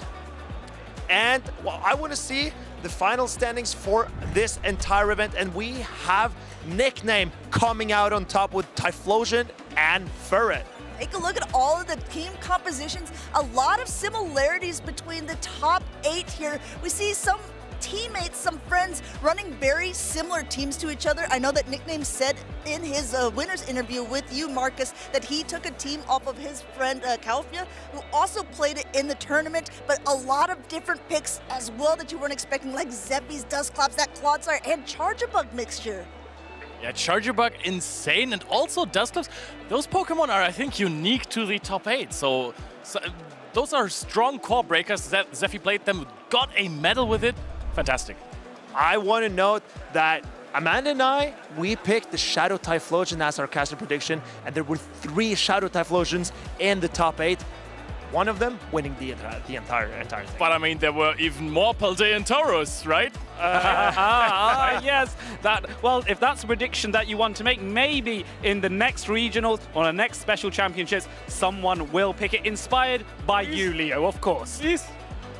But did any of the event winners run Paldean Tauros? I couldn't see it. I couldn't see it anywhere. No, they didn't. This was Nickname who ended up first. Maximilian P with his best finish to date, and AMindJoke ending up at that 3rd place with that renowned team and that also did super well in Milwaukee. Yeah, so the one thing I want to highlight is all 3 of these trainers have been so. They've had their practice. This has come from attending multiple events, getting all the practice in, not necessarily doing as well in some cases, because Nickname, even though he won in Stockholm, he has had lower finishes in the past as well. But all of this practice and talent comes from repeat attrition of practice at locals and at this sort of level. This just shows you how much talent there is in Europe. And I gotta say, I've been super impressed this weekend with seeing trainers who we haven't seen perform that well in a long time, like AMindJoke and Maximilian P coming out and putting on incredible performances. But it's Nickname that stands left, having won 2 championships in one season. That has never before happened in the EU. It's going to be very interesting to see who will be our next champion at that last special championship in Bologna. Yeah, so we only have one event left here in Europe. I'm sorry, what was that, Amanda? It all comes down to one now. It does only come down to one, and that is Bologna. Can we get a 3 times repeat champion? Well, we'll have to ask if Nickname is going to be at Bologna. If not, there will be another face there. Yeah, and if he's going to win this, right? He did it back-to-back. He skipped Seville, so he won Utrecht, and he won Stockholm, of course, so there can't be another champion, right? Nickname just told me that he is going to Bologna. All right, okay, put his face on the graph, please. But just put him on. Just put him on. Yeah. Or if anyone thinks that they can take this away from Nickname, please show up to Bologna and take it away from him. If not, he's going to go home with it all. But we also we're leading up to New Orleans, that North American International Championship. I'm sure there are European players itching to compete over the pond as well. And then eventually the World Championships in Anaheim. But we also have much closer in time to that is a lot of stuff that I know you enjoy watching, Leo. Yes, of course, I love the anime. It's the Pokemon series X and Y Kalos Quest on Tuesday from 2 p.m. until 5 p.m. I said it yesterday already, I want to see some Gudra action. Of course, on Wednesday, if you're a VG fan, you can watch the Los Angeles Regional Championships rerun from 2024. And on Thursday, we are continuing with Gudra. But Marcus, what's your favorite Kalos Pokemon? Oh, I love that Talonflame, you know. Okay, yes. Flame Charge Talonflame? Yeah. I don't know. Anyone out there? Talonflame fans? Yeah, I see a lot of them. Here. Max, Talonflame. I was there. I put that in my list of 4 Pokemon that I thought would stand out, and Maxi showed how good it was. But I wonder if anyone in the North American region will believe in Talonflame, because just 1 week, Portland's coming up, and you don't want to miss it. Does the meta evolve? Is it different from the EU? There are so many trainers that want to get more accolades in Portland, and I'm sure that will be a show to watch. We talked about that earlier. Even though we only have one more event for ourselves here in Europe, across the pond, they do have other events. But yes, it all boils down to Bologna, May 31st to June 1st. Make sure to check it out. So if you're wondering where you can catch all this action, there is one website ready to help you out. And it's pokemon.com/broadcast. There you can find out everything that you are wondering about our broadcasts. Can you imagine that was what it's about? Well, it actually is. And don't remember to follow us on all the social medias. We have a brand new YouTube account called Play Pokemon.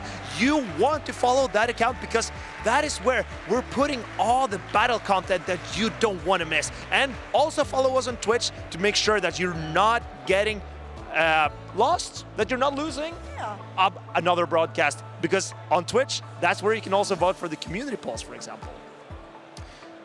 So guys, yes.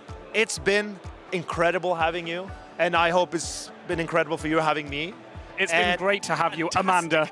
Oh, thank you, Leo. And I gotta say to all the viewers watching at home, thank you so much for tuning in. I have been Arceus Aurelius, and my colleagues have been my colleagues, and we can't wait to see you in just a few moments.